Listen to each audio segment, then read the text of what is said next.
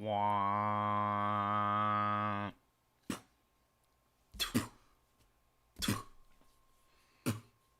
Hey, Wolfpack, we are back with another surprise tier list stream. And once again, we're doing regular show. I did say we, joining me is my sibling, Wolf. Hello.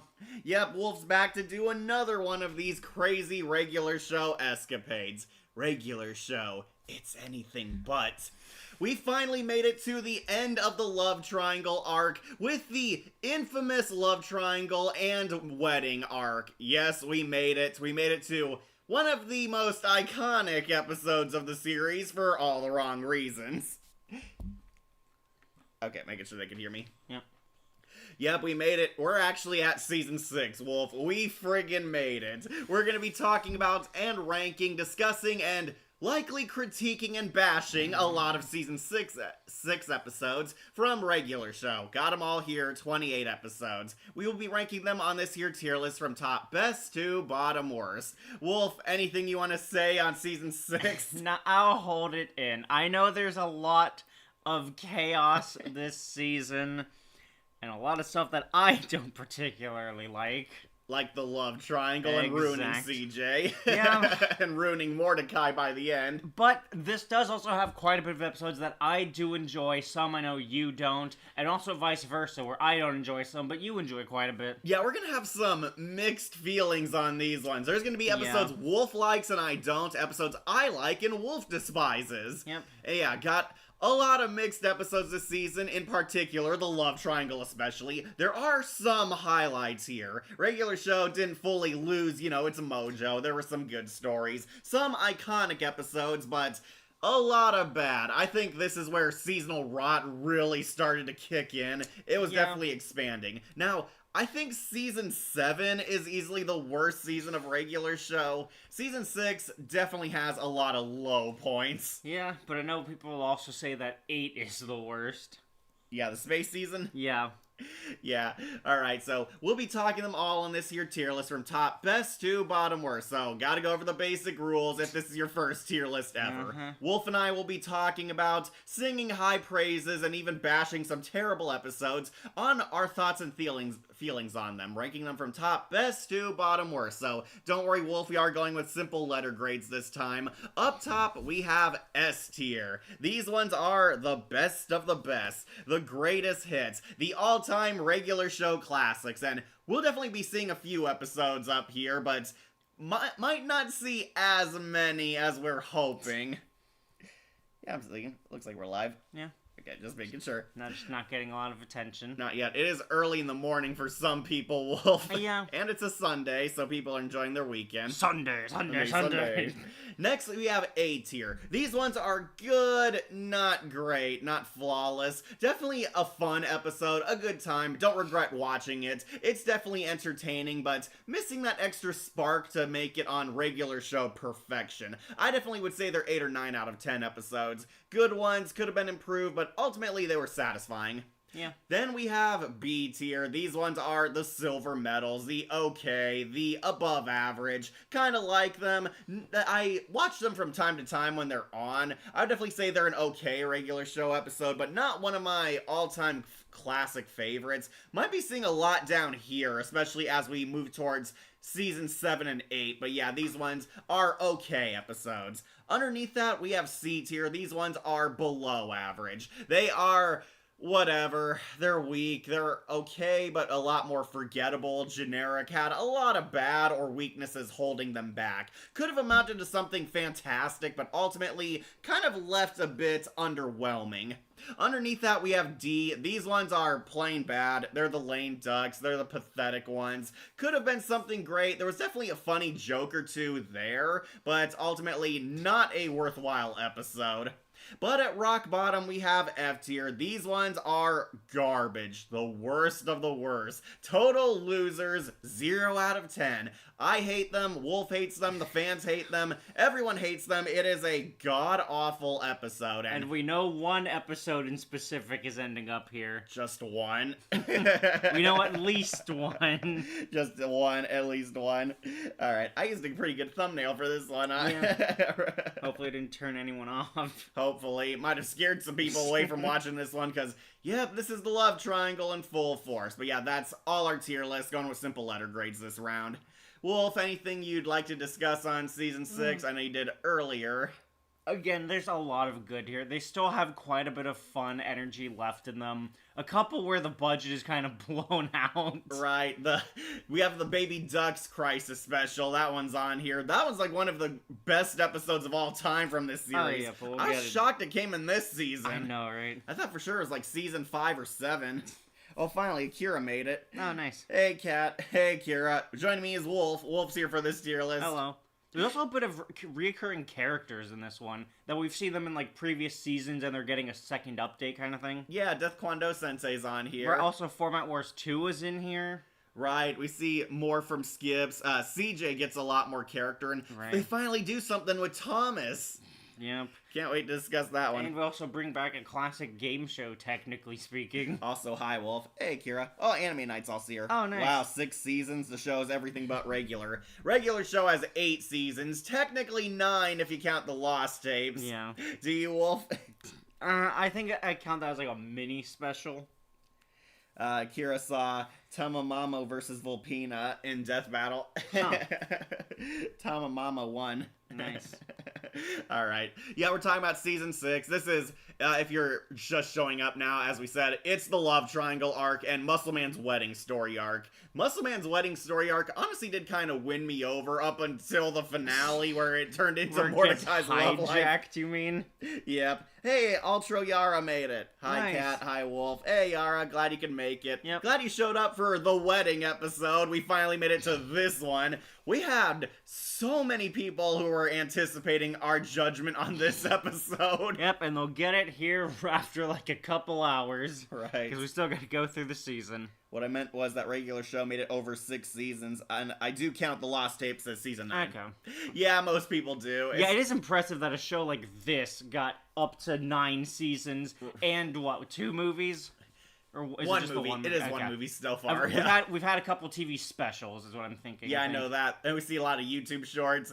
Yeah. Sorry, people, we're not counting the movie on it because Wolf is a stickler for the rules, wants to save it for season 7. Yeah, because I looked at the dates specifically. I looked at both the movie release and also when it was shown on TV, and both times it comes out in season 7, unfortunately. I know Kat really wanted to do it for end of season 6, kind of. To end on a positive Yeah. note because we got dumped at the altar on here. But no, instead it comes kind of either early season 7 or late season 7, Well. and I'm sticking to it. Yes, everyone will have to enjoy us screaming at a terrible episode. Yeah. Now we will see how the wedding won and how you'll rank it. Yes, we will. We'll be getting to that after a lot of good episodes, thankfully. Like waiting for Finn and Jake versus Mordecai and Rigby. Oh, Finn and Jake will win. Mordecai and Rigby are screw-ups. Oh, yeah. Marvel versus DC finally came out with a new comic. Oh, nice. Pretty nice. Yeah, they're desperate for comic sales now. I'm aware.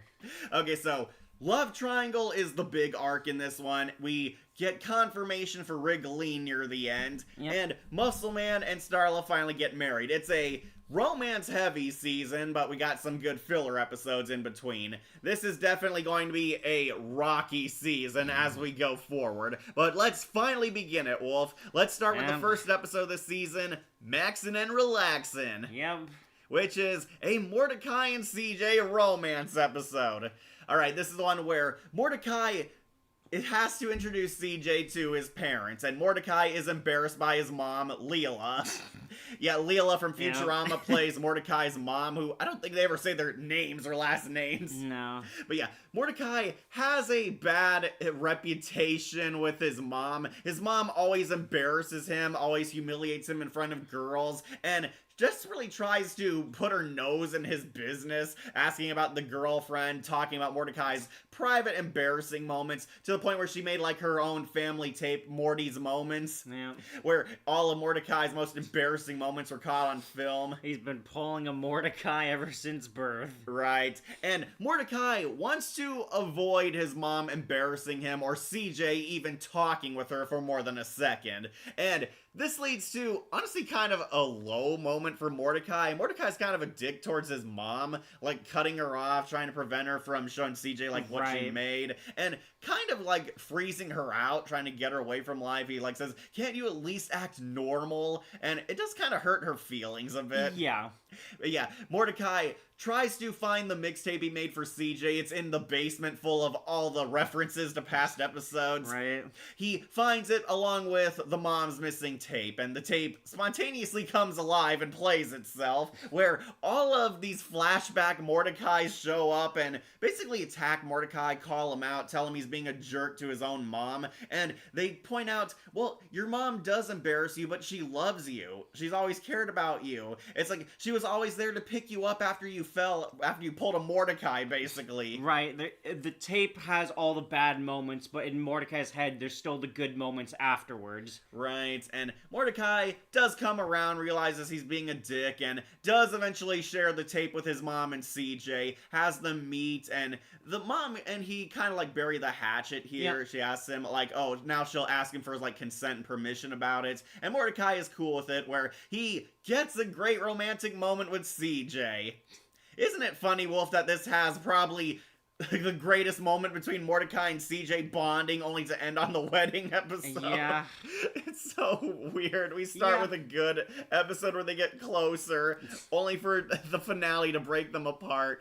Okay, so, honestly, this episode I find fine. Yeah. It's not one of my favorites, and honestly, the mom is kind of in the wrong at times, too. They want us to feel sympathy for her, but she's like humiliating him, catching him on film, asking, "Hey, you're the first girl who ever talked to my son. Can I film you?" Yeah. As much as an overbearing mother trope she is, a lot of it still is improper things to do. Right. It's like, come on, Morty, shake what your mama gave you. Right. Your butt, Morty. I'm talking about your butt. It's like, what mom does not see this and think maybe it's embarrassing towards my kid? Right. Like, can you imagine being, like, in that girl's place and one of your parents, like, just shows up and says, "Oh, are you gonna get it on with my kid?"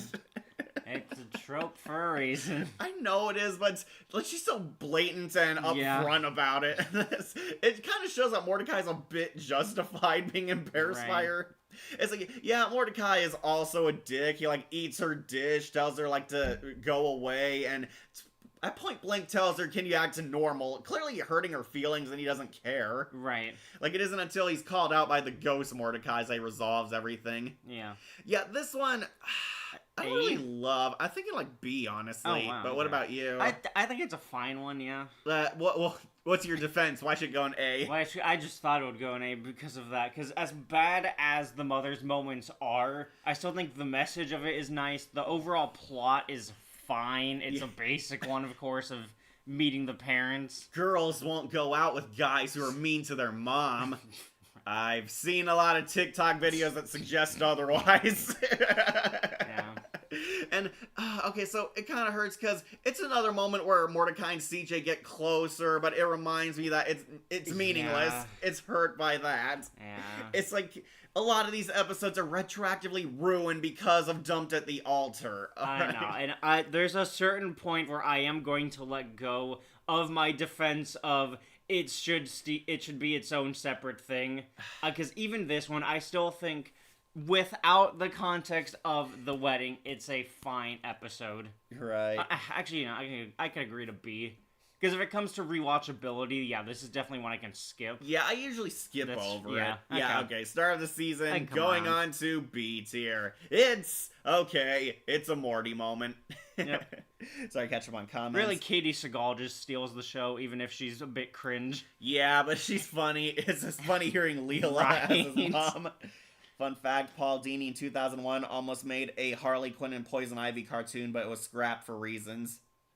Yeah, it probably wouldn't have sold well because the market was still for boys. Right. And he did make a Gotham Girls show. That was kind of their Sirens TV show. It's very low budget, though. The dad is voiced by Ed Begley Jr. Also, This episode taught us that we only have one mom in our lives and should appreciate them. Yeah. Yeah, unless you're raised by weirdos. Yeah, definitely. Also, season 6 of Miraculous has ended. Oh, it's ended? Yes. God, I need to watch Smarty Pants finish it then. Wolf on Dirtifiers. They made a young Tomoe Sasugi outfit for, looked like Mystery Incorporated. Oh, really? I'll have to rewatch that review. And there's a character who looks like Kaguya from Naruto in it. Oh, God. Oh, God, not Kaguya. Hello, Cat and Wolf. It's awesome to see you guys covering regular show again. And today's my birthday. Oh, happy birthday, Juan Hernandez. Should we do the normal song or the regular show song? Or the Futurama one. What day is today? It's Juan's birthday. Today is your birthday. And you smell like one too. Oh, that one, I guess. And Kagami goes full CJ as a storm dragon. Oh, I've heard of that, yeah. That's no. what I meant. No, it's not in the bad way. It's just that she turns into one to kind of mope and escape from the friends. Right. Happy birthday, Juan Hernandez. It's from Akira. We need that scene of Mordecai embarrassed by his mom in future reviews with the mom. We need the right moment, Akira, right I mean, honestly, context. if there's the really cringy ones, I think some of the Mordecai cringe stuff can be used. Of Some of course, his I've reactions used it are before. funny, yeah. I used some Mordecai reactions in our Darkstalkers review. Thank you, said Juan. It's funny seeing her how I remember in Donut Tape episode. Crazy Dave was obsessed with dating Mordecai's mom. Yeah. So how's your mom? Still married. Dang. You know, Mordecai's mom nights go out. It's kind of creepy. I love that guy. Mordecai being annoyed by it. Yeah. Right. Hi, Cat. Just got here, and oh no, it's season 6 of regular show. Yep, the love triangle arc. Got the wedding episode. Okay. Thank you, guys. You're welcome, Juan. All right, Max and Relax and Beats here. Next episode, another middling one. New bro on campus. This is the origin of Muscle Man and High Five Ghost. We see how the two became best friends back in high school. And it's honestly a kind of boring episode. Yeah, but what about the best friend Reggie, who's a backstabber? Reggie. Okay, so Muscle Man used to be the big bro on campus. He was the cool guy. He was the alpha male. Everybody loved him. Tall and handsome. Star football player. He was a badass. He even had his own parking space at high school. Everybody loved him. Then everything changed when High Five Ghost showed up, and High Five stole his thunder by basically being nice. Right. Yeah. Being an average nice guy, practically. Yeah, High Five Ghost shows up and he's got his hippie hair, making me very confused what the timeline is behind this. Oh, I wouldn't say hippie, it's just kind of like frazzled. Yeah, it's like that Beetle kind of haircut.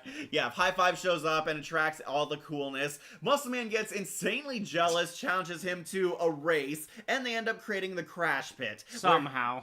Yeah, they crash into a rock, it blows up and creates an abyss. Right, Like Muscle Man tried cheating at the race, they Yeah. crash into it, and against all logic and common sense, Fives tries to save him because he doesn't hate Muscle Man. And this finally convinces Muscle Man that he should be friends with High Five Ghost.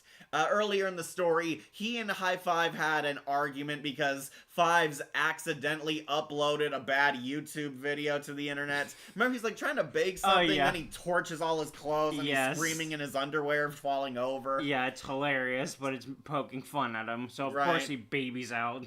Yeah, Muscle Man acts like a baby and breaks their friendship, but recounting the story of Mordecai and Rigby gets him to realize maybe he was too hard on Fives and they should fix their friendship. And at the end, they go back to the remains of the Crash Pit. It's like now been... It's been fixed. Yeah, like they covered the hole last season. Yeah, we saw that journey to the bottom of the Crash Pit. Yeah, they filled the hole and they're at there. There's like a memorial for the Crash Pit, kind of. They're like making one, and basically the two bros fix their friendship and they're besties again. Yep. Honestly, I do not really care for this episode. It's just boring. Yeah. It's not really everything funny. is Muscle Man's fault as well. He's the one with the big baby ego. It's great to hear Danny Kuksky again. Yeah, he's Reggie. Right. He was better on Icy Turtles, honestly. You're welcome, Juan. Yeah, we get to hear Danny Kuksky in the show again. Okay. Somebody wants Denji versus Cat Noir, Chainsaw Man versus Miraculous. Oh, jeez. I feel like Denji's got that.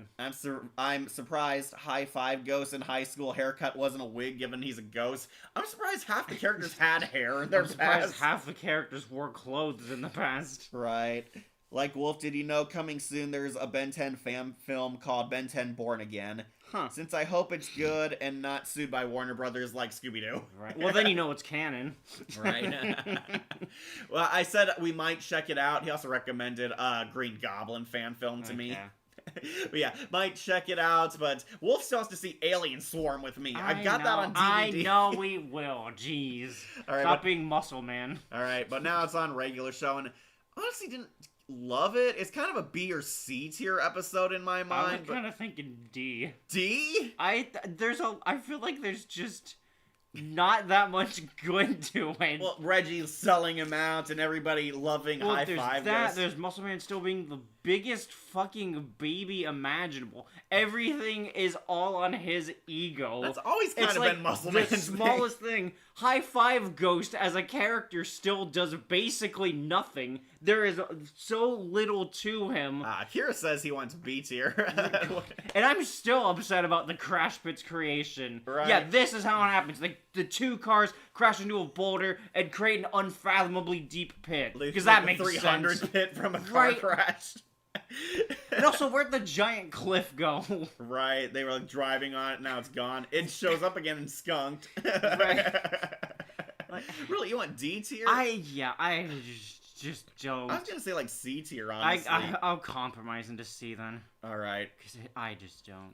Yeah, just a honestly really boring and dull episode. Even as somebody like me who loves and defends Muscle Man, I did not care for this. I don't think it even made it on my top 11 Muscle Man episodes. That's how much I didn't care for it. Right. And also, was this episode truly necessary is the big thing. Well, we got to see how they became bros. Yeah, but even then, I feel like after 5 other seasons, we probably don't need the answer because we know that they're good friends. Well, it also felt like they're trying to give a more focus and spotlight to High Five Ghost, who hasn't had many episodes. Right, and the ones he does get are still bad. Like, High Five Ghost is just boring. Yeah. Like, he is boring, he's not interesting, and showing that he was the token normal guy to Muscle Man's craziness, it just made me like him even less, honestly. I just do not care for him. Yeah, this one, going on to C tier. It's a C student. Yeah. Sorry, bro. Alright, next one. Daddy issues. Finally, a decent A episode. good episode, you mean? This one, Mordecai helps CJ with her father issues this time. It turns out CJ is the daughter of an international mini golf champion, Carl Potter. Carl Potter, played by the idiot bully from Happy Gilmore, Christopher McDonald. Yeah. Yeah, that guy.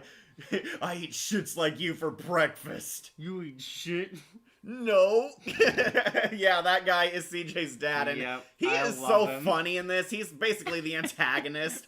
Right. Basically, CJ ends up roped into a mini golf tournament for cheesers. They Yeah, for play the like cut a mini the line card. Yeah, they play like a mini golf game where if you win, you get to eat for free at Cheezers. CJ turns out to be a former putt-putt champion herself, thanks to her dad, actually wins the game and inadvertently gets looped into this competition. CJ basically gets her groove back, but it turns out Carl Potter is also there. He's kind of a judge at the competition, but decides he's going to enter it to school his daughter. I don't think it was I think it was like a celebrity appearance kind of thing. Okay, well, 'Cause he was like signing He was stuff. signing autographs, and we see CJ had a really troubled childhood with this guy. Carl Potter is a competition freak. He's the kind of guy who believes in first place, always the gold, always winning, always up front, always being number one in every sport. And basically, he pressured his daughter so much that CJ finally snapped at him and they drifted apart. As And- she puts it, he's a sore winner. Right. And if CJ ever failed, he would snap at her. Right. Dad, I got second place. I'll still make the championships. Second place is just first loser. Oh, don't take it out on the putter. It's not the putter's fault you fail. This guy like yelling at his kid in front of a bunch Right. of people. At a live competition. Amazed that it just didn't destroy his career. Right. But yeah, CJ broke up with dad and gave up mini golfing for the rest of her life until now, and she confronts her dad, and the most awkward introduction with Mordecai. Like, first off, hi, I'm dating your daughter. Second, what you're doing is wrong. Right. I love that he calls him out the, ooh, Mr. Sensitive. here. I love Christopher it. McDonald was so fun I as this know, character. he's so good. It's like very egotistical, trying to compete with his daughter and being rude to her at every moment. Right. It's a golfing tournament. It's Happy Gilmore, but on regular show and mini golf. Yeah. Basically, they enter this competition, and CJ wants to beat her dad to finally shut him up. And yeah, a lot of crazy imagery here, fun stuff with the mini golf scenarios, all Right. these impossibly huge holes that go around the world. Right. Yeah, basically, they have to do a sudden death challenge, and they go through, like, this whole dangerous labyrinth, making it all the way through, and fighting demon gophers. Yeah. It was set up in the beginning. Right, there's, like, a gopher hole, now there's actual monster gophers. Right. Apparently, Armin Shimmerman voices the mega gopher. Right. All he does is screech. Yeah. Yeah, basically, the gophers attack, Carl Putter loses his shot, CJ wants to make it to finally beat her dad, and when she's attacked, Mordecai tries to defend her, and Carl Putter finally has a change of heart, realizes he cares about his daughter, and hits a hole in one. Right into its balls. Right, and it blows up his head because it Right. hurts that badly. CJ finally wins the competition and her daddy's respect. And I've been waiting a long time for trash talk like that. Yeah. They finally win. Dad loves CJ. CJ finally gets her emotional baggage sorted until Margaret shows up. Yep. And she won her cut the cheesers pass, but she doesn't really need it anymore, and she burns throws it. into the bucket. No! It's okay, Rigby. I'll wait with you. I'll wait. I love Eileen. Sorry for the mistype, CJ Fodder, the idiot bully from Happy Gilmore. Can never unsee that. And how did Yeah. CJ become so nice given her father was a jerk? We never see the mom in all this I know, either. right? So, who's CJ's mom? Who knows? Maybe that's why she has relationship issues. Right. Because with Dad, life wasn't so good either. I always thought it'd be funny if her mom was also the only human of a cloud family. Where do you want to rank this one? I want to put it in S. Yeah, but it's I a really love hole it. in one. This one's actually pretty good. Right. It's comedic the whole way through. Makes me sad too, because Mordecai helped both his girlfriends with Right. their parent issues. Also, classic women having daddy issues. Hey, whose Potter is this? Don't you want your club back? I love that. We should go. Want to catch up on comments? Sorry. Oh, Kira got a new phone, iPhone 17. Oh, nice. Nice. Golf episode. Yep, it is the golf episode. The reason is all you can eat grilled cheese sandwiches. Yeah, Cheese just has the best grilled cheese deluxe. Yeah, you can. It's the cut the line card. CJ's father is a dick. Yep. No, CJ's dad is not human. He's a cloud humanoid Yeah. like her. Could he transform like her too? Probably. Right? I don't know. All the fantasy races are pretty overpowered. So like Sublime Mom from Miraculous. Haven't seen that episode. Yeah, kind of. It's so funny that Christopher McDonald is in this, playing basically himself. Could we get second place is just first loser clip? Gotta find the right context, Right. Akira. That's gonna be our answer to everyone. There's gotta be a good way to use that clip though. There's a bunch of shows with parents like that. Hey, Kat, I want to tell you and Wolf that I found a Thanksgiving special for the Tales from the Dark Side. I think he's talking about The Last Car, because there's a girl who takes a train that's haunted to her family for Thanksgiving. Okay. It's a Halloween special. I wouldn't be surprised if CJ's mom's left, given the dad is an idiot bully who loves golf more than anything. He loves winning more than everything, but It's golf is all a specialty. or nothing. I wonder if that's what he said on when they consummated their wedding. Right. This one is a great episode. It is Yeah. funny. It is entertaining. It gets insane. Right. Goes from 1 to infinity. And CJ's dad, definitely a funny antagonist. And even without what happens, it's so funny. Right. And Mordecai helps CJ get better as a person. Right, sort of. Sort of. I wish it would have lasted. But yeah, Mordecai and CJ get closer. And he helped resolve her daddy issues. Yeah, this one's pretty nice. It's a hole in one going on S tier. Yep. All right, next Wolf, we're on the Halloween special. Yep, where they want to go see Muscle Man's mom finally. Yeah, this one, I love the framing device story. This one's so entertaining. Right. The guys have never really met Muscle Man's mom, even though he has the catchphrase, "My mom." Yep, and everything he said about her was true. Like how Right. she's a registered notary public. Yep. So they decide, let's go finally see Muscle Man's mom. But along the way, Muscle Man wants one thing in exchange: some scary stories, like they do every Halloween. Yeah. Where we get this round of terror tales. This one is the one with the hole that Yeah. eats people. They Or as sacrifice Pops calls it, the wonderful adventure of the mysterious hole in the park. Yeah, that one, where they sacrifice people. Then we get the one where Mordecai and Rigby are dead, and Benson has to fire their ghosts. And the last one, I believe, yeah, is the one Scary where movie night. they The get only one sucked with in triple CJ. threat. Yeah, only Terror Tale with CJ. Yep, although if you were in the UK, tough luck, because you apparently didn't get Scary Movie Night. Right, that one got censored because of the violence. It Because really of wasn't- horror deemed too strong for younger viewers. It really wasn't that violent, and they kind of play it for laughs too. Right. It's like, what, Grades Leo gets mauled by a werewolf, a guy gets, like, beheaded, but he's asking how his haircut is. Right. And Grades Leo also gets eaten by Sachiko.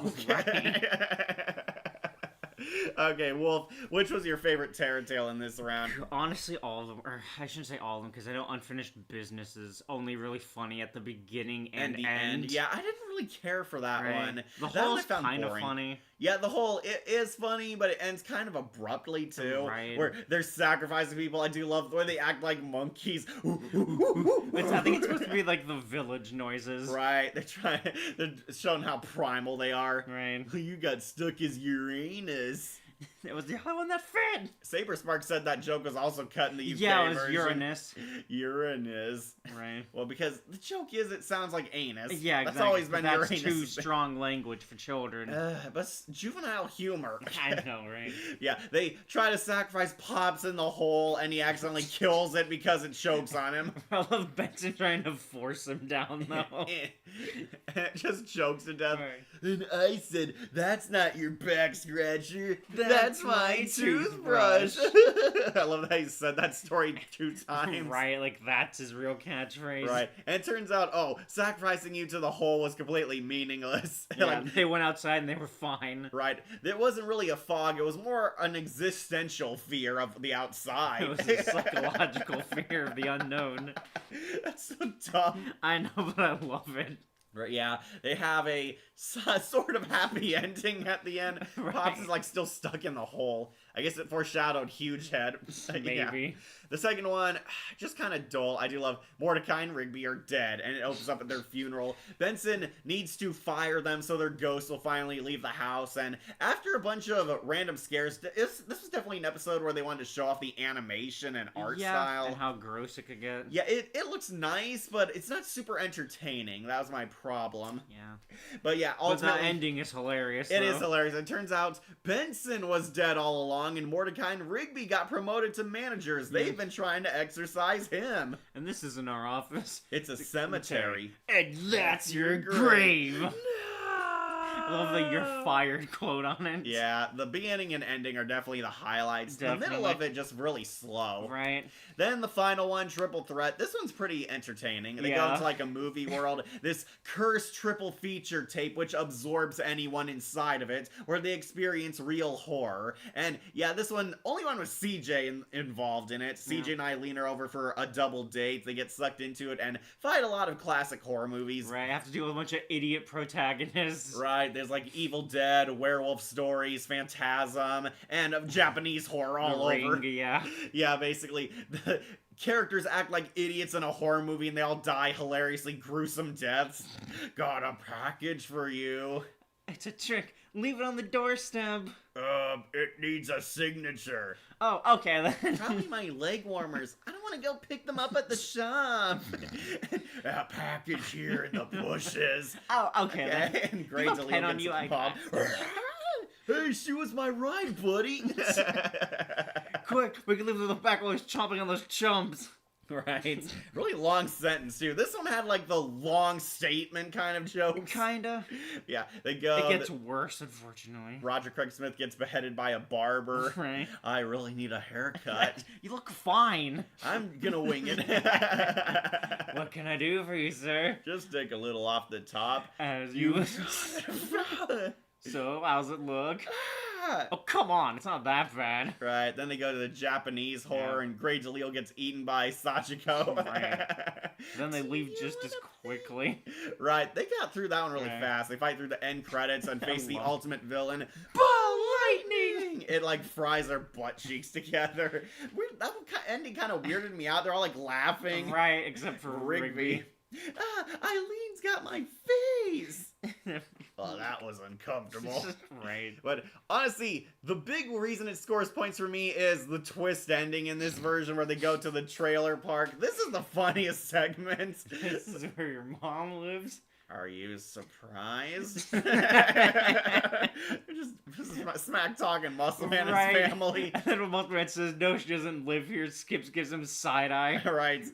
You were wrong. Ooh, your mom put out lovely Halloween decorations. These aren't decorations. They go meet his mom, but it turns out it was all a prank, bro. Muscle Man and Muscle Bro scared them. Except Muscle Bro didn't actually show up on time for the prank.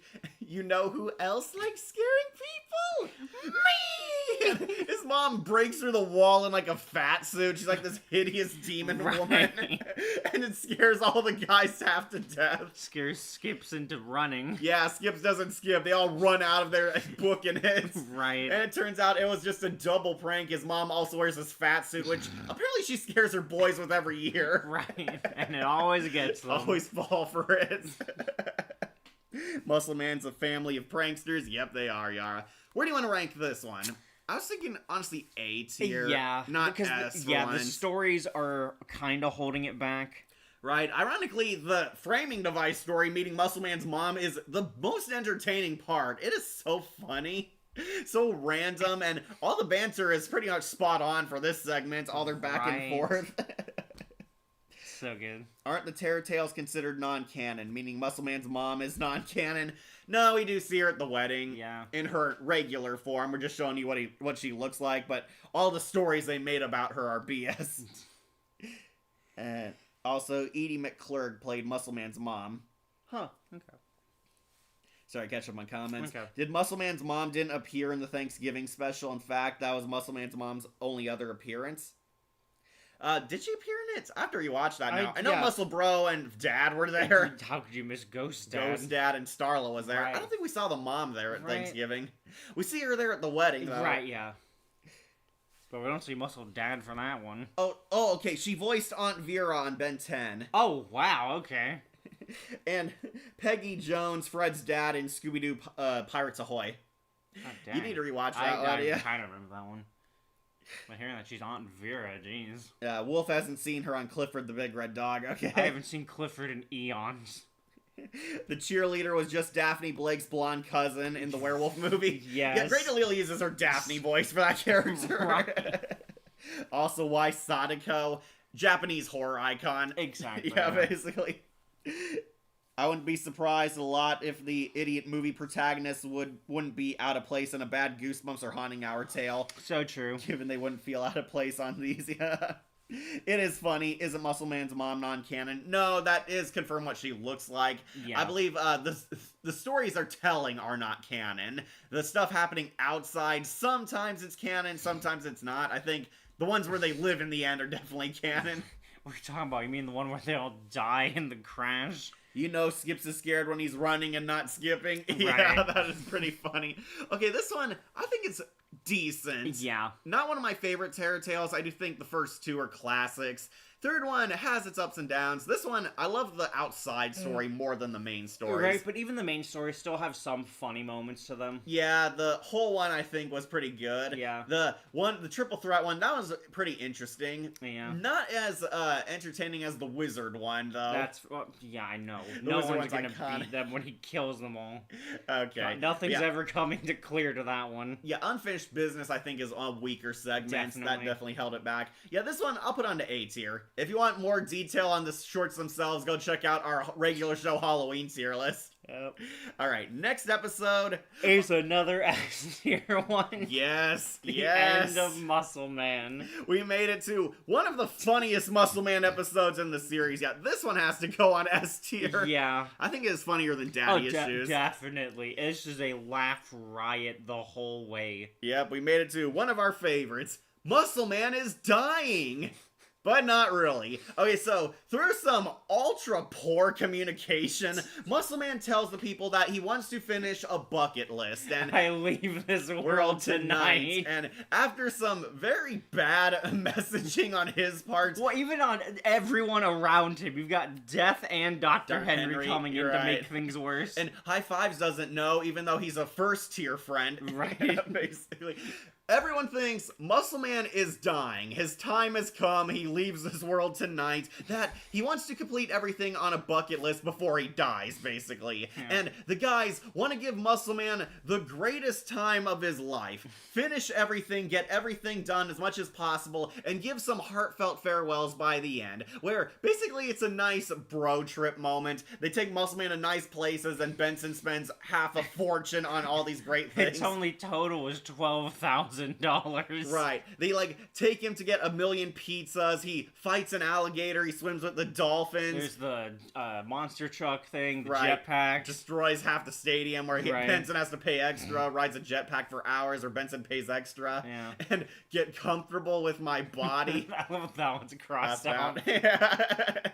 And basically, all the guys are completely convinced he's dying, especially when Death and Dr. Henry contact him. Right. Right. Oh, have you seen Muscle Man? He's not here. Got cold feet. Hey. Well, Where he- alright, tell him we'll just do the original plan at At Wing Wing Kingdom tonight. You're in on this too? Oh yeah, where he's going, there's nothing but a world of misery and anguish.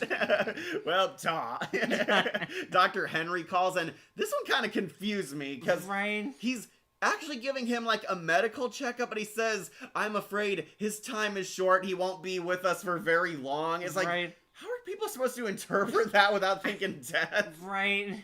It's what did he actually mean by that? Yeah, because of doctor-patient confidentiality, we'll never know. Right. But what was the checkup for? Well, he did say he wanted to see if he was healthy enough to keep up with his she-lion. Right, but if he doesn't have long to live, what kind of thing are we looking at here? Was Right. Fives right about the cholesterol level? Right, is he just really unhealthy? Is he Right. fat? They never say. Right. But the guys think he's gonna die, and it leads to pretty much his funniest bucket list moment, where he's going to end things at Wing Kingdom, chowing on a bunch of wings while wearing matching white tuxedos. Because he does that every night.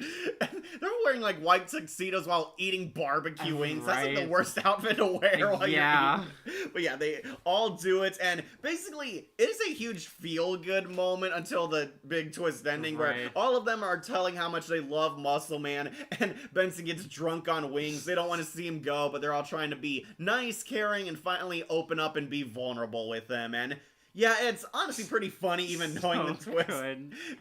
Benson getting drunk on wings. No, don't look away, Rigby. You look. Look at this, Muscle Man. Face in the wings. Right. No, let me finish. Excuse me. What we'll miss most is your passion. We'll miss your passion, Muscle Man, if you'll all join me. Takes off the Sure, jacket they're all and swinging waves their it like jackets him. around like him. Right.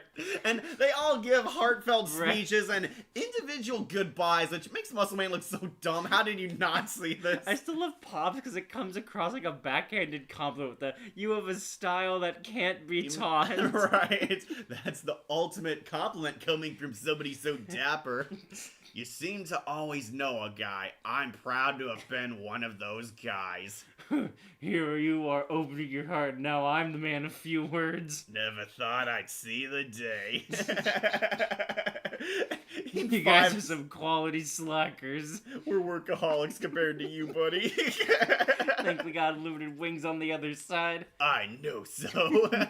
And Fives and he have a romantic moment. Shh, don't. You don't have to say anything, bro.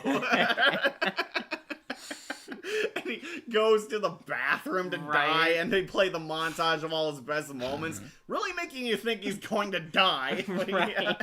he goes in, and Starla, Muscle Bro, and Death show up to complete their business. I do love Skips is so pissed he's ready to throw down with Death. Right. Oh, have you seen Muscle Man? He's in the back. Easy, Skips.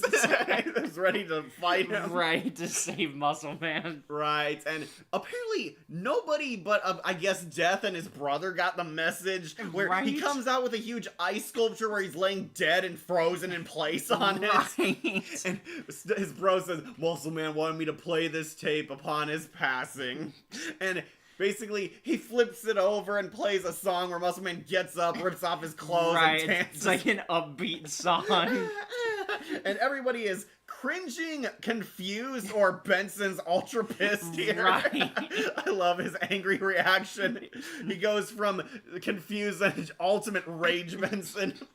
See veins popping on the glass. Right, and what was all this about? Well, it turns out this was all an elaborate bachelor party where Muscle Man was shedding his bachelor self to be reborn as a new Muscle Man, metaphorically. He's gonna propose. He proposes to Starla too. Right, he was doing his bucket list to get rid of all the things he wanted to do so he could be a changed man. Yeah. Like, get it over with, enjoy life while he's single. Now that he's marrying Starla, he proposes to her, and it turns out this was all for nothing, because Starla loved him the way he was.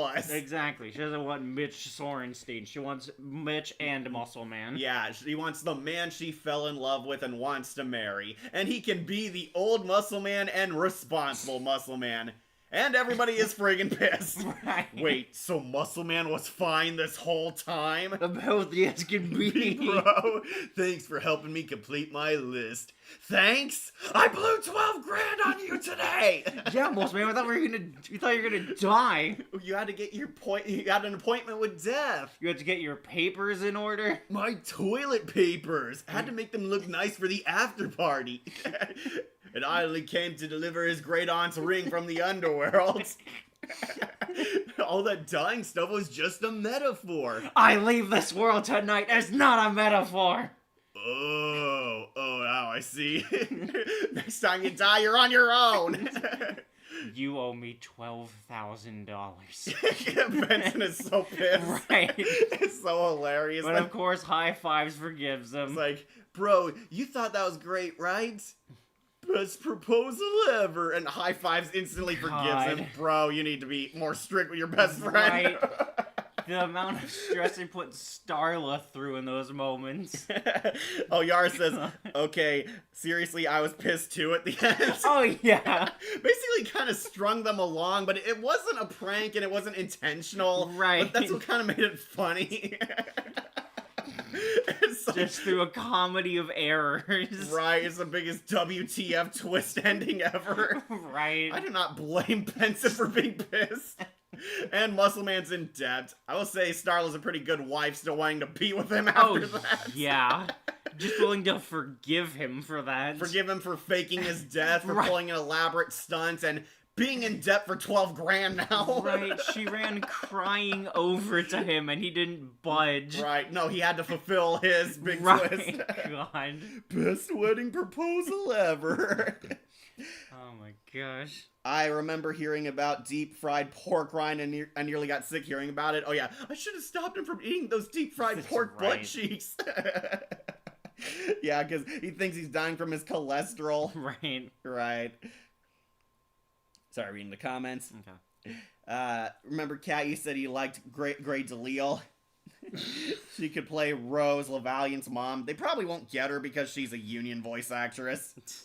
Muscle Man's dance was the best part because it makes him seem like he's only going to reveal psych, he's not, and everyone is surprised. Right, it Benson's feels, beyond angry. it feels like such a dick Yeah, move it feels at like first. a prank move at first. I was gonna say, I thought it was a prank the first time I saw this because, come on, we know how many times has he faked us out. It turns out It was the fake out, but for really stupid reasons, which made it really funny. He's just shedding his bachelor self. This episode is probably top 10 funniest anime plot twist because it's that great. Oh, yeah. But this episode made my top 10 best Muscle Man episodes because the twist was so dang funny. This had to be number 1, right? No, this is like in the top 5. Oh my gosh, how? Well, it lost to Trucker Hall of Fame. Okay, spoilers for my top 10. Yeah. I love that one. I get his plan, but Muscle Man truly has no concept of too far. No, he does not. No. Especially because the White Elephant episode's also on this, too. Oh my gosh. This is a WTF Muscle Man moment. That wasn't a prank. Yeah, it was. This episode is so dang funny. I know the twist upsets a lot of people, but he does get punishment at the end. Right. Well deserved so, but yeah. Muscle Man finally proposes to Starla, and we get a hilarious accidental bachelor party and comedy of errors here. Yep. It is one of the funniest episodes this season. Definite S tier. Wolf. Yeah. Yeah, it's funny. Too funny. It is, honestly, I think, my best Muscle Man episode. Really, your best? I think so, yeah. Yeah, I like Trucker Hall of Fame more because of the you do. feels. This one had Well, feels this too, but also for the is- wrong reasons. The feels were actually not subverted for a joke, okay? Right. That's why I like it. And yeah, Benson at his funniest angry. Oh, yeah. Yeah, easy S tier. It is a Muscle Man classic. Alright, now we're at one of the episodes where Wolf likes and I'm mixed on. Lift with your back, yeah. Okay, I gotta use the restroom, but Wolf, you lead Alright. us into it. I'll be quick. Okay. So, of course, Rigby and Mordecai are doing some work, but because of Mordecai dating CJ, that's starting to get in the way, with him pushing a lot of his work onto Rigby.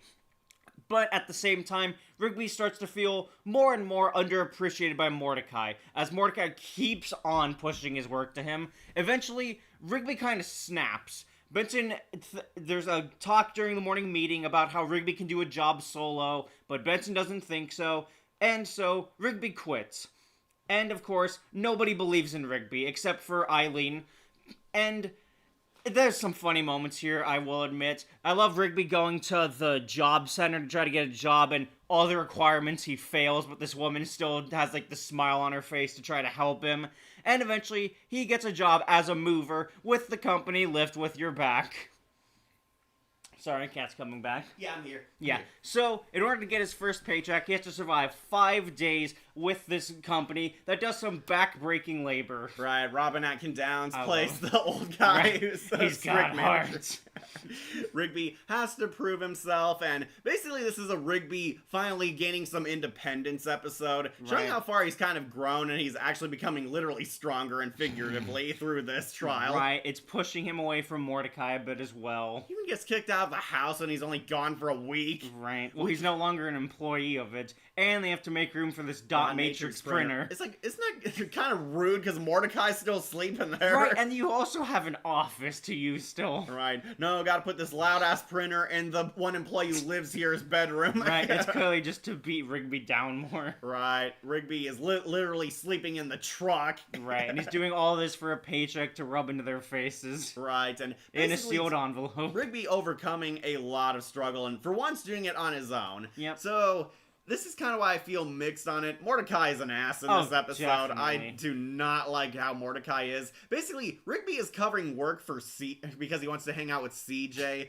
Sorry, I was gonna say covering for CJ. It's her half birthday. I have to do this. Right, Mordecai and CJ are hanging out and dating frequently, and it gets to the point where Rigby is practically covering and doing all of Mordecai's work. Then, the one time Rigby tries to prove that he's useful, Mordecai doesn't back him up. Right. Like, everybody's laughing at him. Benson doesn't trust Rigby with any serious jobs without Mordecai present, and Mordecai is a complete dick. Like, I'm useful, tell him, Mordecai. Yeah, you're fun. What? No, useful. Say useful. Yeah, you're a good guy. You're my friend. Yeah.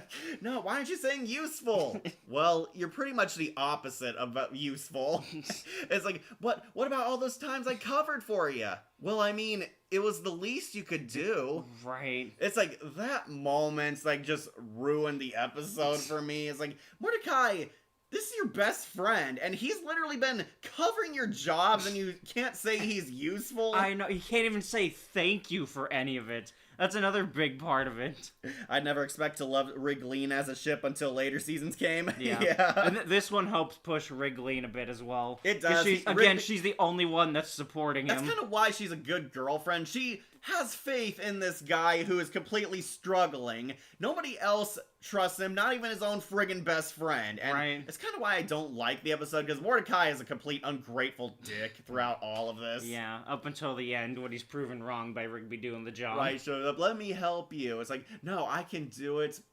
And we finally get Rigby kind of calling out Mordecai a bit on how he does so much for him because he's his friend, he cares about him, but the one time he needed him, he wouldn't even step up for him. And the thing is, because Rigby doesn't ask for anything from him.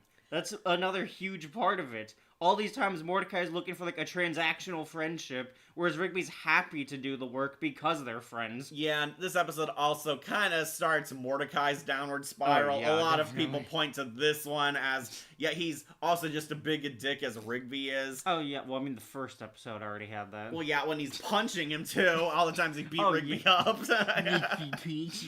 Yeah, but come on bro, after everything he's done for you and you still look down on him, Rigby has to get his first check, but the company has a tradition. You have to get your check by clearing out a whole filled truck all by yourself to get to the check. Right. Yeah, like launches a paper airplane with his back muscles. It goes flying in the back, and Rigby has to move these insanely huge and heavy stuff. There's a car, there's like steel. There's cast iron sand. Right, a bunch of heavy shit that would blow out your back. Right. Rigby, to his credit, actually does it. Eileen, the only one who has faith in him, is praising him. And Rigby finally does it, gaining the back muscles like his boss. Yeah. And he get it. Rigby, you made me so proud. You're like a stun to me. I quit. You'll be back. You'll be back. I love that. Robin Atkindown's definitely having fun as this character. Oh, yeah, I love this guy and his back. Sir, you're being too hard on him. He's making me proud out there. Yeah, Rigby actually does it, even though his back hurts like hell, and he finally rubs his check into Mordecai's face very lightly.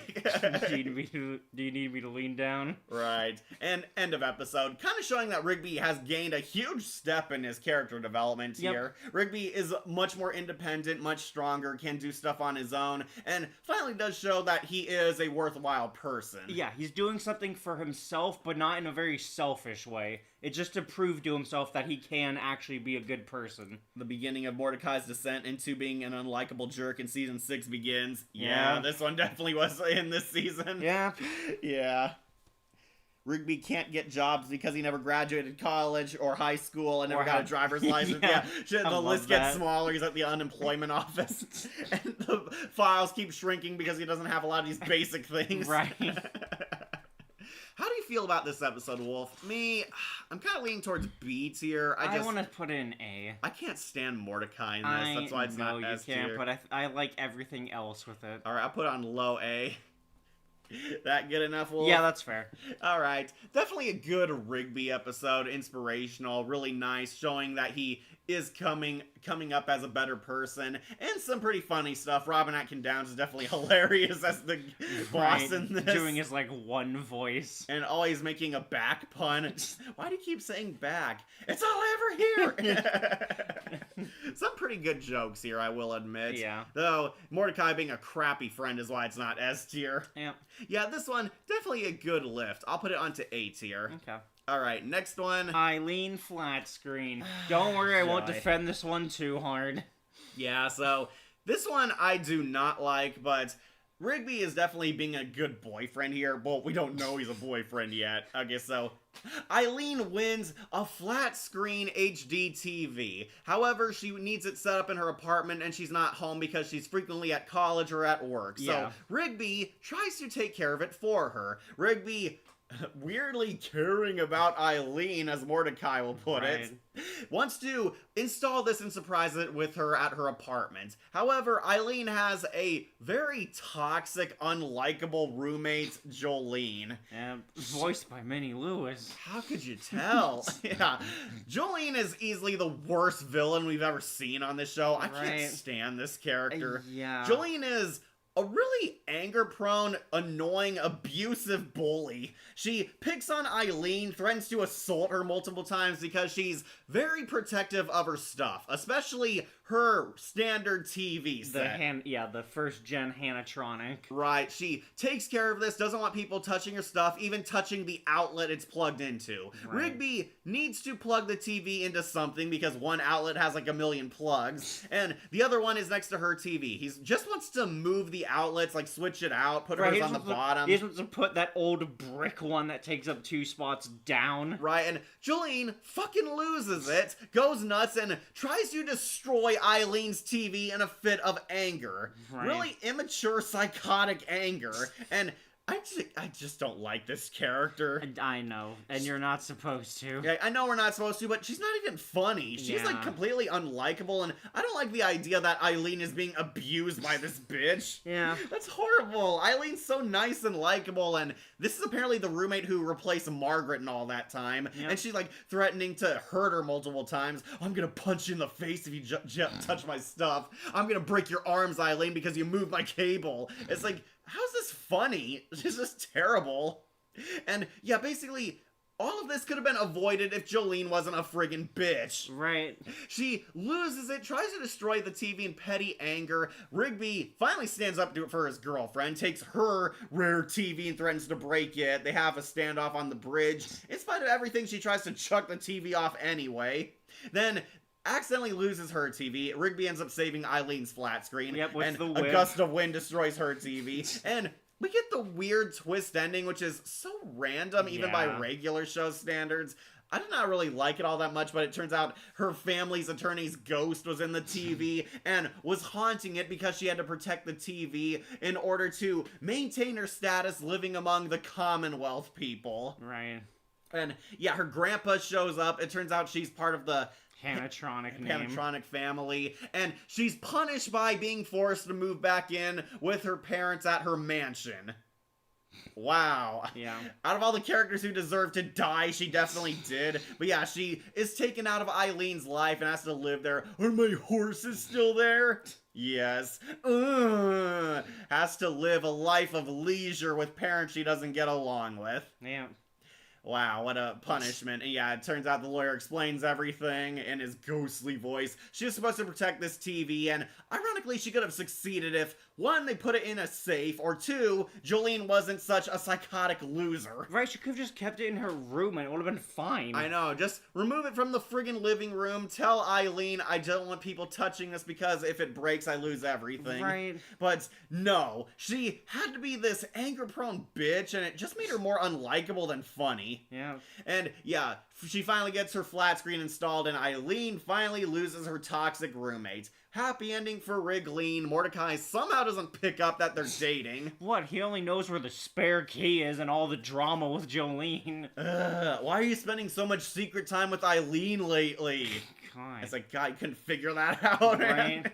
Yeah, happy ending. They get a TV and can finally enjoy watching stuff. But we get a twist ending. Margaret's back in town, and Yep, she shows up on the news. She's working for the news station. She's like talking to the old man Jolene carjacked. Right. I was not notified of this. Oh, really, Shadow? Aw. Okay. I read that one. Why does Eileen even have a roommate at all if she didn't like her in the first place?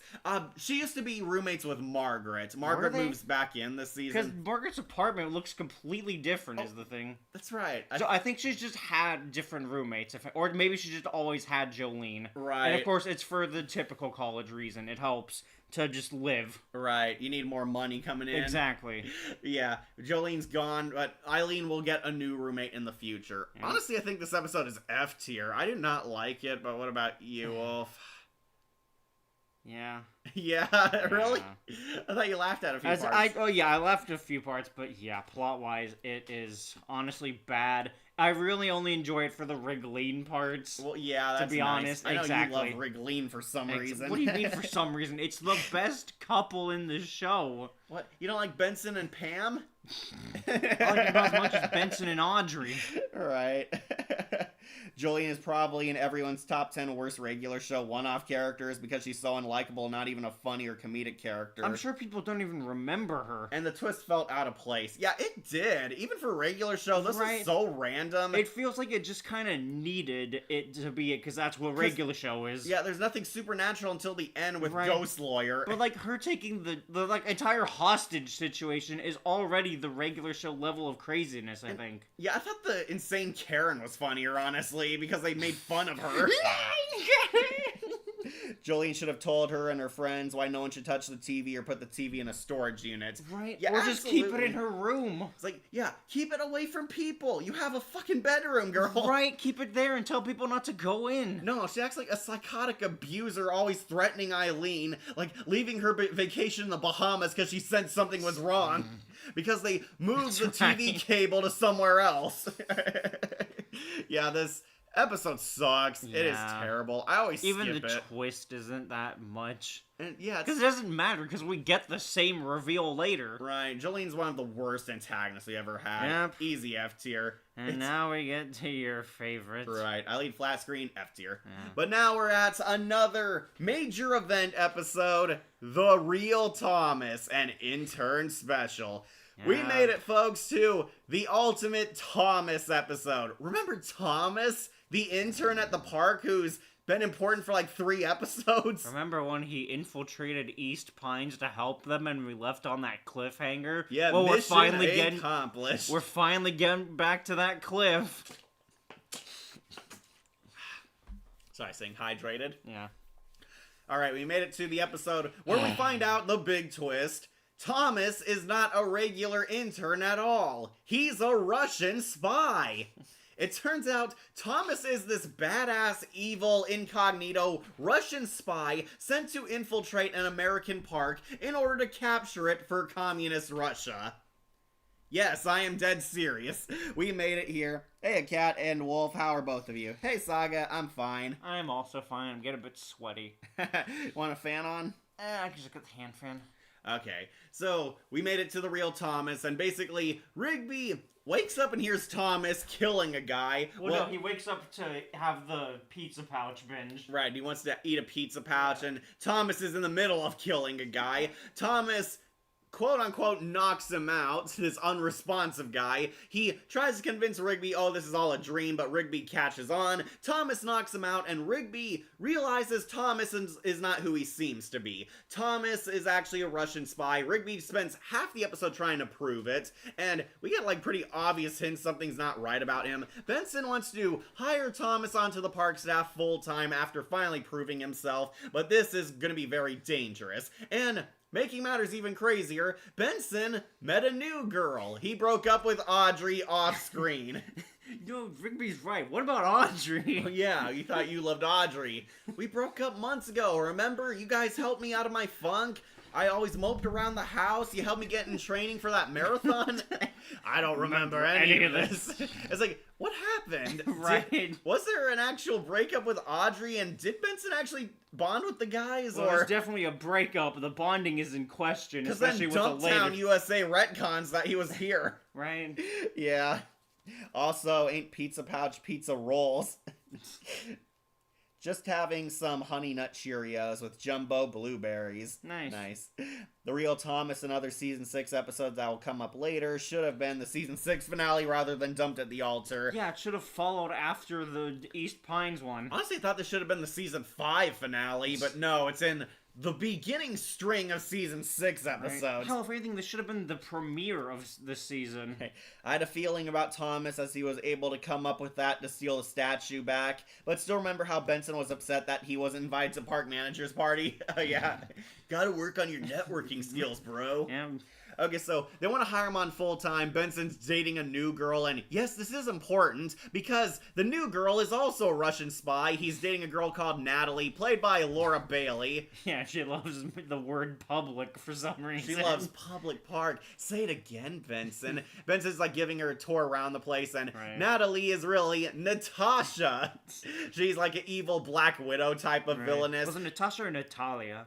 Or was it Natalia? I think it was Natalia because it was like the pun on the name being Natalia. Natalia. Okay, I think maybe it was that. Natalia. But yeah, she's a Russian Something, spy. yeah. She's evil. She was using Benson the whole time, and she was working with a partner incognito, Nikolai. Thomas, why did you come out when she called for Nikolai? Because I am Nikolai. It's my real name. I'm a Russian spy. Dun, dun, dun. Thomas is really a Russian spy, and his partner finally showed up to complete their mission. They have to take a good public park back to Russia. Well, not even a good one, just any. It turns out it's an average park. Right, they were just easy to infiltrate. Right, and this will be a good test run on the procedures.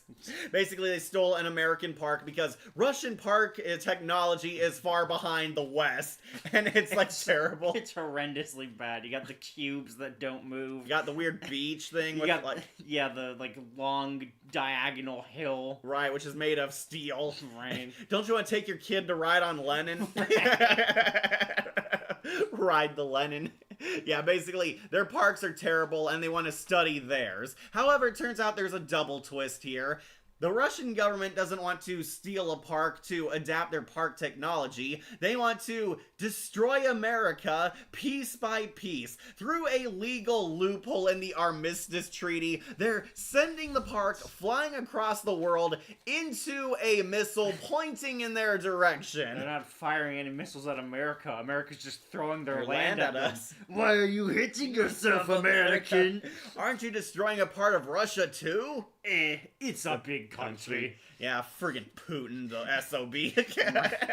And Zangief. Yeah, General Zangief. We just see Hillary Clinton's there too. Right, next to President Davis. Right, it's like the Clintons are there. Right. Basically, they're getting in the U.S. debate, having a fight here. Yeah, they're The going to UN, destroy America piece by piece. And Thomas has his big change of heart here, where he has to choose between his loyalties to the Russian government or the park friends he made. And of course, he gets to the obvious, like the park crew treated him with respect, treated him like a friend. Like and all those moments they had that were never shown to us. right, Benson was going to promote him to a full-time member. He did win their trust. They saw him as a buddy. Buddy.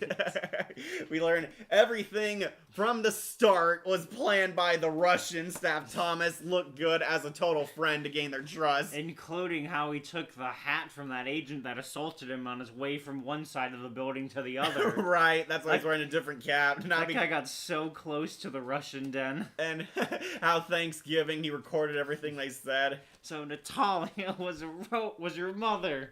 No, she was a robot. How did Benson not realize she was a robot? Right. How we doing? Fantastic, Benson. Hey Benji, can you tell me about the park's power grid again? Sure. You see the thing. Actually, can you do it in the pepperoni? Oh, sure. You see the thing about the power grid. Yeah, the Benson was an breakers. idiot. Right. Speaking of which, Benson is a total simp for Natalia.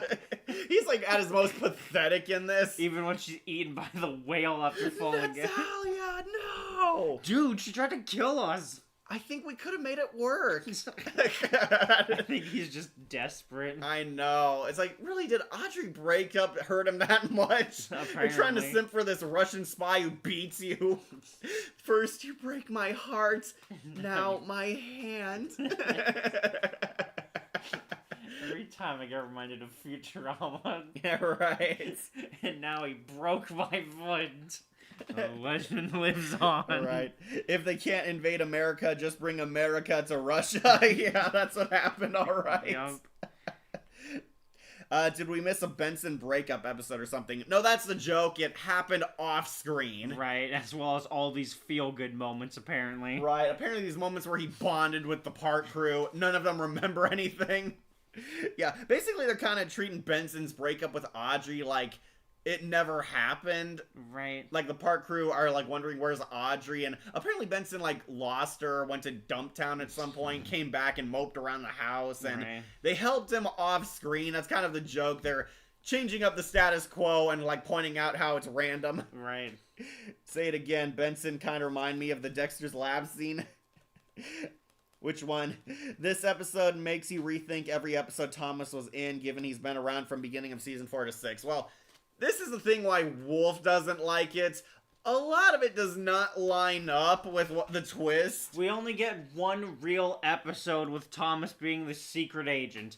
Everything else is Thomas being the most bland character. Yet Thomas really didn't do anything. He says, "Oh, that was a part of my act. I blended into the background. Why do you guys think I never said more than 5 sentences to you?" We just thought you were a boring guy. Right. It's like they're kind of addressing the meta sense that Thomas was a wasted character until now. Right. It's like, yeah, I would argue this did save his character by giving him one. I don't think it did. But yeah, they're trying to act like it was planned from the start. It clearly wasn't. Right. It obviously wasn't. How many times would his Russian skills have saved the park crew multiple times? How many of his fighting abilities would have been so much better? Every other time we see it, it's like the most normal fighting. And come on, this was planned since Exit 9B. Yeah. It's And like- also in the Christmas special when they put the massive turbines in. Right, they put those in while they were saving Christmas. Yeah. It's like, what if GBF won? What if any of the park villains defeated this and took over like they wanted?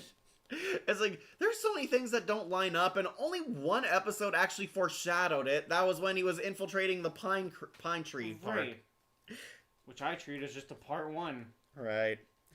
So I go into the swap meet again. Oh, nice. Found nothing, but he did see a Cubix cube. Oh, nice. It's the say it again Dexter line. Oh, okay. That one scene that became a meme. I think we could have made it work. Why is it always Russia? Because Russia is America's natural enemy. Yeah, ever since the Cold War. Right. Or always trying to compete and one up with one another. But here, they wanted to destroy the nation by hurling land at their missiles. Yeah, piece by piece, America throws itself as Russia. Right. Classic American aggression. Right. But I'm sure the commies in America would agree. Thomas comes to his senses, joins the park crew, fights the Russian forces. They defeat Natalia. She gets eaten by a whale. Benson's still simping for her, but he regains the remote. Rigby catches it, being a lot farther than the shot show. I know. But yeah, he catches it. Thomas catches Rigby, and they send the park back to U.S., and the U.S. senators mock the Russians. Right. Oh, eat it, Russia, USA. One guy smacking his butt at them. Right. They poke fun at them. Putin lost again, and they return the park, but Thomas has to leave forever because now he's pretty much a traitor to both countries. Yeah. And they finally realize Thomas is so cool. You'll always be one of our buddies and we'll miss you. Thomas has to run away, living on the lam, Like hiding some in the kind of shadows. Shadow hiding Lamb running guy.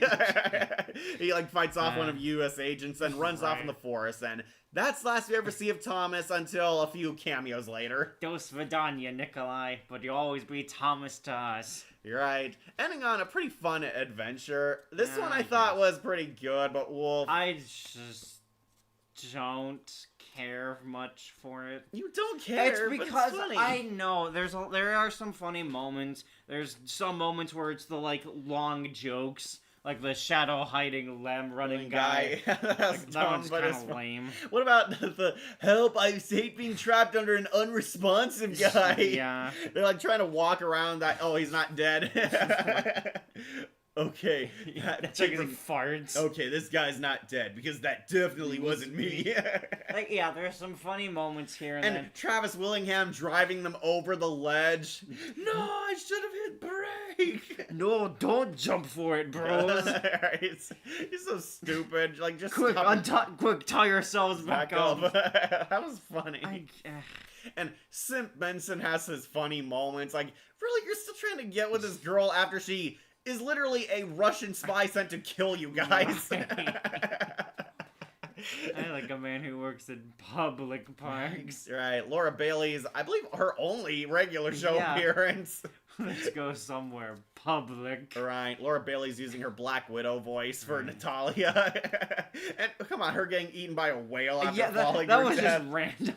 That It's was. like needlessly cruel. And Hillary Clinton fighting the Russians, Putin and Zangief sitting together.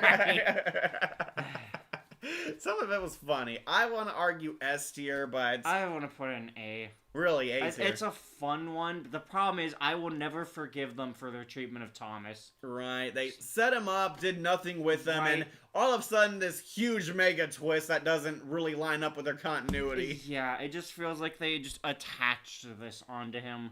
Right, they And did, I don't but- really like that. Well, I like it because it kind of saved his character. We That's thought the he was thing. You boring. think that? I still think he's boring. I don't think this does anything. This is just changing canon, effectively. What? But Roger Craig Smith got to be Chris Redfield.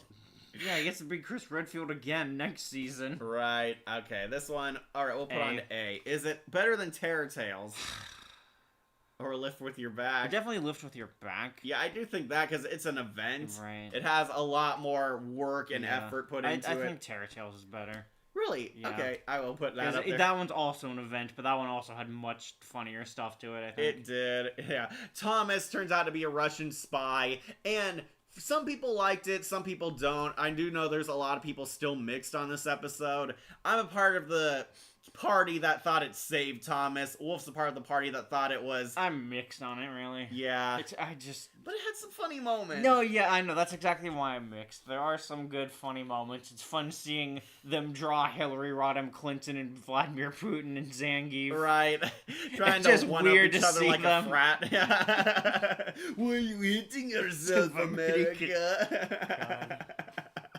It's just so dumb, but it's so hilarious. Yeah. Plus, it makes you proud to be an American. Uh-huh, just like those Navy guys. Well, you want to go ride on the Lenin Wolf? Ride my hands. Ride my ass, $5. I want you kids to ride my hands. This one, I'm gonna put on the A tier. I think it's still a pretty awesome episode. Yeah. It's entertaining. It finally did something useful with Thomas. It had its funny moments, definitely. I just Really think there's many better than it. creative. Second time the part goes flying, too. Yep. After saving time to the Right, first so one. what about all the jets? Where were those during saving time? Well, now they're gonna be remanufactured for the space arc. Right. Well, Yeah, that's we have the only... We have the company that comes in to fix it, effectively. Right, the Dome Company claims to be fixing it, but no, they're just re-engineering everything so it can go into space this time. Yeah. So see, it was set up and it paid off. Okay, Real Thomas, we'll put on to A. It definitely will be outclassed by other episodes on this tier list, but sorry, Wolf, I do think it is pretty awesome. I know. This is just one we'll be mixed on. All right. Speaking of which, next one we're in Christmas time with the White Elephant Gift Exchange. That was fast. I know, we're already in Christmas. Right? Well, I mean, we did have Halloween, I guess. We did, but I thought more happened in between I then. know, right? Okay. Nope, the White Elephant Gift Exchange now with Fred Tatasciore coming in. Good news, Wolfpack. We got a good Christmas special and a bad Christmas special back to back. And luckily, we're starting with the good one. This one has to go on S tier. Oh, yeah. This one I like. I do think Daddy Issues is a bit better. Yeah. But alright.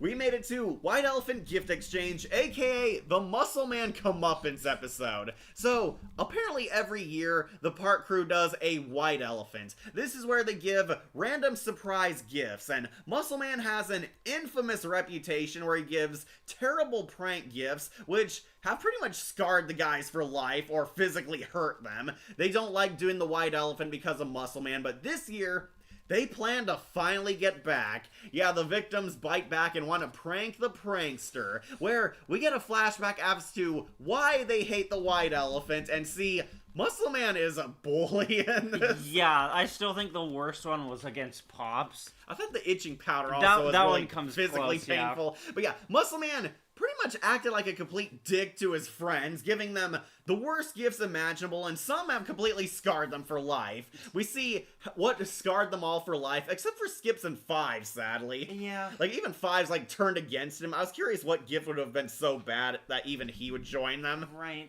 But yeah, we see 3 of them at least. We see Pops almost got a ship in the bottle, which Benson wanted Pops to get, and it made him so happy, but Muscle Man pulls a gift steal and gives him his prank gift, where it's a bottle of expired ranch dressing from 20 years ago. Right. And it's like pitch black and moving goopy like. It's so disgusting. Right. No, it makes a great paperweight.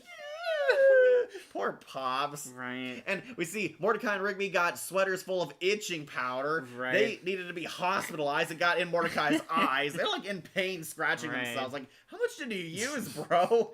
Now then the smooth gloves for Benson. Wow, they're so nice. They're so smooth. And he's like touching his face, putting Right. them all over his body. Guess what? They're made from my old underwear, bro. No, get Like, poor Ben's like touched everywhere with those Right. underwear gloves. I Oh, didn't no. want to retire at 65 Anyway. anyway. They all like go to a bunch of back alley places, buy terrible prank gifts, and they ask, which gift should we give him? all of them. Give him all of them! They combine it into like a mega death machine. Right. We see like Benson and Skips are doing some deals with some mysterious back alley guy. Right. Pops and Pops high buys like fives. expired food. Yeah. Mordecai and Rigby are deciding what they should get him. They're at like a clothes shop. We don't see what they buy, but yeah, we know Right. so they're like justifying it. They set up this really clever plan, like a heist, where everybody is giving each other like diet gifts and salad related gifts Right. because Muscle Man hates salad. I like that he's the- spazzing yeah. out there. Also, the order doesn't matter because they're all written as 7. They're all 7 They're just because Muscle making Man it is supposed up. to get it. Yeah, they all just lie about what numbers they get. Yeah.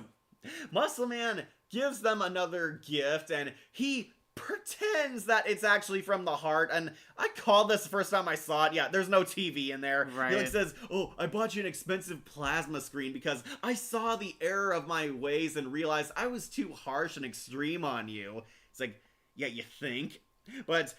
Come on, this is a prank, bro. How did they not see it's a prank, bro? At this point in the series, we know Muscle Man is lying.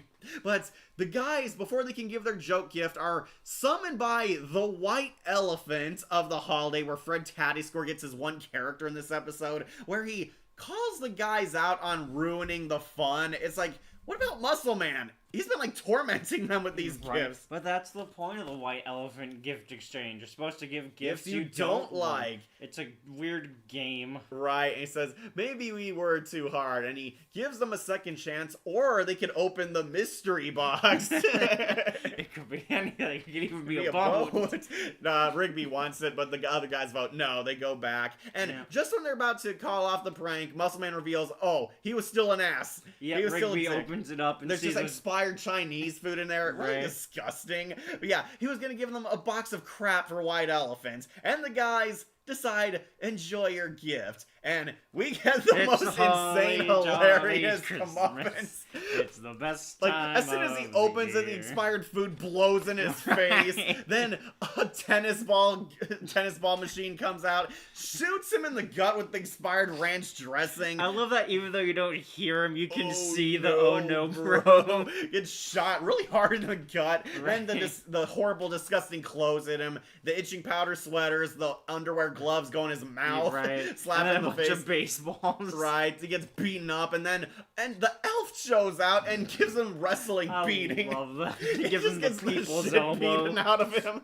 Yeah, this was the back alley guy they were dealing with. Yeah. He shows up, reveals that he's an elf who delivers beatings to bad people. Like $500, I think. Right, he beats the shit out of Muscle Man, and Rigby's filming it. They're drinking grape juice. Even though they have enjoying it. Punch already in the background. It's supposed to be champagne, of course. Right. It's celebrating their victory. Everybody gets their laugh, and finally, Muscle Man suffers some comeuppance. It is the most hilarious part of the episode. Have a holly jolly Christmas. It's the best This time of the year. I hope you use that song for a future review. The mistletoe. It's funny, the White Elephant episode. Okay, so I heard some people don't like this episode because, one, it's mean-spirited, Right. and two, the White Elephant does nothing. Yeah. He could have been removed from this entire thing and it would have played out the same way. Yeah, but he could have ruined the surprise for them if they opened up the present. Also, why was the elephant keeping the present wrapped around his crotch? It's like his dick in a I box. got my dick in a Box. box. I knew he'd sing that.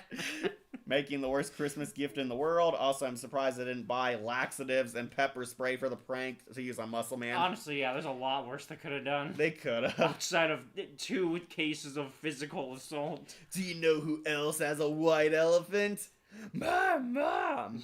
This is my first time knowing what a white elephant gift exchange is. I kind of did one back in high school. Same, I did mine with the tennis team. Right, I did one in high school, then we did Secret Santas. Yeah. What was Yeah. it with drama? Drama club, yeah. Okay. and I'm glad I never took part in one because it doesn't look great. Well, it's supposed to be lighthearted. They give you like Yeah. stuff that people don't want. Right, sometimes there's a money limit to it as well. Right. There's the huge gamble of it as well is you can be a nice person and give something decent, or you can be a troll. Mordecai ruined Muscle Man's wedding. People want to talk about that one soon. We'll get to that, unfortunately. We are going in order. My headcanon, the Dome Company used the remaining Russian tech like the jets for the park, but because it was Russian, not made by the Dome Company, left them stranded in space, which shows. Because of the Interesting faulty read. Russian tech, yeah. That'd be funny. That's why I didn't take them to the Space Dome early. Yeah. Okay.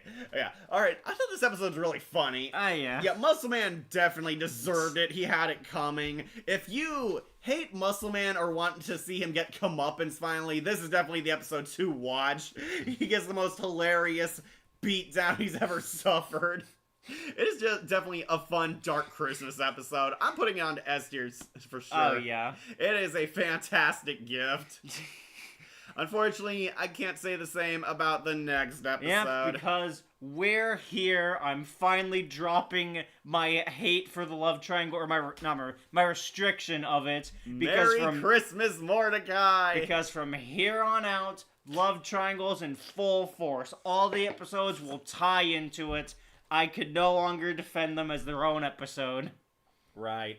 We made it to Merry Christmas, Mordecai, where the park crew is getting together for an epic Christmas party. But there's one problem. Margaret's back in town, and this escalates from a big fat nothing burger to a colossal problem for Mordecai. The moment she crosses the threshold into the mail office. Right, as soon as Margaret's back in town, Mordecai has a complete childish freak out where he's acting like a huge dumb baby, as Rigby would put it. Mordecai is crying and freaking out about nothing because, oh no, if Margaret's at the party and Siege is at the party and I'm at the party, it's gonna be a party? No, it'll be a disaster. Yeah, Mordecai, this grown-ass adult man freaking out because his girlfriend and his ex-girlfriend are going to be at the same party. And he turns this into basically a bunch of unnecessary drama. He pulls a Mordecai. Right. He's crying, freaking out, acting like he's going to dig himself into this huge pit, make things weird. That's kind of a funny start, but yeah, way to make things weird. We never want to speak to you again. No! No! No, don't move the Santa right. Okay, I'll move it left. I like the scene where they fall off the roof. Hey, be careful. That Santa wasn't cheap. Benson doesn't give a crap. Muscle Man also falls on them and stays unconscious. Right, he doesn't get up after that. He should call the hospital. Right. But Mordecai delivers a package for Benson, and Margaret is there. He unnecessarily freaks out, cries, acts like a teenager. This is gonna be so awkward. What's gonna happen? And basically, this is half the episode. Mordecai freaking out, making a huge deal out of nothing. Nothing bad has happened, but he's afraid his girlfriend and his ex-girlfriend meeting each other for the first time ever since yes, dude, yes.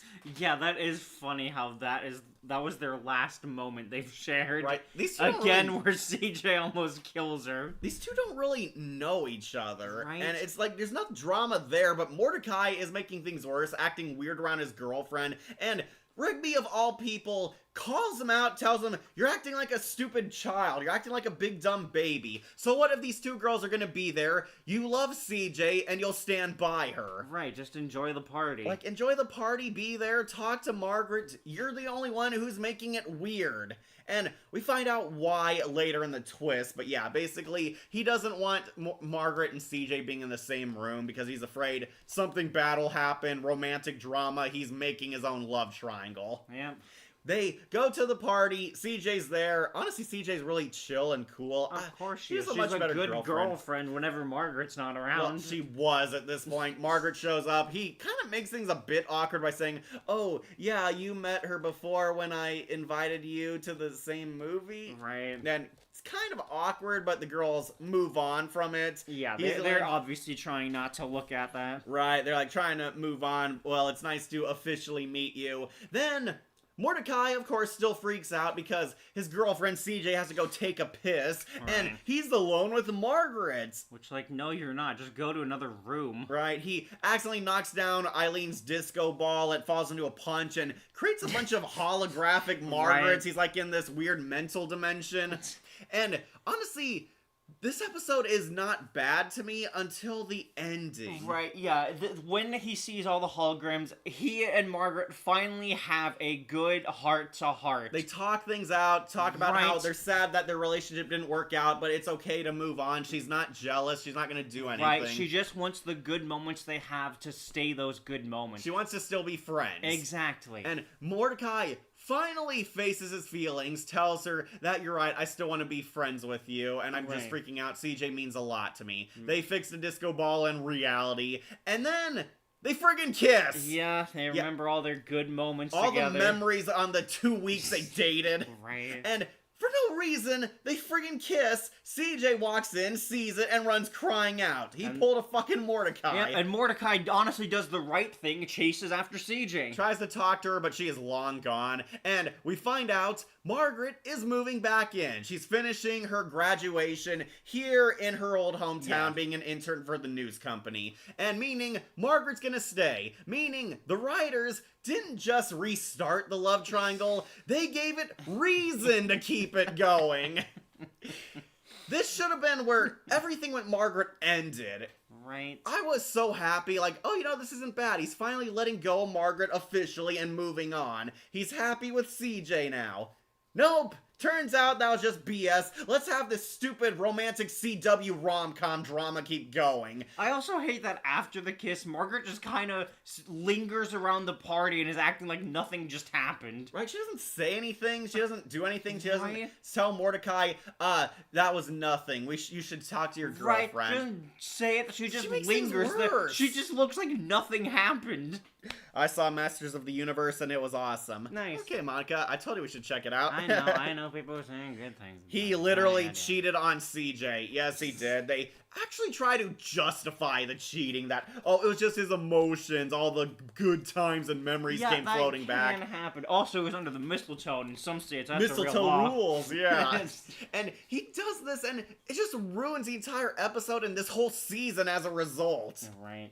Yeah, there's now officially a love triangle where Mordecai is caught between CJ and Margaret, and nobody wants Mordecai with Margaret at this point. Margaret is a boring as fuck nothing character, and she adds nothing this season except for drama.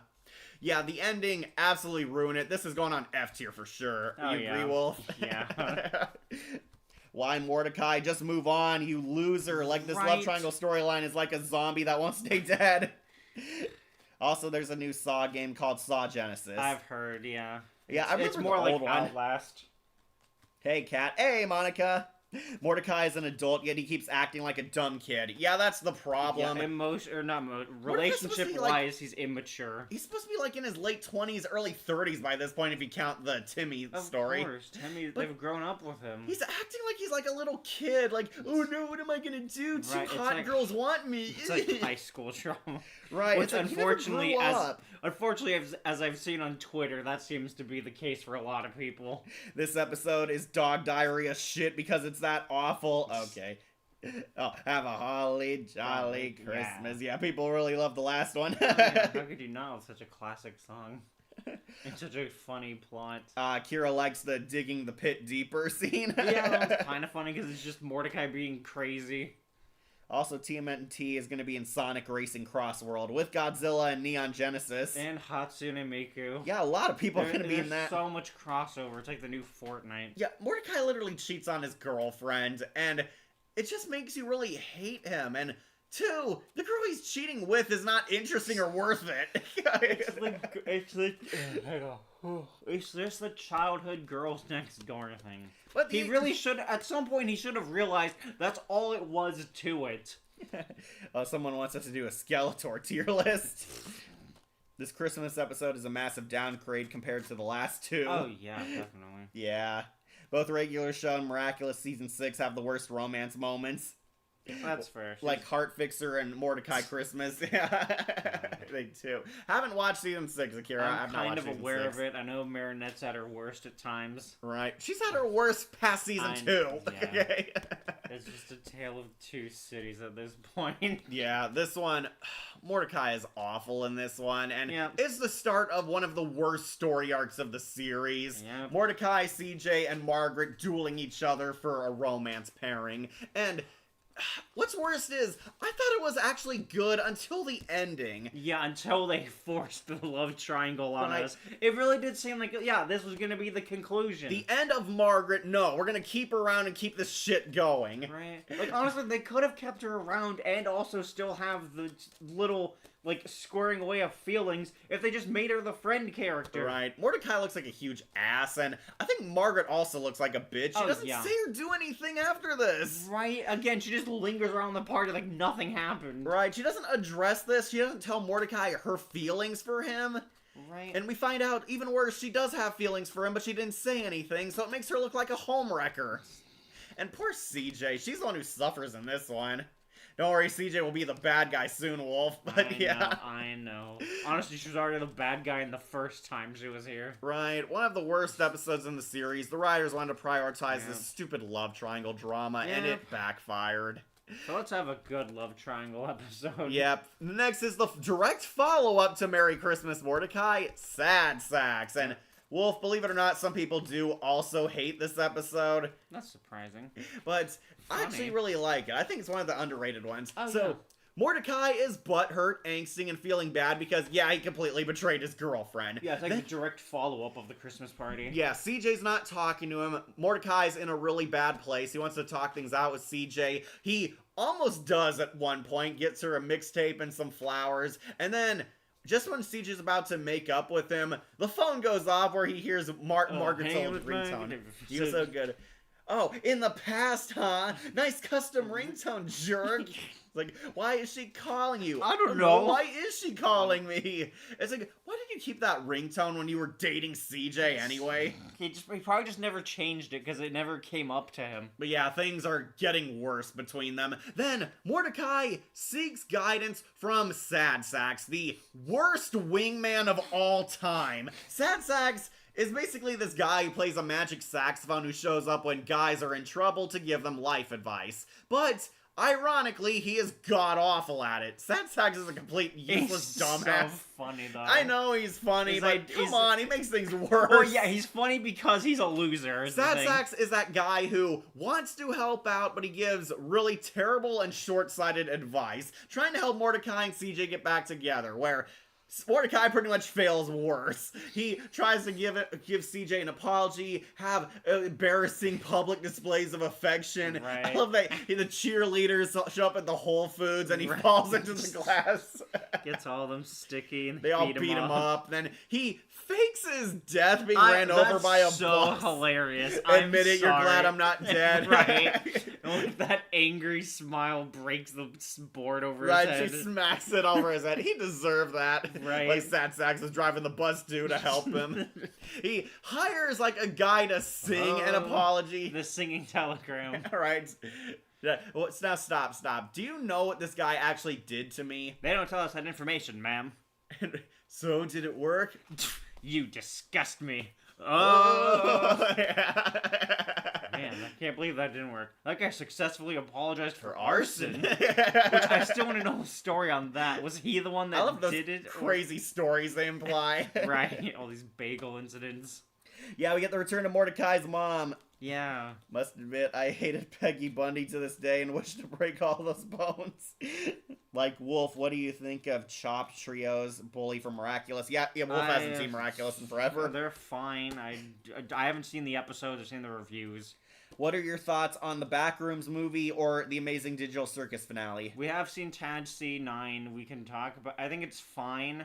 A bit of a letdown. Yeah, it's not this super grand, epic final boss finale. Right. Had some really good moments, but had some really huge misses, I would say. Yeah. I will warn you, it is heavily focused on Jax, And some people did not like that because a lot of other characters get completely snubbed. Right. Like, I was hoping for a finale with Gangle or Kinger doing Or something. Zooble.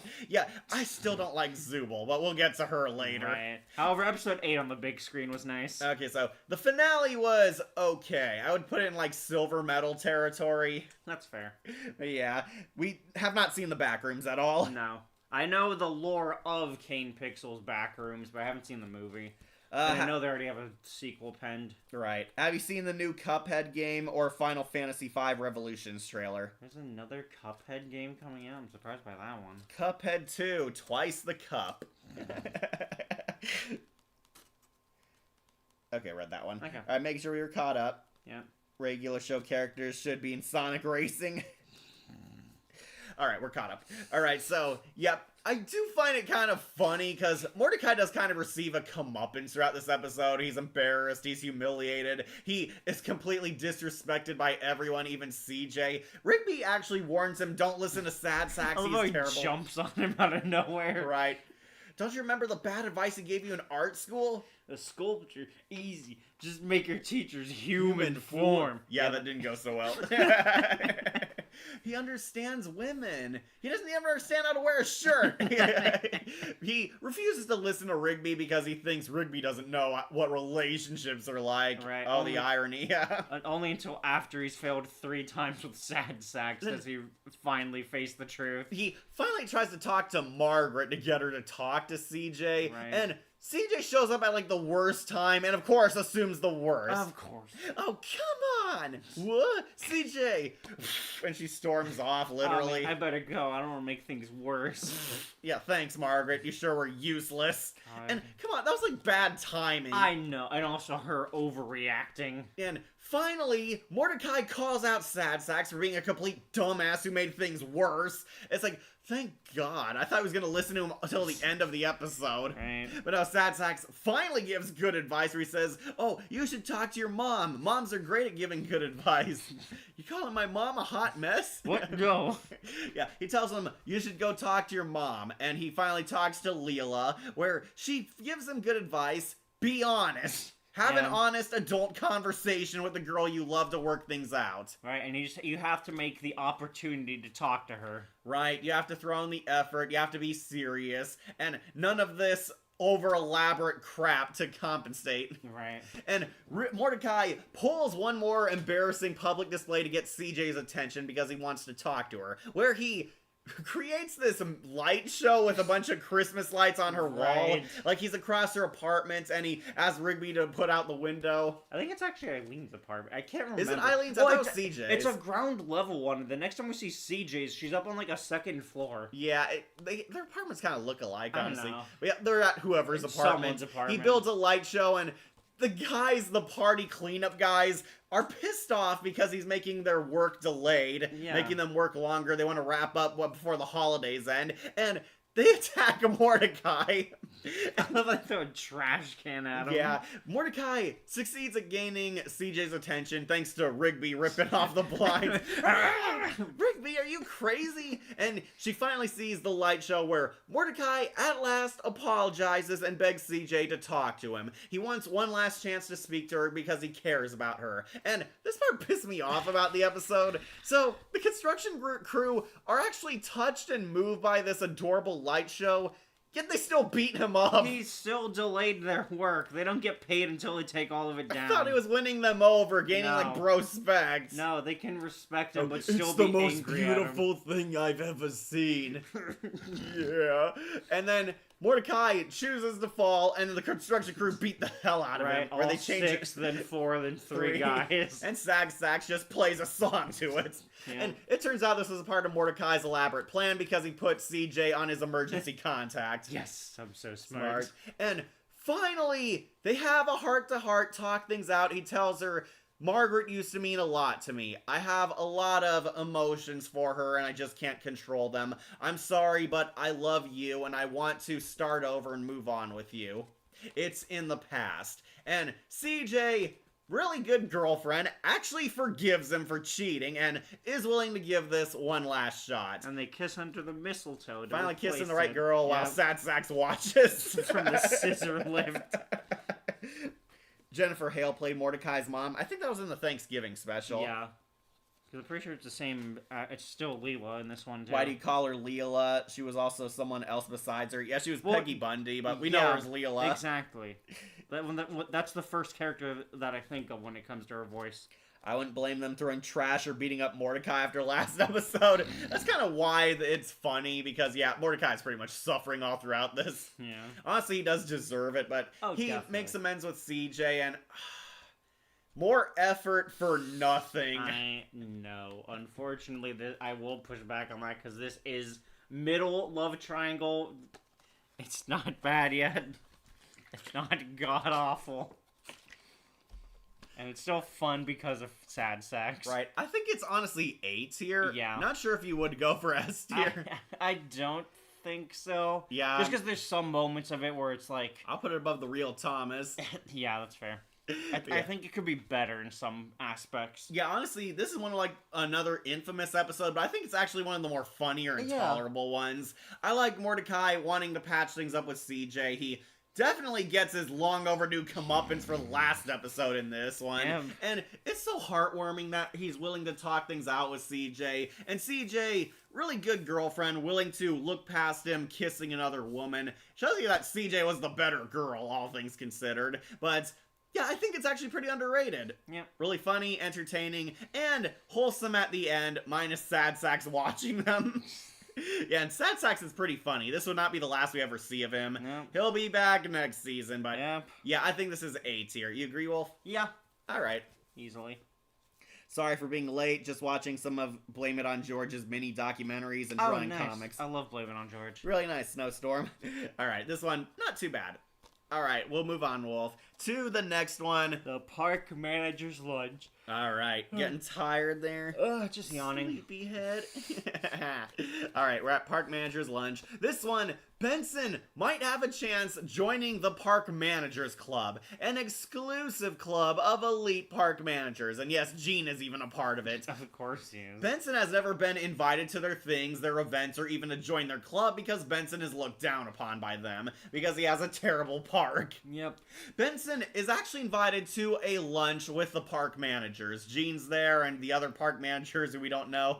That weird girl with the eye patch. Right. So basically he's invited there, and through really no prying, he brags to his coworkers about this. Right. Like, oh, you guys asked me where I'm going? No, we didn't.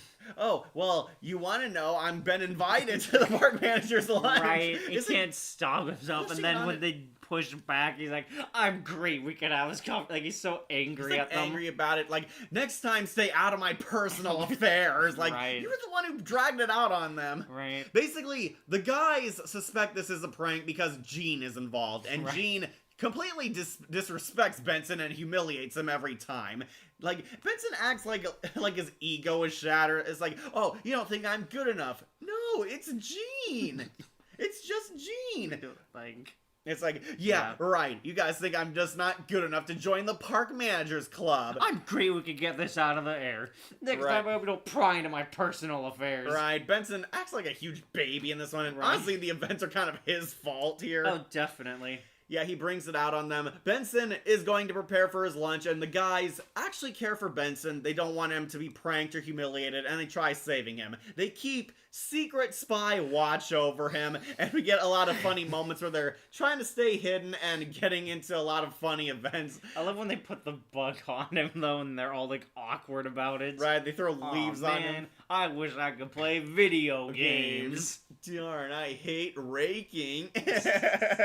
You guys gonna rake these leaves? They like plant a bug on him, follow him in a car, and get that whole awkward monologue where he's talking to himself. Oh, what is this, a hair? I've got to shave. Maybe I can pluck it and nobody can tell.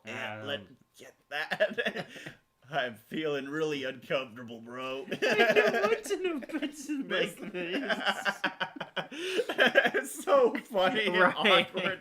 They like go to like an IHOP spy on him. Rigby wants to eat lunch. Benson finally finds them because they're terrible at being spies. Right. He asks them, please leave me alone. I'm actually doing well. It's not bad. It's not a prank. The guys believe him at first, but then very suspiciously, the park managers bag him and take Put him in the the truck. back of a van. Right, they take him in a big white van, and that convinces them we have to save Benson. Where they go to this creepy cult of park managers. They're all wearing The like Court of lodge, Owls yeah. masks.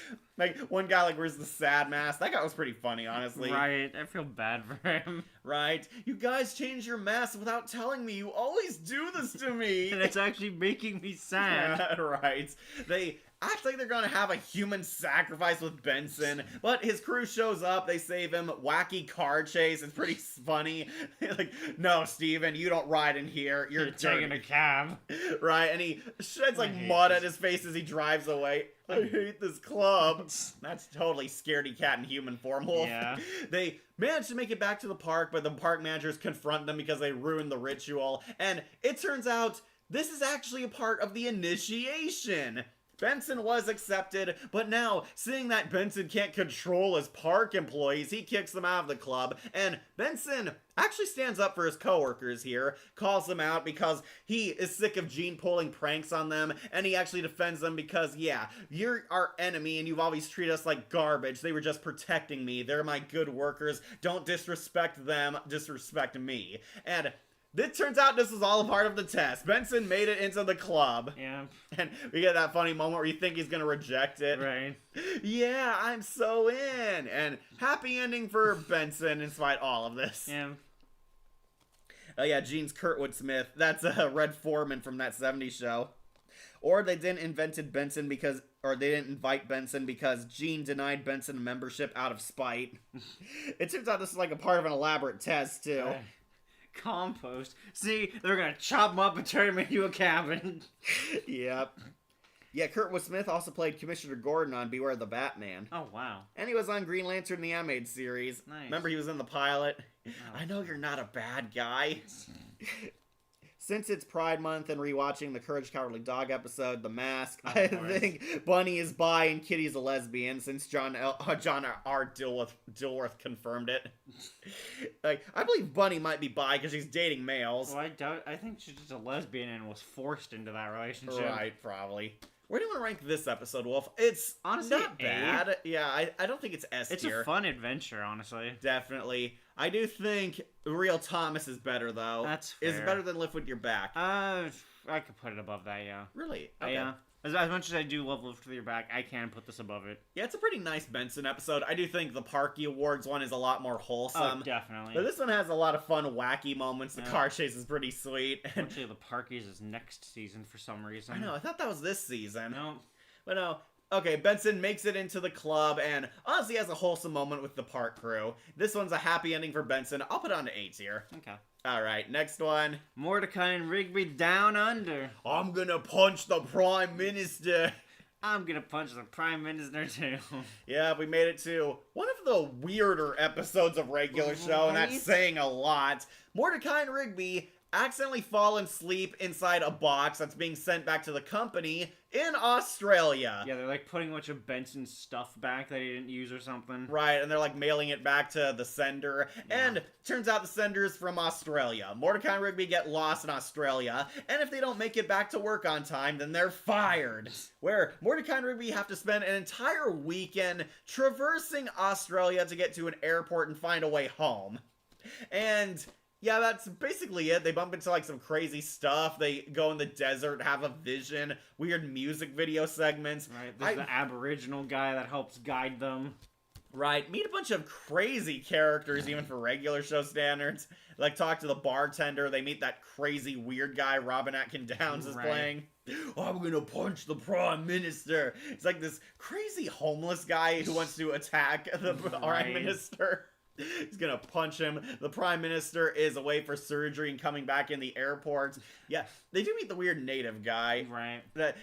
I do find this funny. He could speak English all along, but he didn't, and he was wearing pants that look like your skin. Right, and was wearing headphones so he didn't really hear them. Yeah, he's actually this civilized, proper gentleman who was just walking in Australia. They meet the kangaroo farmers. Oh, yeah. I like that Mordecai and Rigby get beat up in the back. Do you hear something? Yeah, the tunes. He like turns it up higher. Right. Mordecai and Rigby accidentally unleash a bunch of kangaroos at the airport.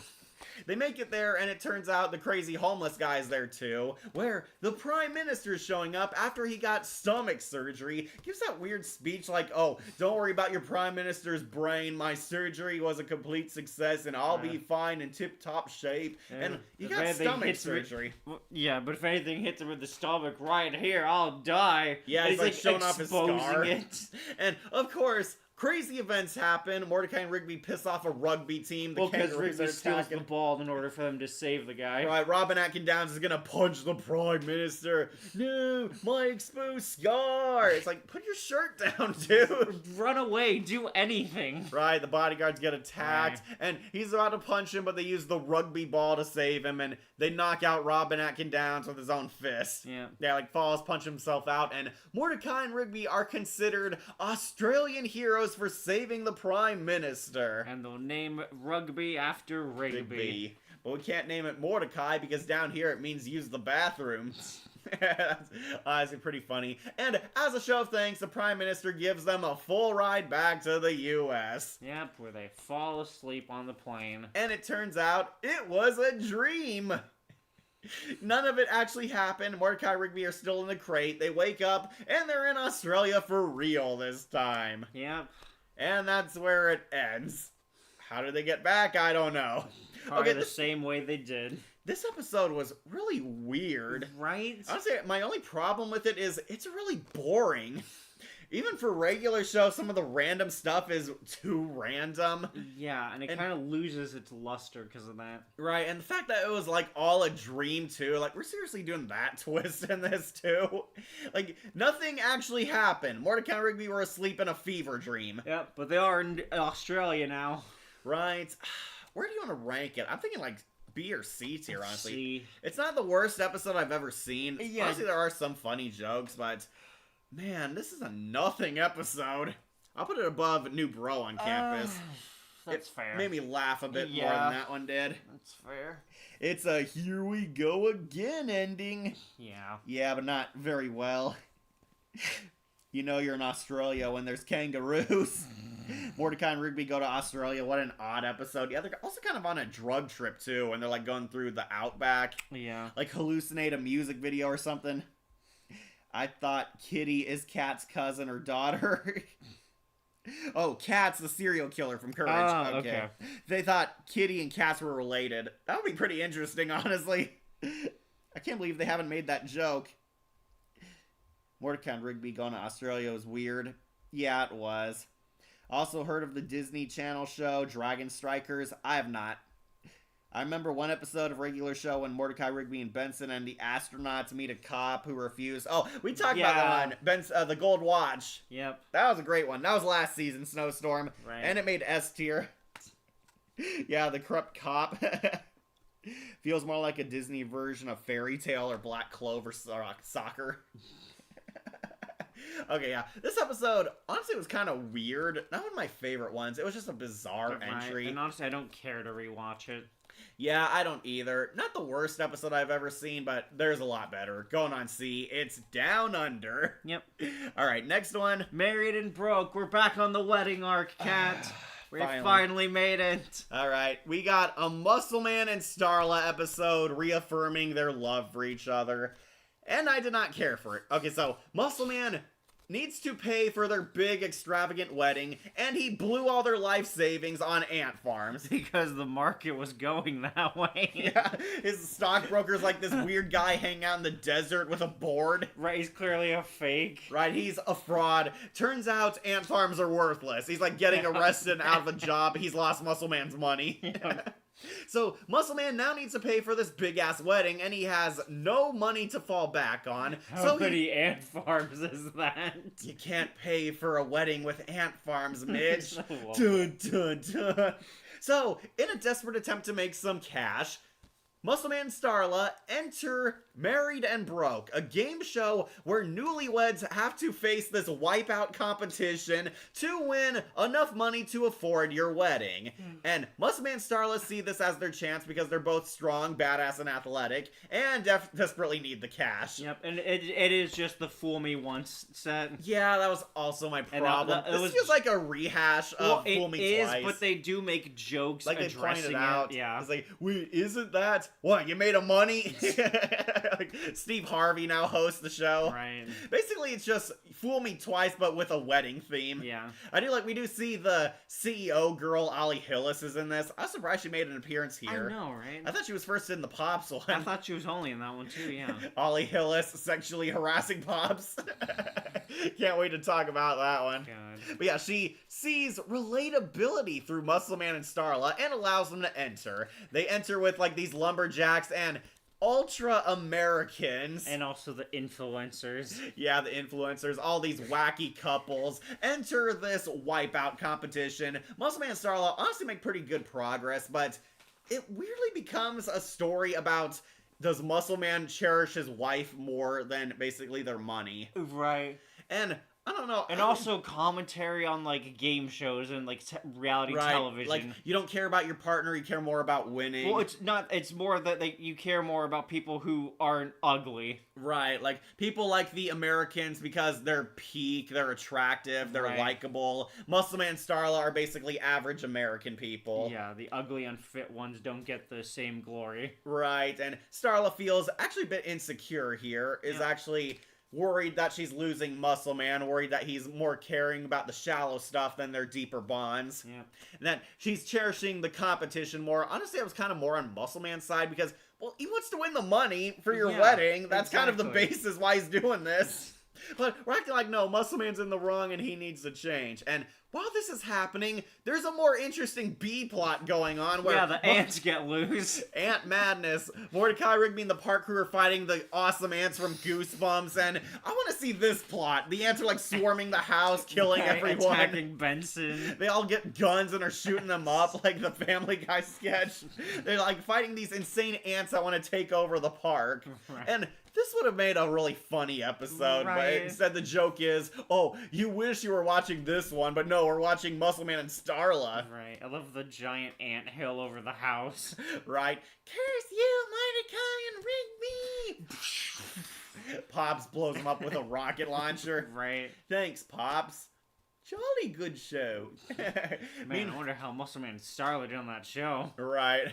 That's actually pretty funny. Yeah. Yeah, the ant stuff was definitely the highlight. But in the game show, Muscle Man and Starla have a heart-to-heart, and they unlock their powers from the longest weekend. Seawolf, it was an important episode. Yeah, They- everyone just has random powers. They honestly. embrace each other and form a supernova of love. They're Right. like in this huge crystal form going through the entire stage.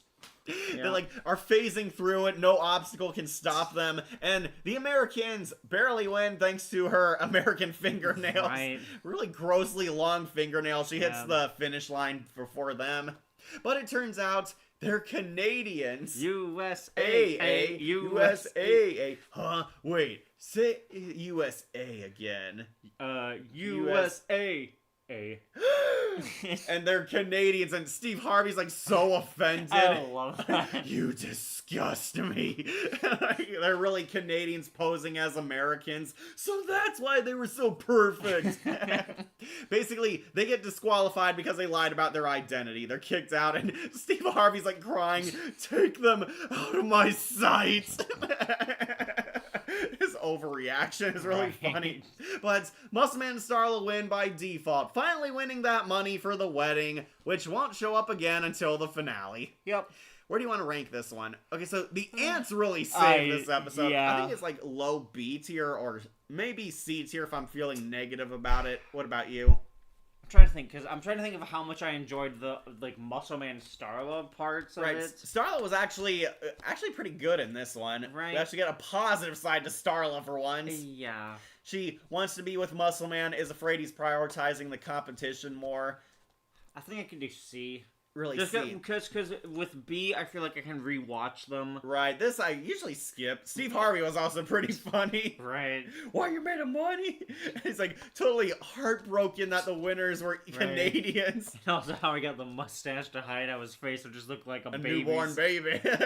Someone had it out for him. All right, I put on high C tier. Definitely better than Down Under. Oh, that's yeah. for sure. Easily. Like why a Wipeout episode? Like they have mud and water and messy stuff in shows. Well, that's the point. They recycle the Fool Me Twice set, Yeah. which also was kind of Wipeout. And Wipeout was already from a Japanese game show. Awesome Ants from Goosebumps trying to take over the park. That would have been great. Also, where's Ant-Man when you need him? Not in here. Probably slapping his wife. I haven't watched The Gold Watch in years. It's one of my favorite episodes. I love that episode. Favorite Yes. Benson episode. Because of the astronauts, it's an unpopular opinion. Oh, you like Tango and Stash. Yeah. Wait, you're not Stash? No, I'm Tango. He's Stash, the one without a mustache. Right. And the corrupt cop jokes is that he doesn't care if the guys are innocent. Yeah, that was pretty crazy. He has the huge Trying to hose. bribe me. And he has that huge hose he's Right. bringing out. You wait here for me to get the bigger hose. Right. It's got like a huge pipe-sized one. I think the word you're looking for is fool me once, shame on you. Fool me twice, shame on me, Wolf. No, it's fool me twice, I punch your face. Right.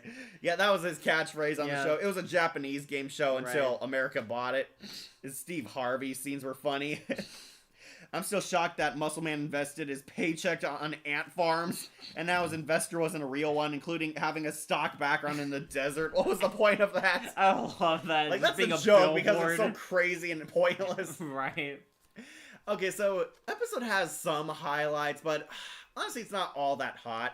I'm gonna put it on the C tier. Definitely an episode you could watch, but not one I would rewatch often. Yeah, definitely all right. We'll put it on the C tier. All right, next we're on one of Wolf's favorites, It's technically a love triangle episode as well. but the one you give the pass to. Yeah. I See Turtles. It's an Wriggling episode, which also turns into a love triangle episode. Yeah, well, it's mostly an Eileen-focused episode. It is, but they bring in CJ and Margaret not like each other. Well, that's the whole thing. It's because in the background of all of this, we know Eileen has hung out with both She's been a lifelong friend of Margaret's practically. But she also is starting to hang out with CJ. Exactly, and she's fine with both of them. However, because of the Christmas party stuff, she feels like she's caught in the center of them and has to choose between them. Yeah. Which she just wants them all to get along. And I do like that. I feel for that when two people are fighting, they don't get along, but you're friends with both of them. That creates a Right. lot of drama. Yeah. Eileen wants to go to the Sea Turtle Festival to see the new turtles hatch and go to the ocean. She's like studying it for class or whatever. Right. And she invited all her friends to come along. However, Margaret and CJ do not get along. Margaret is not here, and CJ cannot handle even hearing Margaret's voice. She's like on speakerphone, Right. and kind of she should have realized that they kind of have some things in common here, but she's still insecure about Margaret being in their lives. CJ doesn't want to be around Margaret, but Eileen does. And CJ does kind of realize that she's being unfair to Eileen that way. Yeah. Because she can't get in between her friendships and her life. But she is still upset because of Mordecai's feelings with Margaret. Yep. However, while this is happening, there's a spa that uses turtles to make themselves youthful. So it sounds crazy, but it is like a real life thing. Right, but they don't kill the Yeah, turtles of course. afterwards. Of course not. Yeah, the Youthopia. Basically, evil old people are using the turtles to appear younger, except on the inside, that old man's voice. I love that He promo still, like, video. talks like in gibberish. Right. Yeah, basically, Danny Kuksky comes back playing the evil leader Yeah. with these two corrupt cops. Non-members! Non-members! Kick them out. It turns out they're trying to steal turtles, and they want to steal the baby turtles to have a new, basically, breed of turtles here at the spa. Yeah, all the ones they have are starting to get old and wrinkly. Right, Mordecai and CJ stumble upon it, and in one of the most forced and stupid moments, they say, we have to go quickly, and they walk further into the spa just to bump into someone and get caught. Right. It's like, where were you going? Right, what direction were you walking that you thought you'd be safe? Right, they just get caught because the plot says so. Yeah. They get captured because non-members! powers, and they try to steal the turtles before they can help them go off to sea. Eileen and Rigby fight them, and we get Rigby Sand Pony. Yeah. It devolves into pure chaos really quick. Right. Basically, Mordecai and CJ get arrested by corrupt cops. They're trying to steal the turtles. Eileen and Rigby are the last defense against them, but turtles can't resist one thing. They threw throw lettuce a into small it. thing of lettuce, and all of them are going into the I box. love that. But CJ has to overcome her hatred of Margaret to call her up. Yeah. Margaret's the only one that can call for help, and CJ finally grows a spine, accepts that she does need Margaret here, calls her up, and the news shows up to expose them. They finally get back up. Eileen frees the turtles, and honestly, this is the highlight. The turtles declare war on the humans who killed them. They fight back. They kill the Youthtopia, and yeah, these people are dead. They are all murdered but massacred by the turtles. They don't even leave behind bones. Like nothing. The turtles swarm them and I guess eat them because there's nothing Well, left. I think it's supposed to be the healing power is used at maximum because there's right, in billions of them. reverse, they're absorbing them to death. Yeah, they just de-age them to Like, nothing. Keep breathing, breathe out, breathe out. It's like swarmed. They're killing all the Yeah. people, liberating turtles. And the turtles form like a humanoid body to Right. carjack the corrupt cop's I car. love the one turtle breaks the door off of the car Just first. one rips Right. out Mordecai and CJ to free them. Yeah. They carjack, form a body. It literally puts sunglasses on And it. the seatbelt. Right, and they run over Danny Kuksky and the corrupt cops, and Yeah. Steve Bloom voices a turtle. Let's see if these pigs fly. Huh? Do you see what I did there? They, like, run them over off a cliff and kill Right them. into the water and The it car blows blows up. up under the water. Yeah. And the baby turtles are fine. One of Yeah. them's like wearing a cop hat. Whoa, turtles are awesome.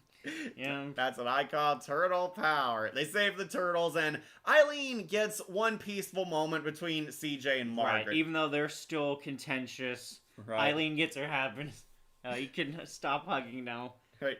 No, let it last. And the spa's like in the fire in the Right. background. You called Margaret on the phone? Yeah, like, she's not a child, Eileen. What? Yeah. Okay, so this episode is just pure chaos. Yeah, I but really it's like it. good It's chaos. so stupid and insane. Right. The turtles are massacring everyone. Yeah, and even though it has the love triangle, I do like that it has a new perspective on it from the outside of it. If they were the TMNT turtles, they'd be doomed. The Turtle War scene for a future review. Yeah, it's a pretty funny scene. I might use the let's see if these pigs fly scene. Do you see what I did there? You mentioned the Gold Watch, and the one moment I found funny is how Benson discovers that his memorial had new managers lining up to take his place. All with his same build. But I hate it when the boss refuses to give him the watch. Yeah. I'm just a stickler for the rules. At least you're not dead, man. Right. No, without that watch, I am dead. Yeah, it's so funny. Yeah, so a lot of people like this episode. Oh, yeah. This one is so insane. I know. Where do you want to love it. rank it then?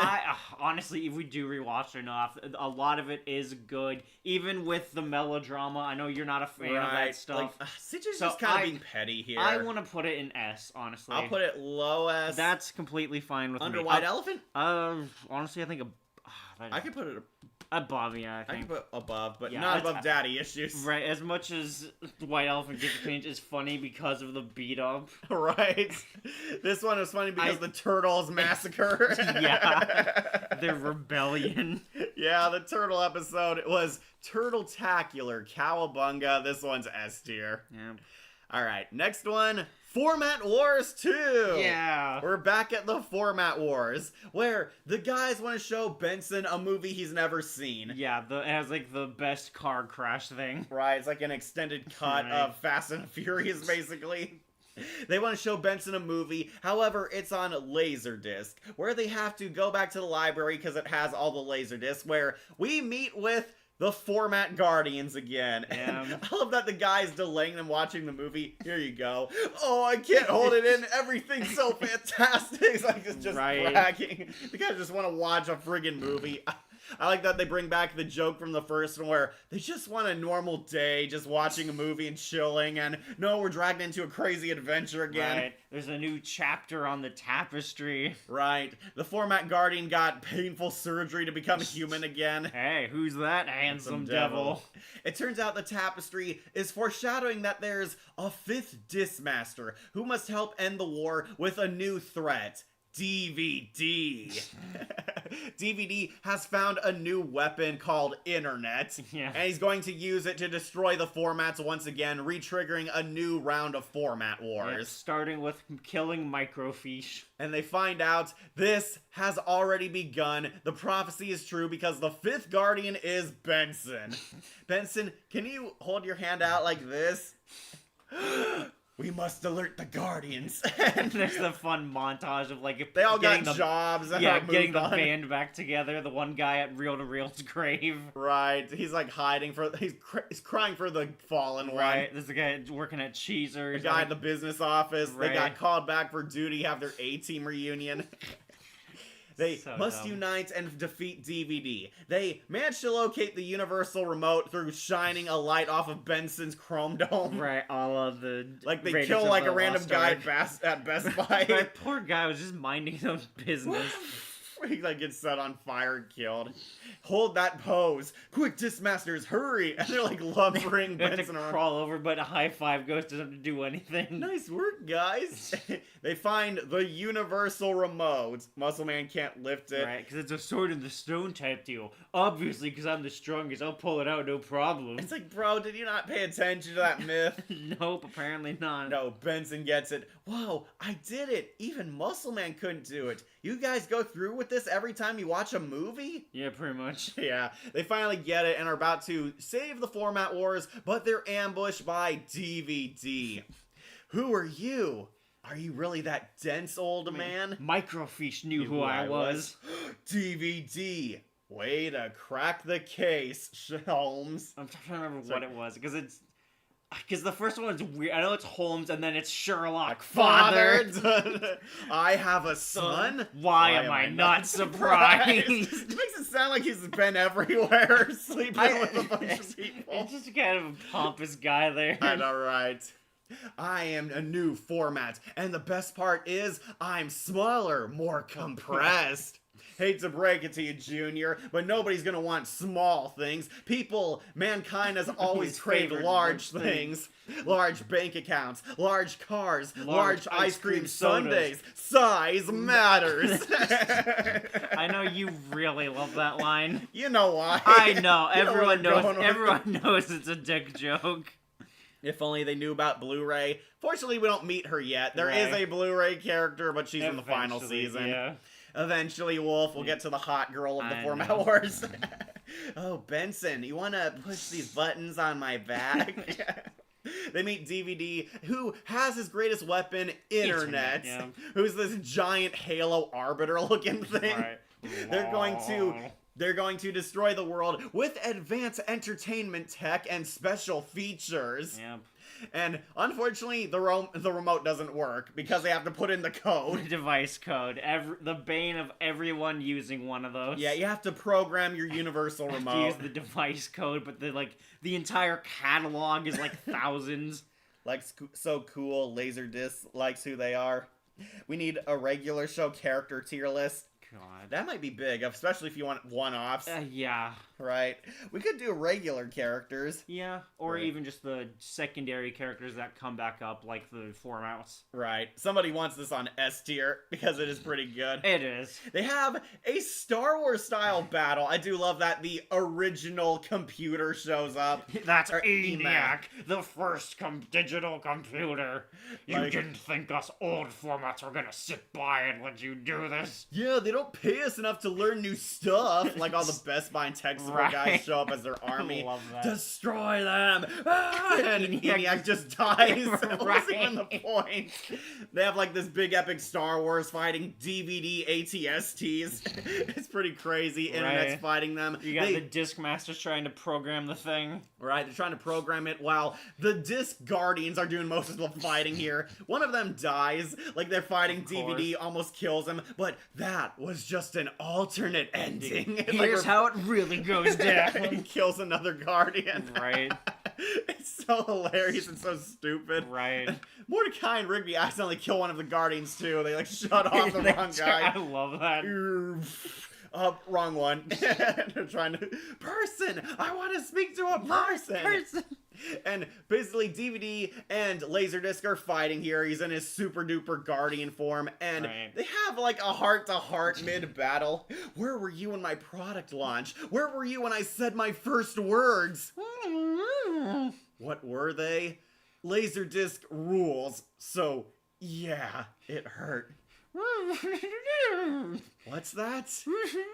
You're sorry, and you want to build. You want to start the road to healing with me? Oh, Father! Then he gets killed. Father, this wasn't part of the plan. All obsolete formats must be deleted. Quit saying that. All obsoletes must be deleted. I'm not obsolete. I have special features. Nobody cares about special features. Content is all that matters. Have a heart. 5. 404 not found. DVD randomly turns good here, Right. but it's kind of funny because it's so random. Right. He didn't want his father to die, though. Made a terrible mistake, starts killing his own men, and he offers to help them. They have to take down internet together, because if we don't stop him, then the entire world has to settle for poor quality videos. Poor quality, bitrate compressed videos on the web. Right, foreshadowing YouTube and streaming here. Right. But yeah, they work together to save formats. They fight him. We can't control internet, but we can control everything else. They fight him and disrupt an internet tower, which takes him down. No, signal lost, signal lost. They destroy like the tower with this own thing, and they finally take him down, ending the format wars. Yes, and they all finally get to see the movie. With Ghost Dad and DVDs there, and the last living Golem Guardian. Right. Muscle Man in that awkward crouching position. This time they get to see a good movie. Yep, instead of 2112 Time Attack. Except twist ending, internet's alive, and he'll reforge as streaming. In season 8. Yep. We don't see him again until he's voiced by Keith David in Don't space you mean somehow. David Keith? Right. Like, isn't there a female one called Blu-ray? Yeah, she shows up in season final 8. season. She doesn't show up in this one. Right, that's when DVD dies and becomes HD DVD. Oh, we need a regular show playlist for all the tiers. Oh. Yeah, we could. Okay. Somehow this episode aged like wine. It did. The format wars have held up very well, honestly. This one I would put in S tier. Oh, definitely. This one is so funny. Yeah, I think above Daddy Issues. Yeah, way funnier. Above the end of Muscle Man. Oh, God. That I one's don't hard, think so. I think as that much was as Format funnier. Wars 2 is good, I think End of Muscle Man is just so funny. They predicted a lot of things that are happening right now with formats and entertainment. Well, it's because they were happening at the time of the episode already. Yeah, they were. They're Even trying to basically save physical media. Like, even the first one with Laserdisc, that was during, like, the revival of Laserdisc and vinyl. Right, people were getting into, like, old tech. Right.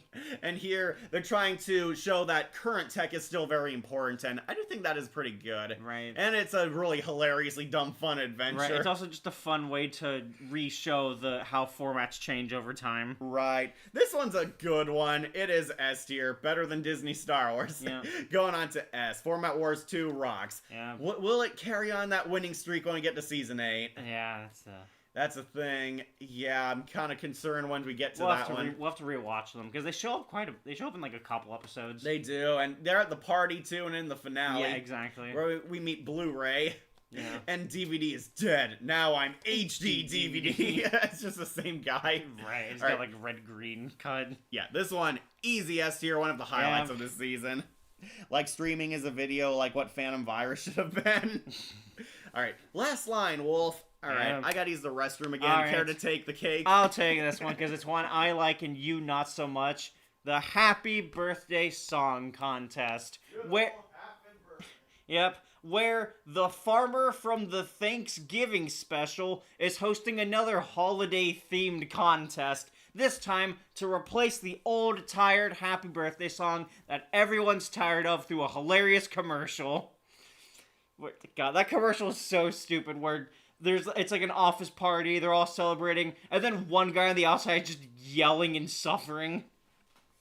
So, to replace it, Mordecai and Rigby step up because whoever wins the contest gets a year's supply of farm fresh cake. Warning, the cakes are not farm fresh. And this is basically like the first time the guys tried to get cake, but this time it's a victory for them. Free cake. Yeah, exactly. Free cake. So yeah, they craft a song in order to replace Happy Birthday, but they want to test it out first. First going to Muscle I Man. love that. He makes like a huge fart sound. Right. Yeah, as they're singing it, there's just a long-winded fart sound while Muscle Man's like crying happy tears. Okay, two things. One, that was my new leather boots. I'm breaking them in. And two, that song was awesome. That joke always makes me laugh. Right. I think it's so funny because every time they sing the song, something cuts them off or is over it. Yeah. Like when they stop at like the Denny's while traveling there, Yeah. some crying kid, obviously played by Minty Lewis. How could you tell? Right. She's sad because this song stings. So Mordecai and Rigby tried out on an actual person, and it changes the kid's life, but we don't hear it because a lot of stuff is happening. One guy's stirring the vacuum and another guy drops a drops bunch the of dishes plates. very loudly. Right. It's just hilarious because everyone's reaction is like so beautiful to this song we don't know. Right, they love this song. They're hyping up the song greatly throughout this episode. Yep. Then they make it to the contest, but the Happy Birthday Cartel caught on. Yeah, the like, cake the cartel. evil waitress calls Happy Birthday, who's in like his dark castle. Right. Kevin Michael Richardson's only regular show appearance. Yep. He voices Happy Birthday, the owner of the current Happy Birthday song, and he wants his living song to embodiment stay. of it. Yeah, he's a living cake, and he's got that really abnormally huge head on like a Dracula body. It's like Mayor McCheese, but he's a birthday cake. Right, and Kevin Michael Richardson is funny, but I do not like his singing for the Happy Birthday song. Right. He tries to sing an exaggerated Happy Birthday to you. Then he awkwardly pauses and he brainwashes them all into singing. Right. The contest is pretty funny. All the failed American Idol singers. Right. We get Gray DeLeo coming back to sing some. Minty Ollie Lewis. Hillis was apparently some of them. Right.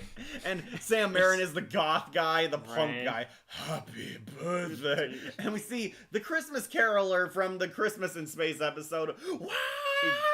Did like his White Snake Yeah. impression. And AI that YouTube body every time DLs. Yeah. Like a cake head. Yeah, he has a cake head. This episode is better than the free cake episode in season 1. Yeah. Yeah, farm fresh cakes. How? Well, they were like all on a bus. Right. It's also a warning. Their cakes are not really farm fresh. Right. They're like all kept in like a freezer truck till they're dumped on them. Right. Mordecai and Rigby enter the contest. They meet all these American Idol singers. I like, like Gray DeLeo's song. I made this song about how you came out of your mom. Right. Check out this cake, and she's twerking. God, yeah. Oh, regular show's great. But Mordecai and Rigby show up and finally sing their song, and of course it's a huge hit, and this is kind of why it lost points for me. The song was not really all that great. Well, it's just to replace Happy Birthday, and it has to be that same kind of Right, I know, but good it's but just two repetitive lines song. all over. Yeah. Hey, it's gonna be A-okay, cause we're celebrating your birthday. Happy birthday, CJ. And they It's sing gonna out be loud. A-okay, Cause we're celebrating your birthday. Happy birthday. Yeah.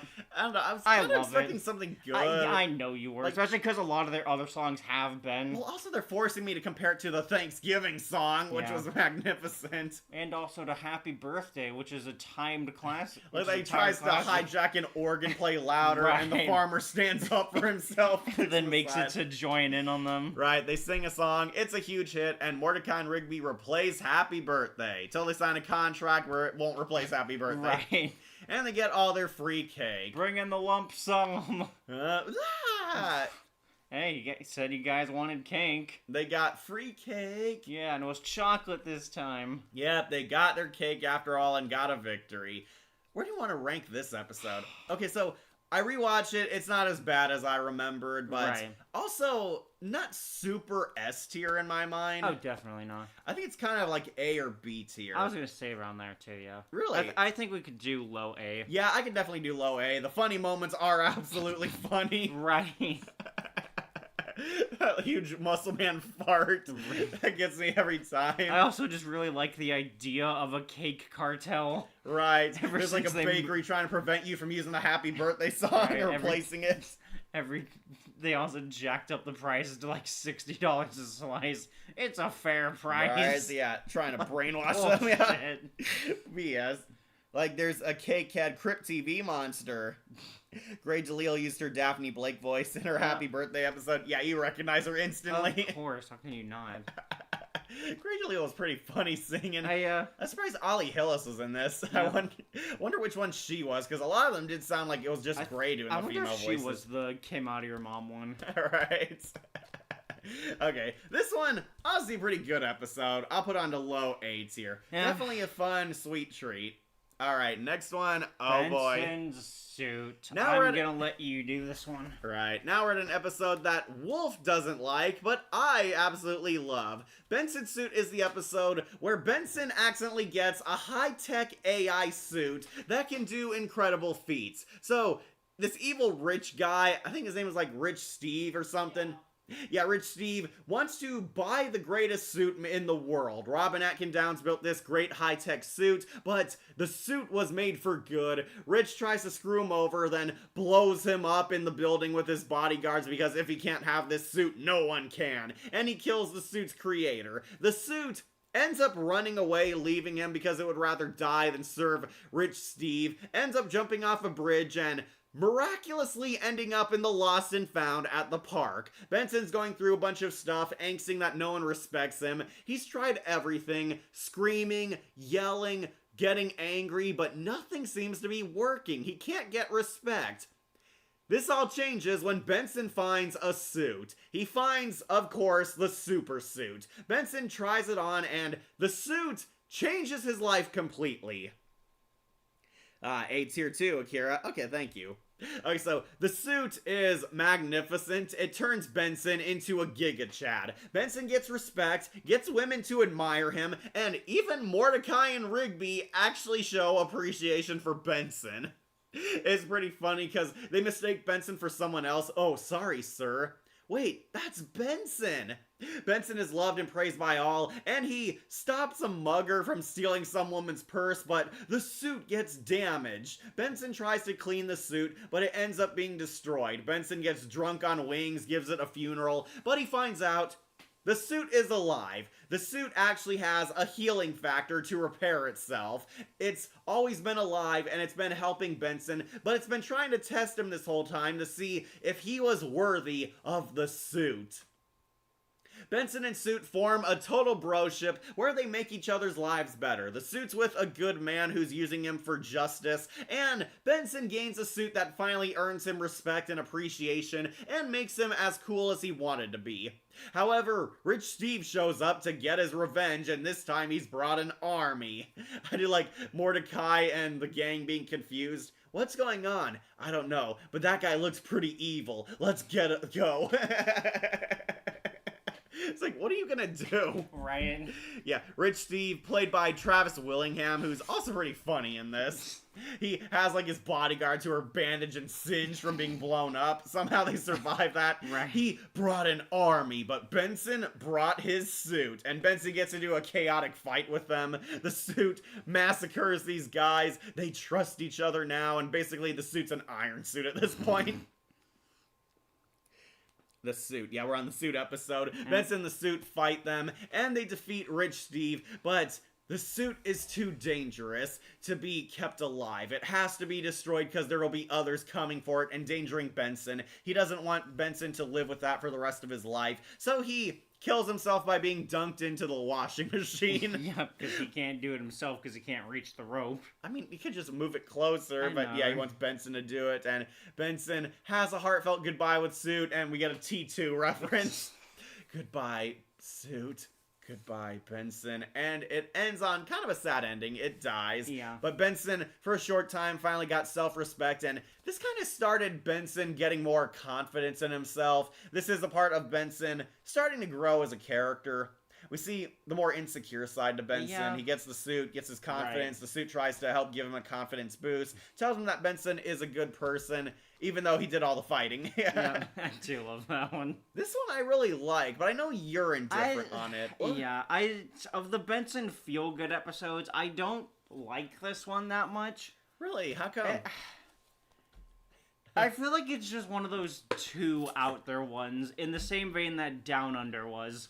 Yeah, it's I just could a see bit that. too weird for me. Benson in like a superhero story, practically. Yeah.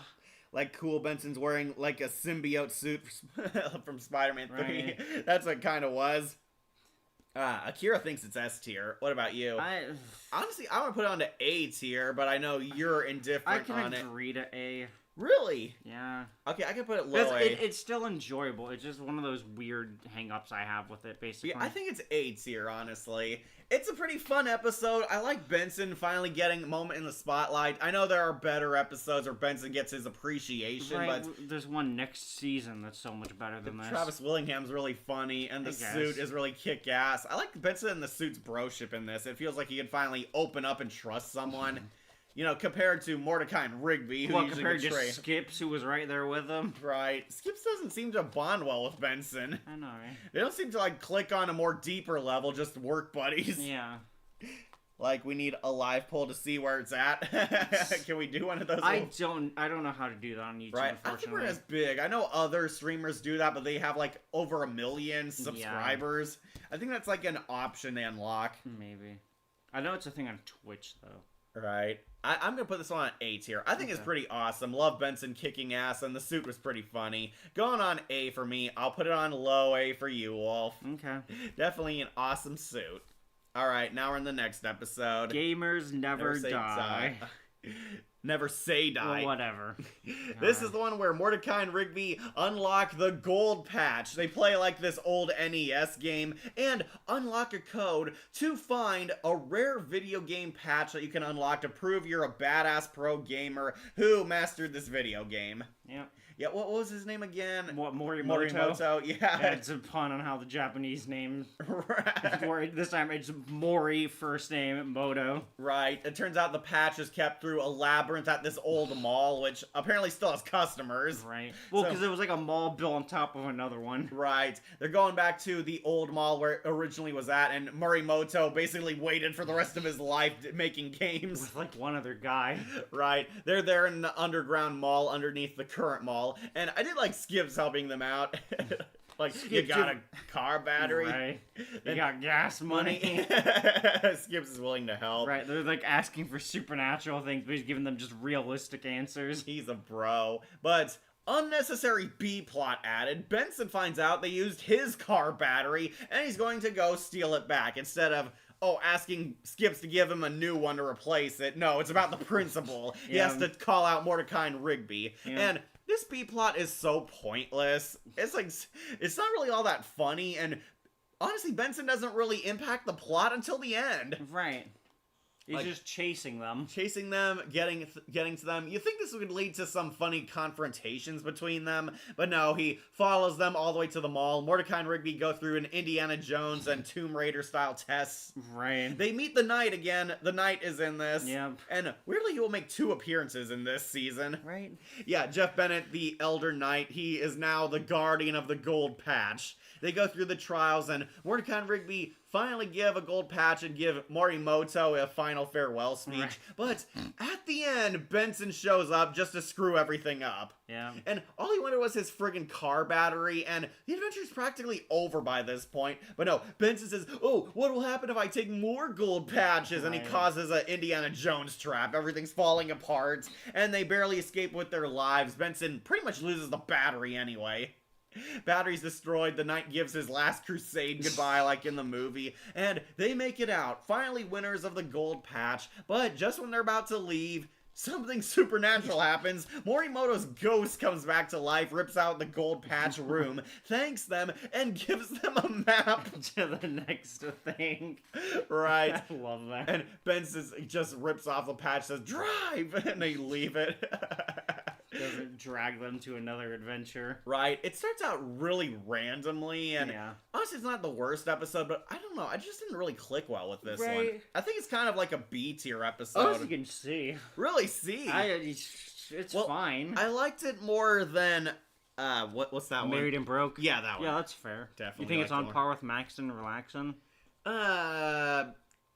At times, as its funny moments. Okay. Definitely That's the right. humor is the We do highlights. have the tall basketball player and the jockey Yeah, with you remember that? mismatched voices.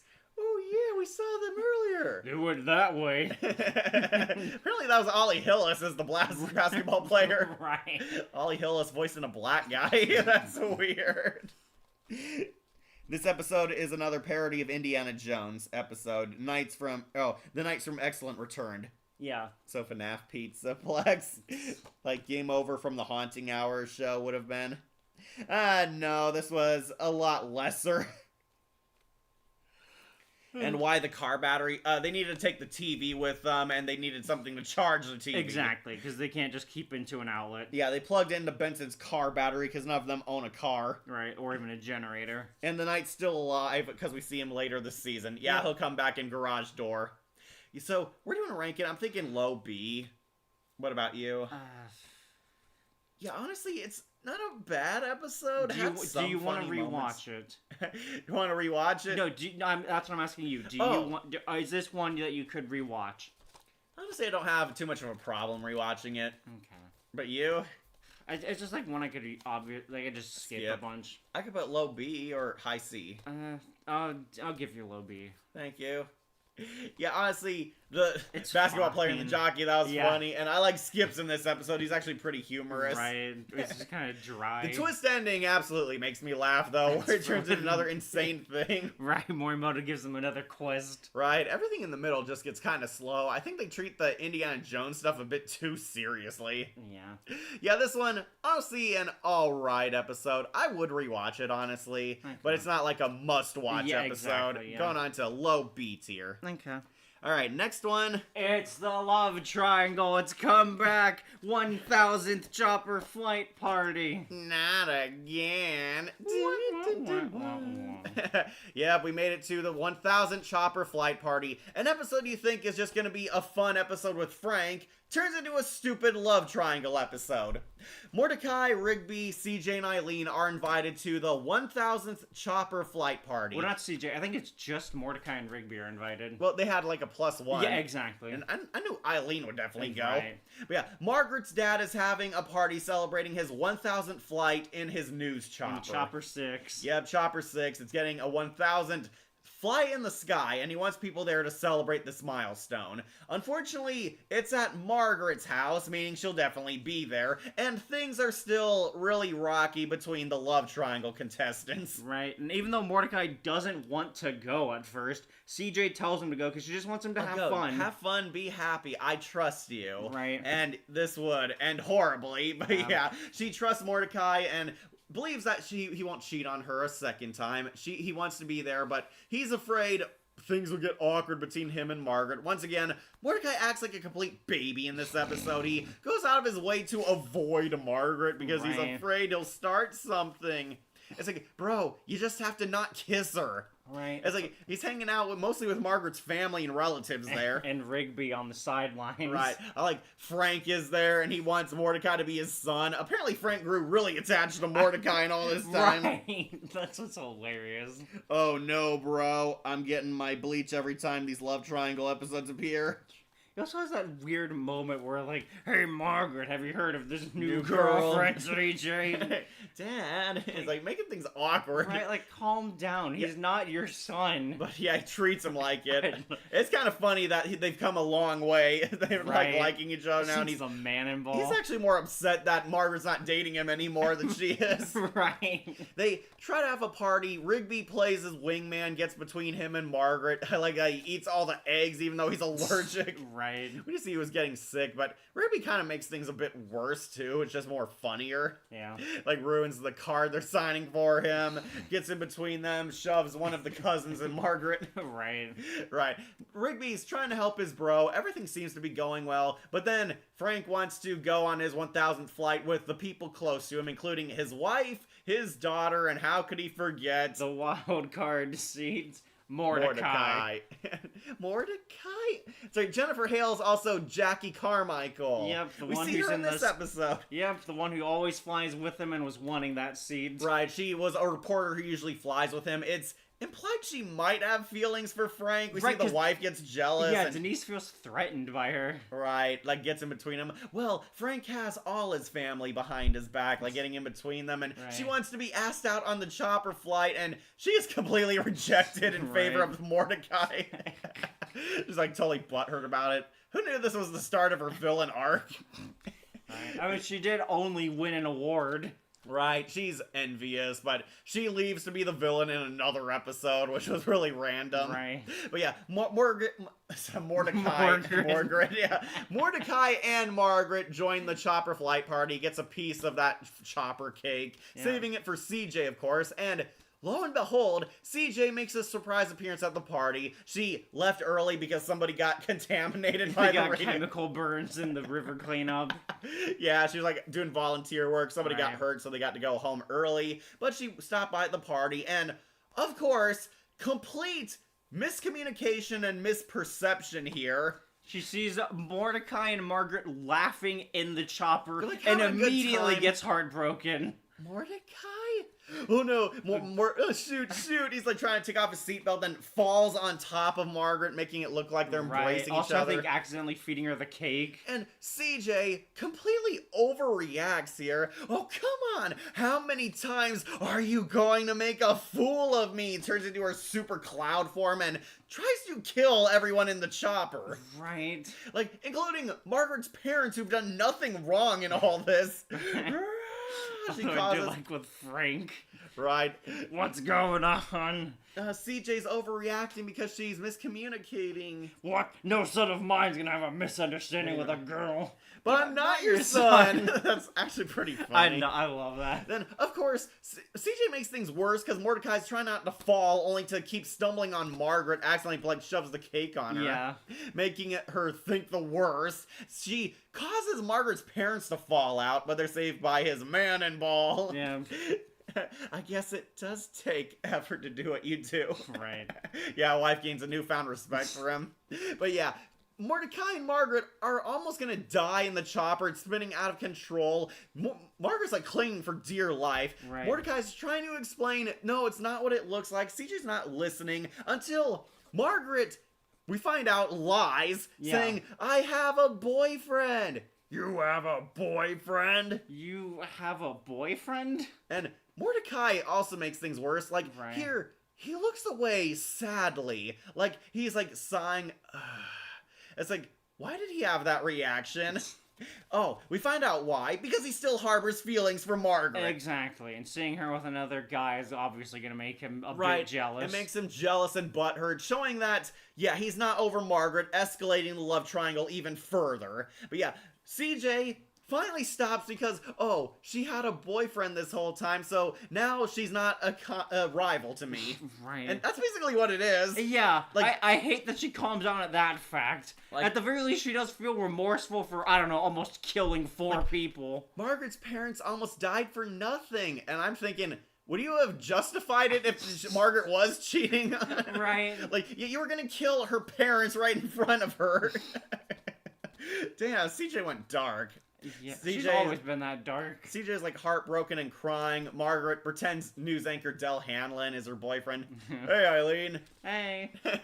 Rigby's shocked face. Del like has no reaction to seeing Margaret almost dying here. Right. It's like he doesn't even clock this is a dangerous situation. Right, CJ calms down, she's crying. Margaret tries to make amends with her, but she runs away, heartbroken, afraid that she was the problem, overreacting, because, yeah, she kind of was. And basically, things are getting really stormy here. Yeah.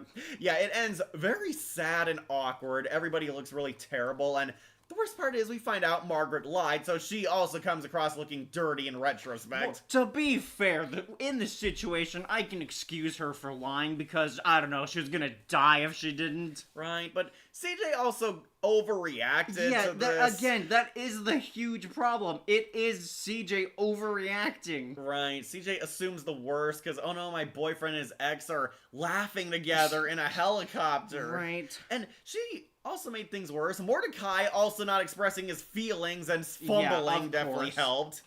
Like, Mordecai never says, we were just hanging out as friends. She doesn't believe him. And yeah, the fact that Margaret had to say, I have a boyfriend to resolve everything. Right. Just kind of makes things worse because, oh, now that I know she has a boyfriend, she's not a rival for me. That's Yeah. basically the gist of it. And again, also in the end, this is CJ's fault. She was the one that pressured Mordecai to go, even though he was showing concern that maybe something will happen, Wait and he until doesn't want next to hurt. one, Wolf. And he doesn't want to hurt her. Right. I really hated CJ when she enters dark cloudy form and went overboard. Yeah. Yeah, I really hate that one too.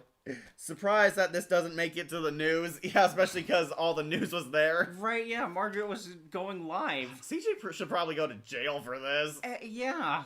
But yeah, she like straight up attacked people at a party, almost attempted murder here. Right. But no, everything's cool as CJ runs away to go think things through. Yeah. And unfortunately, it'll lead to worse events coming up. Yep. Where do we place this one?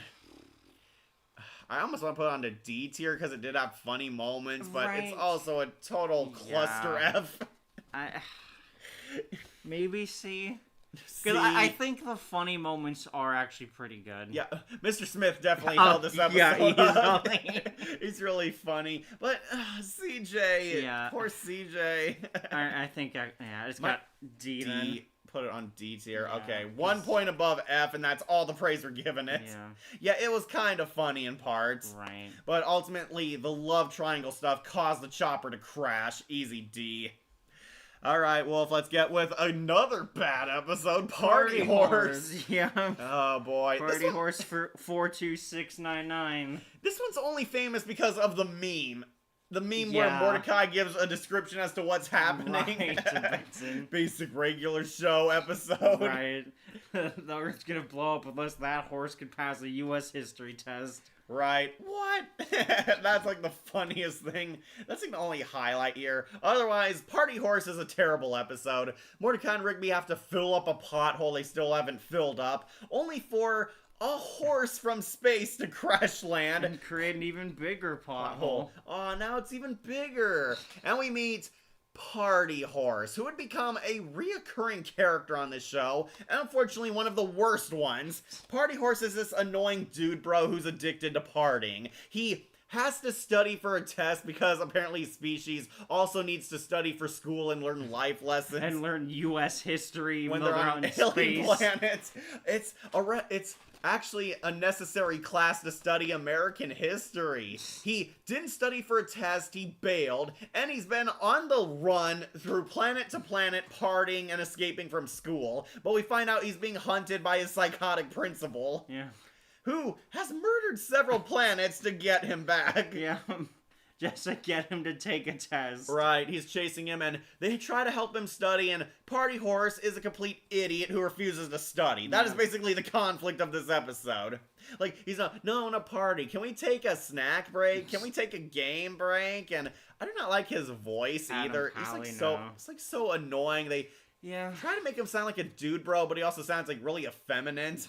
It's like, I like to party, bros. Where's the party at? Oh, America's all about parties. The Boston Tea Party, the two-party system. All the other things featuring parties. Yes. I love That's like his that. one note character trait, and it's annoying. Yeah. He like has nothing going on as a character, and we got 3 episodes with this guy. This episode is well known for describing an average regular show episode. Yeah, that's what I was bringing up. Exactly. That's like the funniest line in this. Basically, the principal finds them, and if he doesn't take his U.S. history test, he's going to destroy the Blow up Earth the Earth. with this thermal detonator. What? Yeah, apparently they have to force him to study. Please, just give him an hour to study. Okay, you have 1 hour. Then it's test time. And they get a montage teaching him, cramming for tests like this is a classic 80s movie. Right. And they give him his private test in the Paradise Lux area in the park.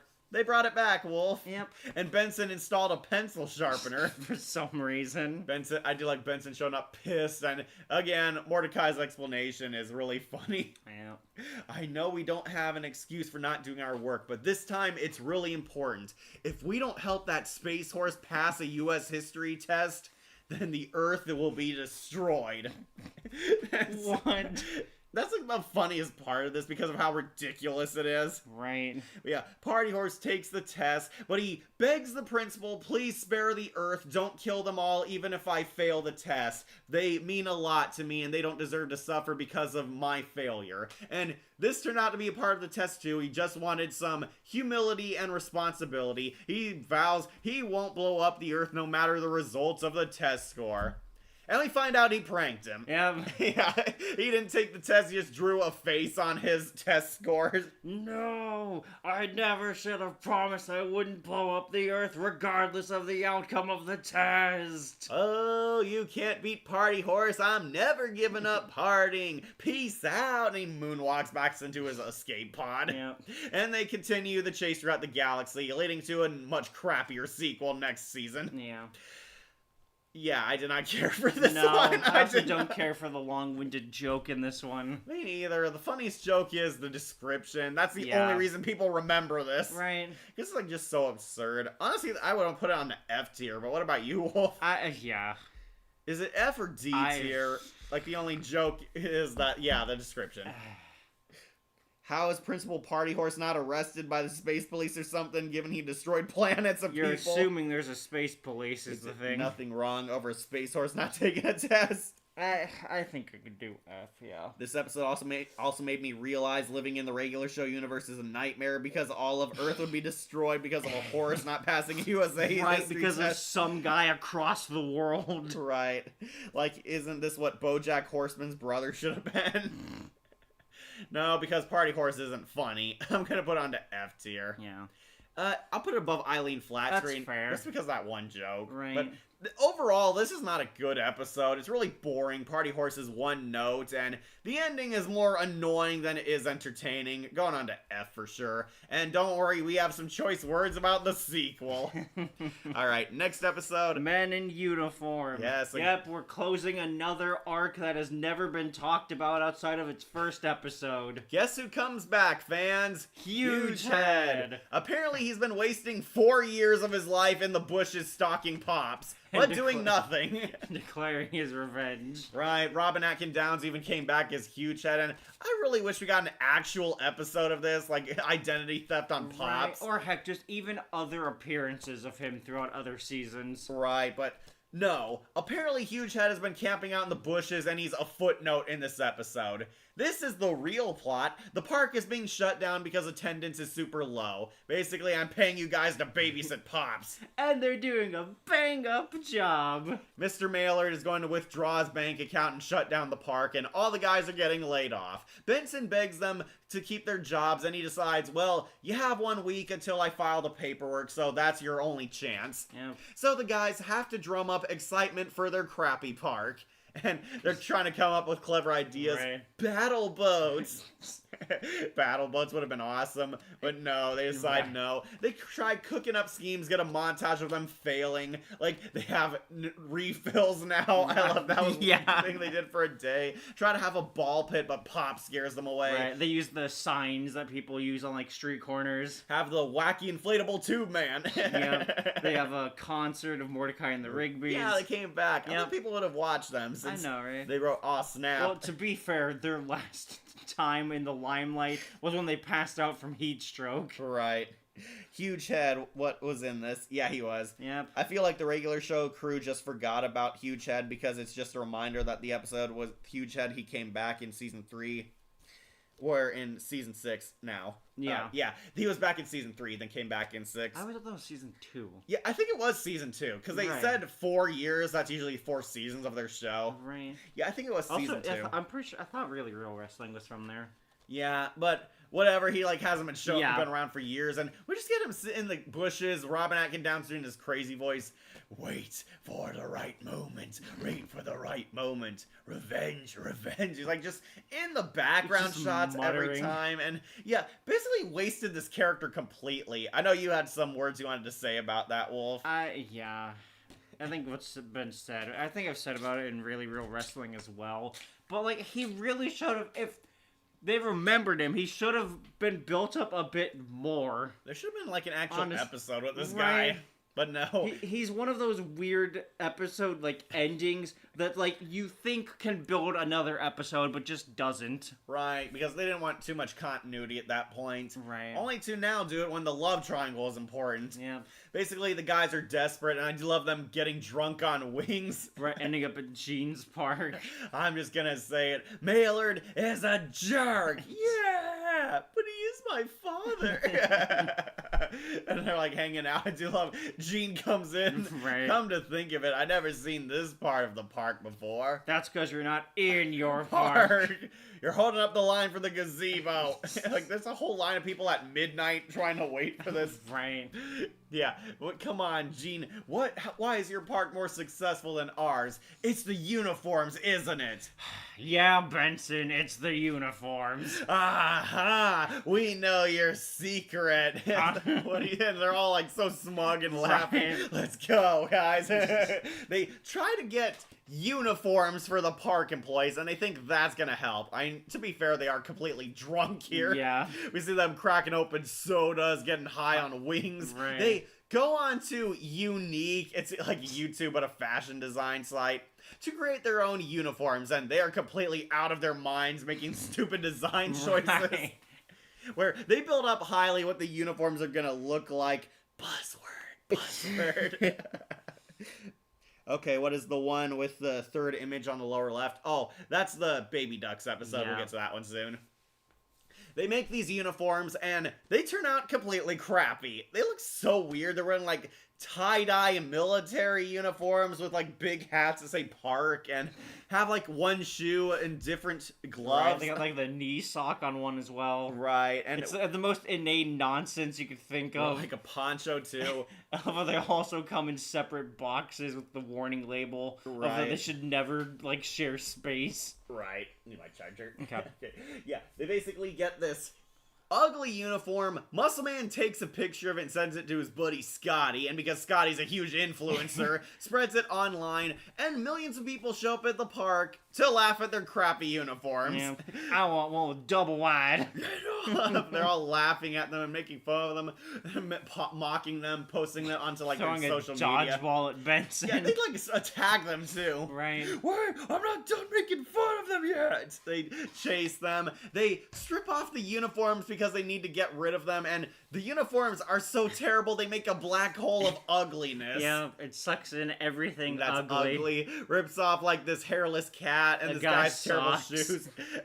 Kills like these people ugly on the inside. The influence. I'm a male model, and even I know you can't fill that with just dirt. Yeah, you losers.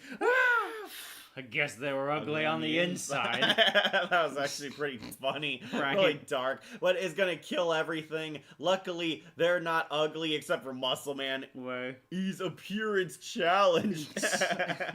It's going to kill everyone unless they plug it up. They try filling it with friggin' compost. Like, what? Right. It's like a portal in the sky, guys. It almost works, but it becomes small enough that it can be stopped if something plugs it up. Right. Muscle Man weirdly offers to sacrifice here. He looks smaller than the portal. I but know, right? Yeah, Muscle Man's gonna pull a heroic sacrifice. They're trying to get away from the portal, and Huge Head finally makes his move, seizes his opportunity, and tags Pops. Yeah, who are you? You don't remember me? You ruined my life. Muscle Man goes flying, knocks into both Pops and Huge Head, and Huge Head gets his moment. He plugs the hole. Yep. Yeah, Huge Head is like floating in midair. His head was big enough to plug up the ugliness hole. And they get park attendance because people pay $5 to see Huge Head. Yep. It's like, really? What? I mean, yeah, they can make fun of him. He's a weird attraction. Right, and Robin Atkin Downs is happy. Finally, the attention I deserve. And he dies next season. Okay, the huge head stuff, kind of disappointing, I know. honestly. But the uniform story actually is pretty funny. Yeah. Check it out in our comments here. Yeah.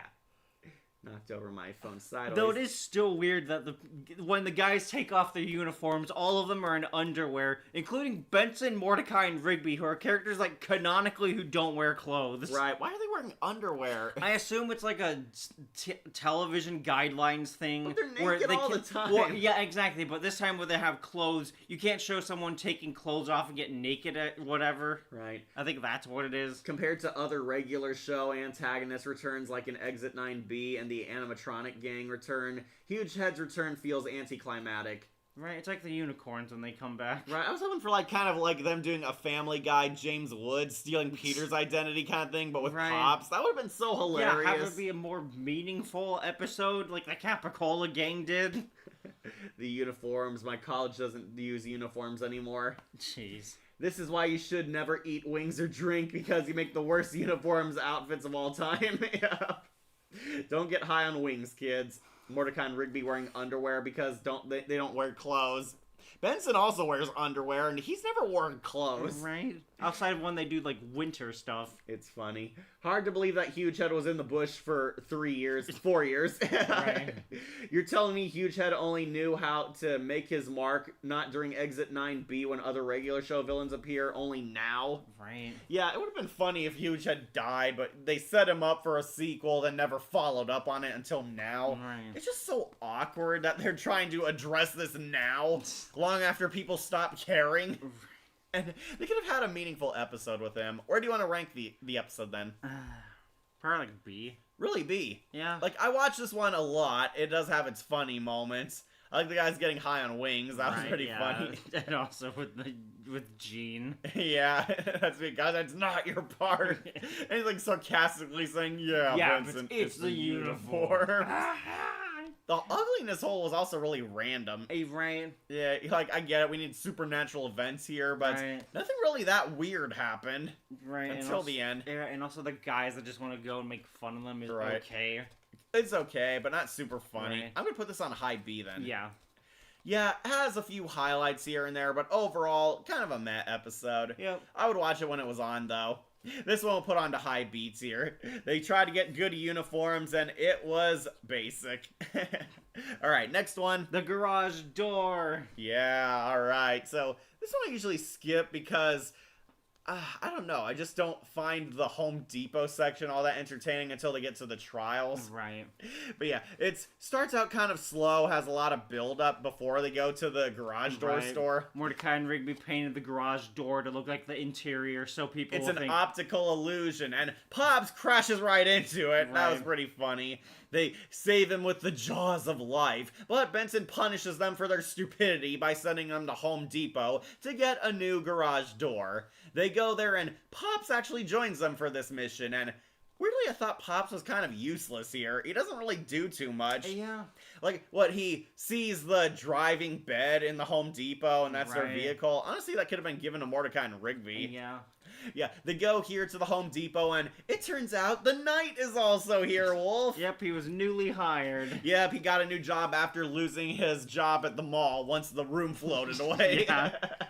They go to Home Depot and go on a quest across a lot of references and trials to get to the garage door section. It is kind of funny. They're making fun of how big Home Depot is. But Right. this place has like abysses and weird magical half-human, half-technology people. Right. Like Paintatron. Right, that light bulb guy, the hedges. This is the nuts and bolts guardian as well. Have to go through more than 3 challenges. The Knight says 3, then they go through like 20. Again, he was newly hired. Do like the toilet section. Right. Fast, fast, slow, fast, fast, slow, slow. They're like flushing the toilet, almost Right. drowning in toilet water. That was kind of gross, honestly. Yeah. Yeah, Pops, the Knights, Mordecai and Rigby journey across here. They go through the never-ending story Guardians. I just wanted a garage door. They make it through, lose the mattress car, Yeah. but they make it to the garage doors where the guy's ending because the store is about to close. Yep. But he gets crushed by a garage door. Thankfully, the customer leaves in fear. Right, because he can just come back tomorrow. After all those trials, you're gonna wait then. Yep. But yeah, he's stuck and he's slowly dying. They need something to help get the door off of him. Thankfully, there's a bicentennial fire truck sale. It came with the truck. It's The jaws of life save the day, and Yeah. they carve it out, where he offers them a garage at a discount. and with the discounted installation fee. Right. Yeah, that's it. And they finally get their garage door. They sign the knight's form of how the valuation form. Yeah. God, I hate those things. Yeah, asked him how good he did a job. Right. And Mordecai and Rigby finally fixed the garage door, only for it to break apart. Yeah. Yep, I believe you installed it. End of episode. Okay, so I thought this episode was alright. Yeah, Not it's- S tier. It's a fun-ish one. Right. It's definitely one of their crazy ones. Turning Right. something basic into something chaotic. Yeah. I do like going to the garage door area. The trials are pretty funny. Right. The toilet guy was pretty hilarious. His little potty mouth. The nuts and bolts too. What about this one? It's neither. I think this one might be another low A episode. I can see that, yeah. I see it above Benson's suit, but definitely under Happy Birthday. Okay. What about you? I can see it there, yeah. Yep, garage door, honestly pretty awesome. Not a bad pit stop. Put it Yep. on to A. Alright, Wolf, now we make it to one of your favorite ones. Yeah, I know you like this one too. Baby ducks. Yeah. Love the anime opening they draw. Checking on comments. Or IKEA, Home Depot, why not Lowe's? Well, it's like basically a home store. Sorry. Okay, so I made a chicken burger patties, and the breading is cornflakes, Cheetos, or pancake flour. So Hugehead was waiting 4 years outside, which means he's been in the snow and rain all day and did nothing with his life. Like, wasn't he a wrestler and a Pops won? Right? Yeah, he was a wrestler. He never went back to He there. could have taken the credit. He does show up in the Tent Trouble episode. He was like beaten up by Starla and her sister at one Right. point. Could have been a flashback. Could have been a flashback. Right, could have been how he got to the really real wrestling prominence. I thought the painting of the garage door was kind of interesting. I mean, to perfectly align the garage door and the inside. Yeah, it was Yeah. perfect, and Bitsy could tell the difference even though the handle was there. Right. Yeah, that was weird. Yeah, this is an episode. Is the first time we see Benson angry without being red. Oh, it was. Was it? I don't Honestly, remember. maybe. Who knows how Home Depot employees have the head and appearance of store items like a toilet and nuts and bolts. Right. Halloween movie has a new game. Yeah, Michael Myers is getting one. Oh, Kira thinks it's S tier. Oh, no, he's talking about this one. I love Yeah. this one. Oh, It feels this like one's Neon easily Genesis S. Evangelion vibes. A lot of Power Rangers and Voltron, A lot of too. a lot of mecha love. Even the creator is a fan of this. Oh, JG Quintel loves Neon Genesis. Yeah. And He only S made rank. an homage to it with this episode. Okay, yeah. Here we are at Brilliant Century Duck Crisis Special. Yeah. This one is the ultimate giant Megazord Voltron fight with the park crew versus Playco. Yep. Playco comes back. Yeah, Playco comes back. These evil CEOs make crappy toys out of their products, and they want Mordecai and Rigby and the baby ducks to join them. Sign a contract so they can merchandise their giant Megazord forms. Yeah. But Mordecai and Rigby refuse. They're drawing a line in the sand. I respect that. Right. Well, first they send a cassowary Right. bird there, and it turns out to be a cybernetic bird that almost kills them. With the missiles. Right. They're highly territorial, warlike birds. Yeah. Mordecai and Rigby have to get rid of a dangerous bird again, even though it can cut through a tree. Well, this looks like a job for Mordecai and Rigby. God, Vincent really just wants to kill Yeah, them. Benson's trying to get them killed at Right. this point. Yeah, Mordecai and Rigby are forced to fight them. They have to call the baby ducks for backup. Let's send this cassowary bud to the cemetery lot. Pretty funny. But it turns out the bird is a robot transformer made by Playco. This was all a ruse to lure them out to get them to sign a toy deal with them. Yeah. Playco makes god-awful toys of products. They don't look like the characters, they're poorly designed, very cheap, malfunction, and break easily. You ruined my tomato bisque with your ridiculous toys!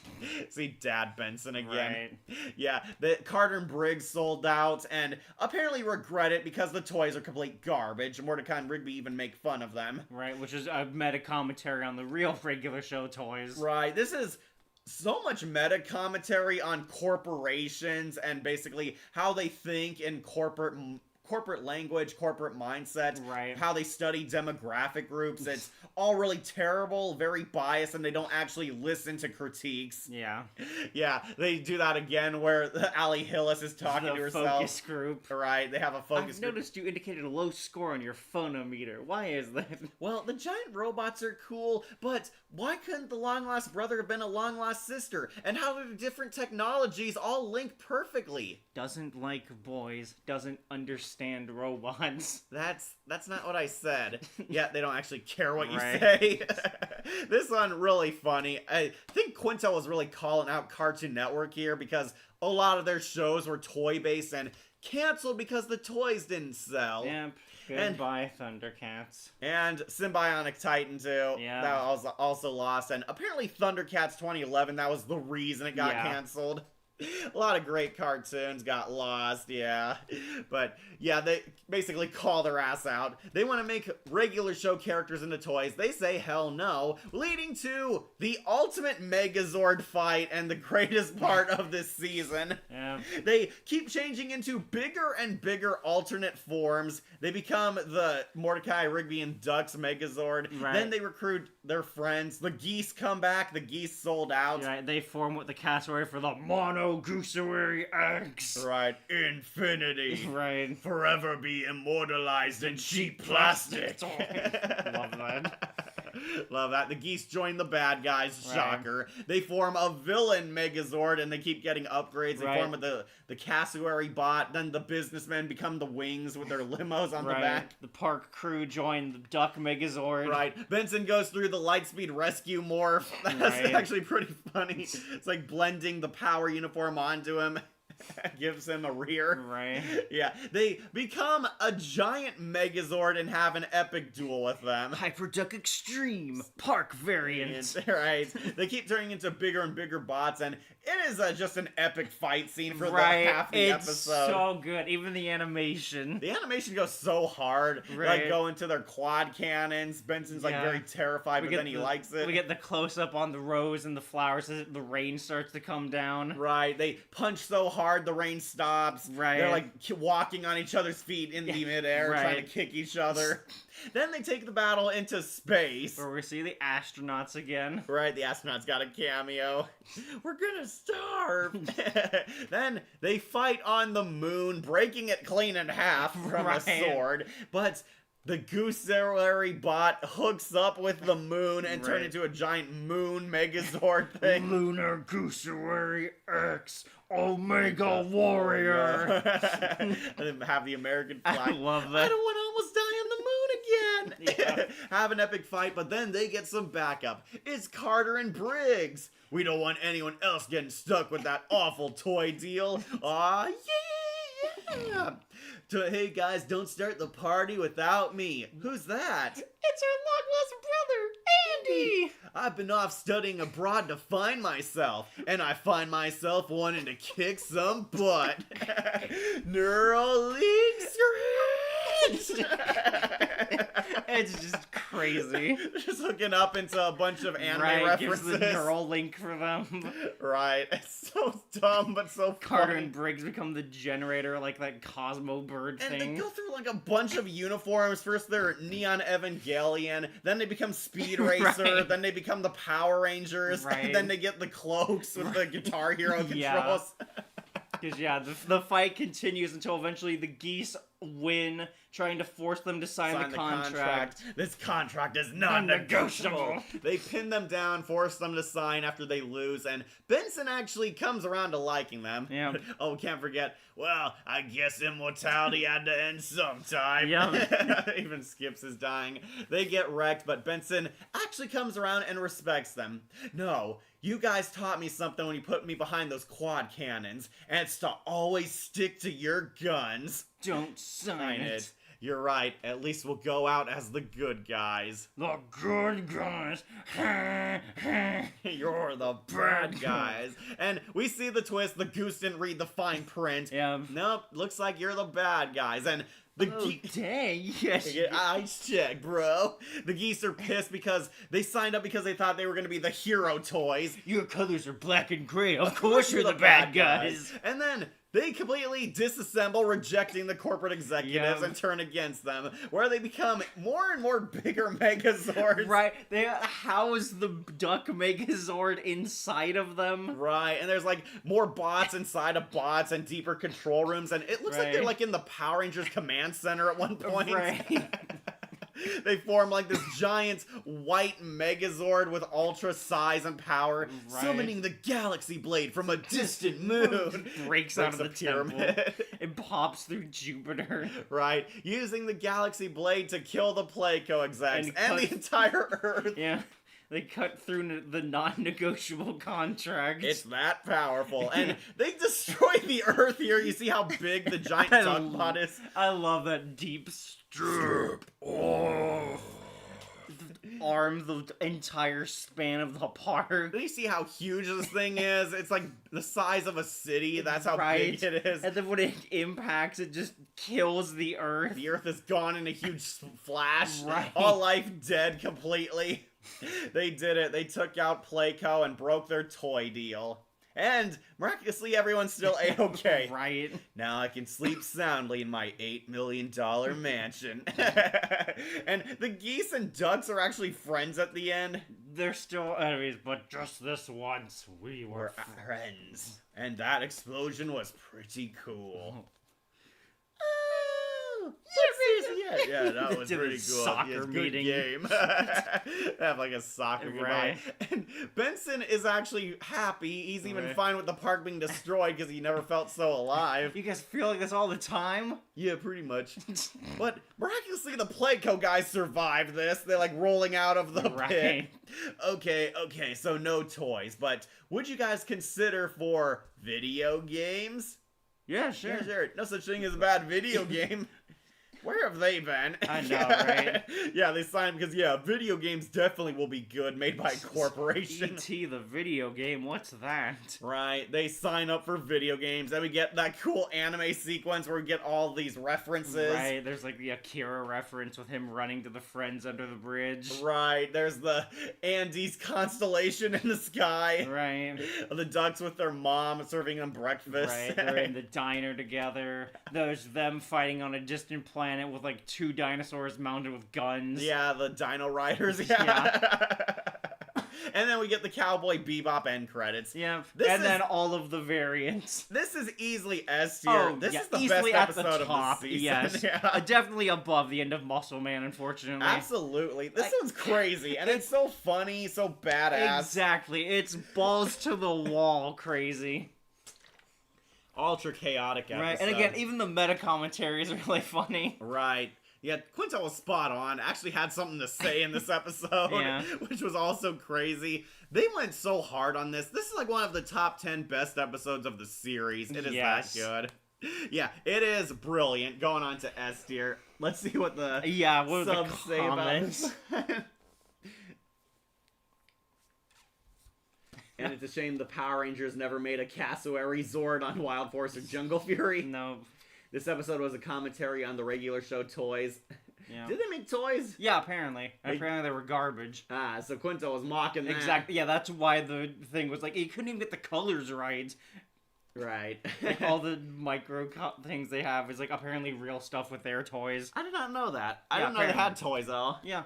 I only know of it because I saw like a thumbnail for a video that was talking about it. The Duck Special should have been the season finale rather than dumped at the altar, because this episode is really that great with the fight. It's a great episode overall. Yeah, I think it's fine being where it is. Me too. It's near the end of the season, but I would have preferred it as a finale, but I guess Right. they wanted the serious ending with CJ. Right, we have to get to a high point so we can ease into the finale. Like, the toys become real-life Mordecai and Rigby action figures. Like, did they make the merch in real life? Yeah, Wolf said they did. Yeah, apparently. This episode was commentary in the... Oh, I read that one? Yep. It's a shit... I read that one. I do And love since- all the nonsensical names like that. Use the Medusa reflection screen, Benson. What? The button. You only have one Just button. smash it. Bandai Namco loses the rights to Teen Titans 2003. Oh, they did. Oh wow. I do feel like this episode aged like fine wine. If anyone who's a FNAF fan who wants good quality FNAF toys but got poorly quality Funko Oh, toys. God, yeah. But thankfully they lost the license except for the Funko figures. Yeah, Funko owns everything. Like the moon exploded. Better than the miraculous moon destruction. I've never seen that. I'm surprised Earth is not done given the moon is destroyed and the giant explosion all over the toys. This one has to be non-canonical. It has to be. The They destroy the destruction moon is and too Earth, much, and yeah. without the moon, the Earth is screwed. So, yeah. Right. This reminds me of Corey's in the House was an anime, Oh, that meme, yeah. which I still don't understand what that means. It's just as a joke. It was like a meme Same for a as while. how King of the Hill was an anime. Love the world explosion. They turned into Super Tengen Gurren Lagann. Oh, wow. Evangelion is coming to Sonic Racing Crossroad. That is too. Ironic given this episode. I'm surprised they didn't use the giant mech suit for the finale to fight Evil Pops. They kind of do, but Yeah. they fight streaming. Right, we get the park variant plus a few different people because the geese don't show up for it, unfortunately. Yeah, the geese turn evil again next time we see them. Which was weird because I thought they were also dead. Yeah. The giant mech shows up in the finale to fight streaming while Pops is dealing with anti-Pops. Right. Same, like they got Rei and I hope Shinji and Asuka joins a regular show in the Crossworld DLC. This is why regular shows should have shown up in LEGO Dimensions. Have the Park Gang ever heard of shovelware licensed games, mostly No. from Game Mill in recent years? This episode was epic. Easily should have ended the series at this. I thought the space finale was pretty good. Yeah. But yeah, this one, top tier episode, absolutely master product. It is S tier. Brilliant Century Duck Crisis Special is brilliant. Best episode of the season, and it will not be dethroned, Yeah. especially by the episodes coming up. You love it, Wolf. Anything else you want to say? Don't think so. While we're on this one, masterpiece. Yeah. Yeah. All right, final four. We're almost free, Yeah. Wolf, and unfortunately, quality's gonna go back downhill. I thought our next one was Death Quan Delivery, but I skipped it because apparently we have not so great Double Date instead. Not great double date. Yeah. Yeah, but after one of the greatest episodes of the series, we returned with one of the worst episodes of the series. Hey, it's in the title. Yeah. Love Triangle is back in full force, entire plot this time.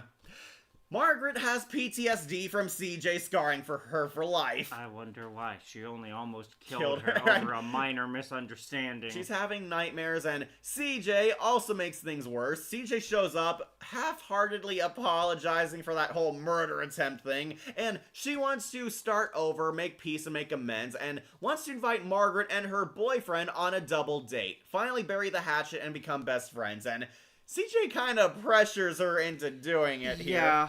Like, she wants to do this, and Margaret is terrified to say no, and unfortunately she also makes things worse by lying.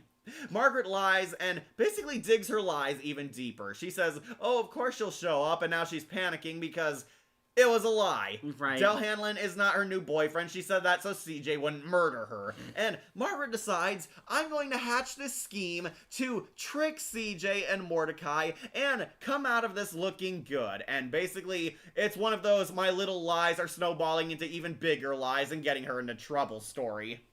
It's honestly really terrible because Yeah. it makes... The girls are now the worst characters in this episode. CJ and Margaret are both really terrible here. Yep, Margaret digs herself in further while CJ keeps pressuring her Right, and and causing the whole problem. Margaret convinces Del to play her boyfriend and has Rigby write a script to keep his best friend happy. I do love that, though, that somehow Rigby has this, like, side business. Right, where he helps people with lies. Right. Yeah, Rigby actually helps them. He writes a script that that's supposed to be foolproof. They show up at the double date at the sports bar where Muscle Man fought the NFL guy. Yep. It came back. They're on a double date, and CJ is kind of trying to force a friendship between them. Right. It's she like- wants it to keep going even though Margaret wants to leave. Right, it's really awkward, trying to get them to hang out, trying to be friends, trying to show, oh, it doesn't bother me, but it very clearly does, Right. based on the ending. They're trying to be friends. CJ's trying to force a friendship. Margaret is lying. Dell is going off script because apparently he gets addicted to the acting. He feels so alive. Yeah, he really likes it. They tell that BS story about how they were met by hot air balloons after being chased by a mountain lion. From a lion hole. Yeah, it's actually pretty funny at first, Yeah. but it goes downhill when the romance starts absorbing more spotlight. Yep. And Mordecai says that he's cool with Dell and Margaret dating. Yeah, sure he is, based on the wedding. Right. So, long story short, things are clearly awkward and being dragged out between them. It's clearly not working, but CJ seems to think it's working. Right. That's like my impression. CJ thinks they're becoming tyrant friends, playing pool, hanging out, Right. talking about the wedding where we confirm that CJ and Margaret are going there. Right, they do have that one nice conversation. They're joking about Starla and Right. Muscle Man's wedding. And then Dell comes in and ruins it. Right, then they get the kiss cam, and Dell wants to kiss Margaret because this will be good for his ratings, Yeah. but Margaret finally snaps and breaks the charade, "You're not my boyfriend," and this triggers CJ completely. Also gotta talk about the Yeah, dumb the one Cam. funny joke. Dump Cam, you just got dumped. I also like the homeless guy. Right, the guy that Like, wasn't kiss. on the The lips. Kiss. On the lips. And in the slow-mo, the guy next to him is like giving him a side eye because he's in his personal space. Right. Forgive Cat, he's dying of thirst right now. Here, I know. Okay, getting better. Okay, but yeah, everything is worse. Margaret finally comes clean, even telling CJ that she's sorry that she has to lie, but that she has to feel just to feel Thank you. comfortable, and she doesn't want to do that anymore. She doesn't want to have to feel like a stranger around her friends. Which is understandable. Oh, definitely. But CJ also points out that you never kept in contact with him long distance. Right. And CJ's kind of right for that. Margaret didn't bother keeping in touch with Mordecai yet. Wants to fall back in love with him. Like, what? Yeah, it's clear both of them have taken a lot of missteps, made a lot of mistakes. Right. Everyone wants to start over. Why Right. didn't you get it right the first time? God, I hate that line. I know, You mean right? like you, CJ? Back in yes, dude, yes. Yeah. So CJ says she's fine with it. She doesn't go crazy and almost try to kill them for once. This episode sucks. Yep, and So she's these hurt. long words. And Yeah. she's hurt more by Margaret lying about it. I knew that he wasn't her boyfriend even before this episode. Yeah, I got that impression. So, tangled web on steroids. Yep. That's all it is. Like it is a peak could show and regular show Lost Tapes. You want a sequel to Brilliant Century Ducks?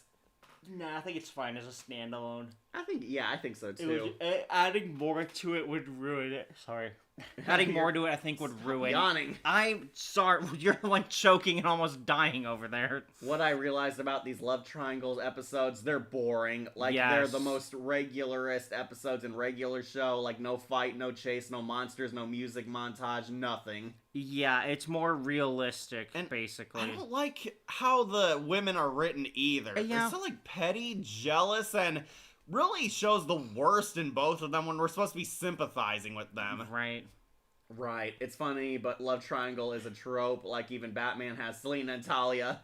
Yeah, he does, but it's better written because they're complex characters. Also, they're not constantly in contact with each other. Right, so that helps. It's more so Batman has to make a choice. Yeah. But here, she asks her, while we're talking, the truth. Do you still have feelings for Mordecai? And Margaret says yes. Margaret still has longing feelings for Mordecai after all this friggin' time. And basically, CJ walks out completely pissed, and Mordecai does go after her. Was it Again. the right thing to do? I do think so, yes. Yeah, Margaret is angsting and butthurt, and we get a funny joke of Dell telling that they're fake breaking up. And Scene. scene. It's not really funny, and it's an episode that really makes me hate Margaret. This is like one of the definitive worst Margaret episodes ever, because she is pretty much at fault for a lot of bad stuff in this. Oh, And yeah, easily. yeah, I know CJ is also at fault, but Margaret did not make things any better. Yeah, they're both at fault for it. It just makes her look worse because she still has feelings for Mordecai, yet didn't have a long-distance relationship with him. No, because she wanted to focus on her journalism stuff. Right, I have a career, I shall say next season, and Yeah. Just Friends also made this episode worse in hindsight because she got over these feelings. Yeah. Easily worst episode of the season. Is it worse than Merry Christmas, Mordecai? I think so.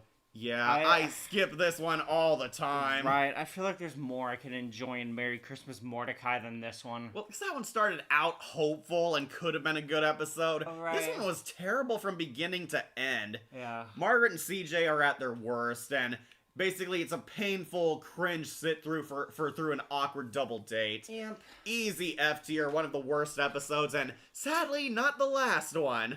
But let's move on to our last good episode, Yeah. Death Kwon Do Livery.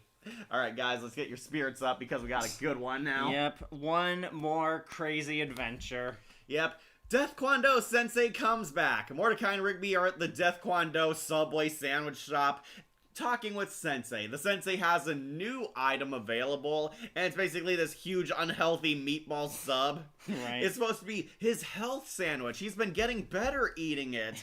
Ooh, my stomach! And Sensei has a stomach attack, goes to the hospital. It blows up. Yeah, his stomach blew up. You had a supernatural reaction. No, scratch that. You had a completely normal reaction To an extremely unhealthy sandwich. His stomach has exploded, and he needs a stomach transplant, but there's only one stomach that he can handle, and it has to be from the Death Kwon Do Hospital. Yep. And he also can't get on the waiting list because other people need it. And also, he's too. What's the first What's the one? phrase? It says, you're... I'm trying to remember what he I said. know. I He tries- don't think he says appearance challenged. Right. It Doesn't it? almost sounds like But it's basically saying another word someone for fat. of your physical challenge. That's what it was. Yeah. So one of your physical gifts. Like, what are you saying, Doc? How do I phrase Where's this? this? It's like, It's like making a fat joke. Yeah. oh come on. That's not cool. Yeah. It's basically saying he's too fat. Right. Like, man, you gotta come out and say it, man. That would have been better. But no. Mordecai, Rigby, and they team up with his student, Jerry-san. Yeah. Jerry-san is his new apprentice working at the sandwich shop with him, and he helps go along on this crazy adventure. They go to the Death Kwon Do Hospital, defeat all the student interns to win the rights to the sandwich. But Jerry-san is a traitor. Death Kwon traitor. He stabs the doctor in the back. Right. Yeah, for the stomach. It turns out Jerry-san is an evil pupil who turned against his sensei. He does not like how the sensei abuses his power over him, mistreats him, and Right. slowly turned him against him. Like, this job pays minimum wage, Jerry-san. Jerry-san. Clean the toilets, Jerry-san. And he wanted to have the sandwich of health that he made, so he stole it from under him. And he's suffering from the same ill health that Sensei is suffering. It destroyed his stomach too, somehow not putting him in the hospital. Right. Somehow he's been fine. Right, but he's also dying and he needs the stomach to save himself, leading to an epic Kill Bill style fight between them. They play the With the close and on the eyes. Right. Dun, dun, dun, dun. And they have an epic fight scene. I love the boat chase because Right. he gets like clotheslined by the huge oar. Right. It's just slammed And there's a into huge it. post out there, and he Right. like slams it with his groin. No, it like really hurts. How'd that not kill him? Right. They get the stomach, but haha, Jerry-san doesn't give up. He becomes like insanely obsessed with trying to get the stomach, and keeps coming back. He like shows up at the hospital, attacks Sensei at the surgery room. Right. When a wounded animal is cornered, It has a burst of adrenaline. right, bear style, bear in pain style. The Sensei Spending like too much adrenaline stands. the bear like beats up the doctor. The nurse doesn't know Right. how to do the surgery. Fine, I'll I'll do do myself. First, I'll use a little anesthesia. Knocks himself out as Mordecai and Rigby come It in. would be funny if it ended like that. Right. Are you here for my sponge bath? Sorry, guy. They find him, but Jerry-san gets up for a third time to fight them. Right. I can't feel a thing. They like beat him up. Right, and then they just do it again, but send him into the device. That's when I felt. Finally gives Sensei his surgery, and Jerry-san is going to prison, even though he's likely gonna die from the lack of a stomach. Right. Right. You failed to learn the most important lesson. Patience. That's okay. He'll have plenty of time to learn that in prison. He's going to jail. Laughing. I do love the end joke here. So, I could use a new apprentice now. Thanks, but we like our jobs at the park. Yeah, Benson really hates it when we take these 6-hour lunch breaks. How have they not been fired by this point? They've been gone for 6 hours and never went back to the park. This one is S tier. Oh yeah, this one is just so again, funny. it's chaotic fun. What is it in between then? Oh god, definitely above Daddy Issues, I think. Under Format Wars? That's where I don't know where to put it. I think Format Wars is a bit funnier. Alright. Yeah, but especially because it ties into a later story arc. Yeah.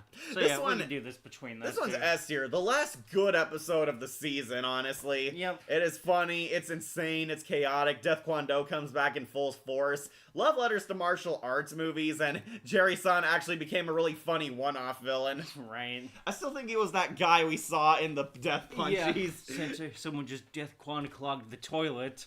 No! Yeah, Kira agrees, S rank. Jerry-san is a backstabber, as it is funny, like why people make females backstab the protagonists, like Multi-S Melmarak from Nafumi. Don't know what that is. Yeah. If the sandwich was healthy, then no meat in it. Well, that was the thing, it was just nothing but meatballs. Traitor of Death! We have one more F tier episode. Oh, you actually have two, sadly. What do you mean one? What do you mean one? Yeah, just wait. This episode was great, but sadly this season ends on a whimper. Yeah, sadly. Should have ended with the Duck Crisis. But yeah, this one, also S tier. It rocks. Highly recommend it. Honestly, might make my top 20 favorite episodes. That's fair. It's pretty insane.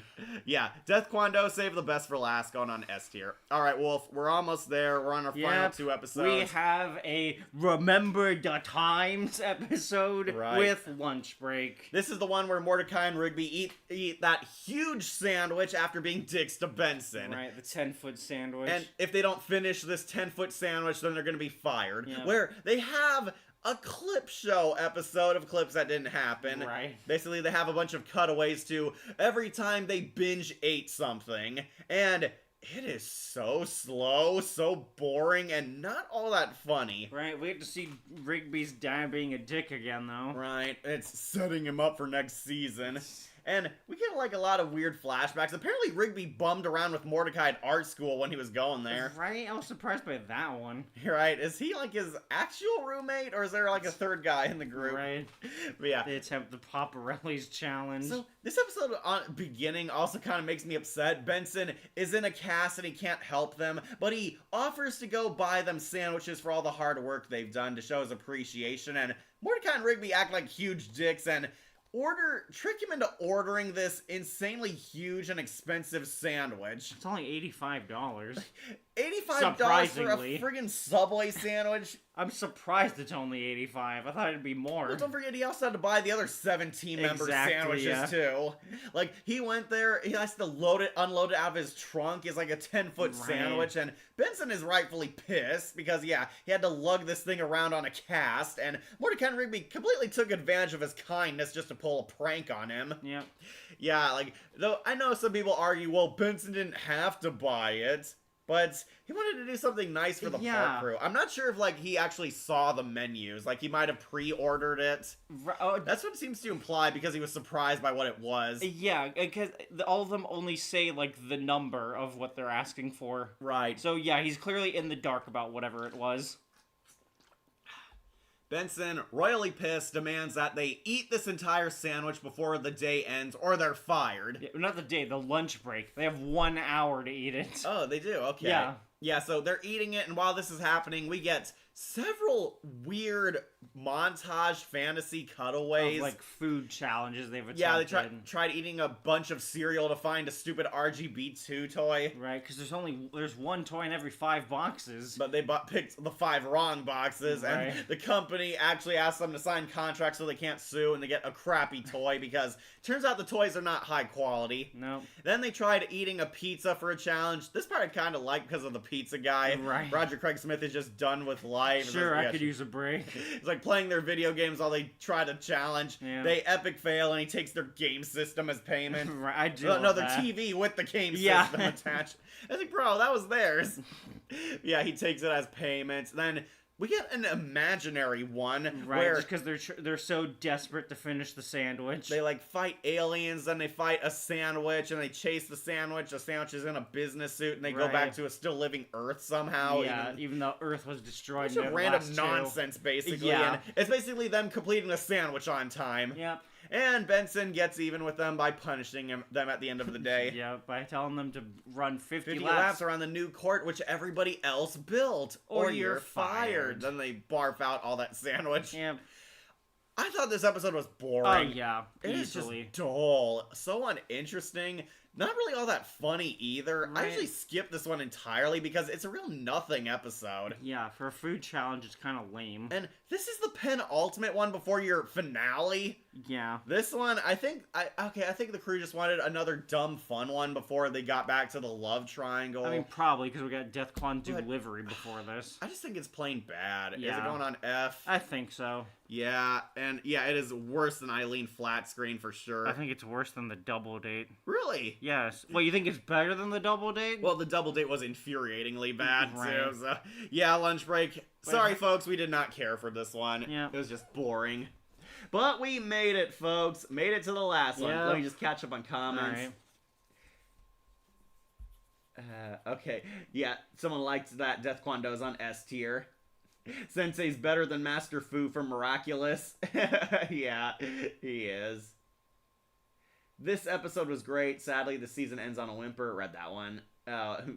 Wolf, would you ever do anime tier lists? It depends on the anime, of course. Like So Cool, Why a Long Sandwich Was So Long. Remember when Rigby's dad was like Ned Flanders back in Thanksgiving Yes! special? I want to know what happened between everything. Yeah, what happened? They're implying Rigby's dad was always an ass now. Right? Even when he was young, as seen in the Lost tapes. Right. Alright.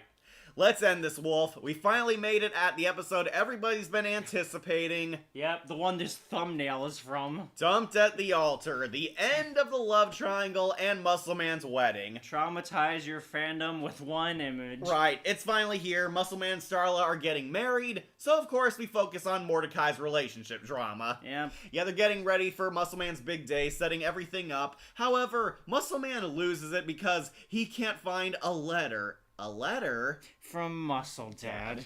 Muscle Man needs a last will letter from his dad to give him confidence to go through with the wedding. He wants to recite his vows, but he's getting cold feet. Starla's also kind of freaking out, so High Five Ghost needs to help pamper Muscle Man while Mordecai and Rigby go find that letter. Right. I do love also early when they're getting the preparations done and he breaks the ice sculpture. Oh no, I'm sorry guys. Don't worry, Muscle Man, we anticipated this. Got a backup. Thank you guys, it makes me so... Hey, let's get this guy married. Right. Meanwhile, what you believe is the B plot is Mordecai and CJ are having some drama going on. The not great double date drama is finally sinking over to this episode, and things are really rocky between them. Right, they're both kind of pretending everything is fine. Right, trying to be nice, trying to be happy. CJ is really sad deep down, and Mordecai is finally questioning who he really loves. Does he love CJ or Margaret? Yep. And yeah, wait until this leads into. Right. Mordecai and Rigby go find a letter, and tragically the worst episode of the series has one of the fan favorite moments. It's confirmed Eileen and Rigby are dating. For like 3 months. We have matching bracelets! Yeah. Wriggling is canon, Rigby and Eileen hooked up, and I feel so sorry for the fans that The best couple is officially confirmed in the worst episode of the series. Right. I mean, honestly, it was already confirmed just by the flat screen. I know. It was always there, but here, people like that, they came out and said it. Right, yeah. Yeah, And Rigby wanted to shove it in Mordecai's face, but Eileen didn't, and he respected that. Right. And this is why Rigby's been randomly giving him relationship advice. He has been doing it earlier in a few episodes, but here he's been more proactive about it, trying to ask Mordecai to overcome his feelings and find what he really wants. Right. And he is really happy with Eileen, and this kind of gives Mordecai inspiration to finally choose who he wants to be happy with. Yep. They find the letter, make it barely on time. Right, but what's happening? High Five goes called as the I do's are coming. Right, I do. Not much time. They finally make it there. Muscle Man gets his letter, but he's too emotional to read it, so instead of asking his best friend High Five Or goes even to read asking Pops, the minister. Right. He asks Mordecai to read it. He's like an emotional mess right now, Right. gross crying. Yeah. He has Mordecai read it, where apparently Muscle Dad planned more future letters to help his son. Like, But he doesn't show up, even though he did for Thanksgiving. yeah, what the hell? You showed up as a ghost at Thanksgiving to eat all that food, but Right. your son's wedding. No Force Ghost this Right. time. And Death was even at the wedding. Surely he could have tagged along. Yeah, I like all the characters we see at the wedding. We see Right. basically everyone they met There's the throughout guy the from series. Heart of a Stuntman. Yeah, the coach was there. We see the TV producer, Right. Steve Harvey's there. I think Quips was there in the background as well. There's Yeah. Cecilia with High Five Goes. Death is there. There's Starla's Starla's family. parents. Muscle Man's parents, including his mom with the same design. Right. High Five's family shows up. Yeah, that's right. We Low see Five is Low there. Five's ghost and their dad. Yeah. And apparently Thomas was in the background hidden somewhere. Okay. Like he showed up in disguise for the wedding.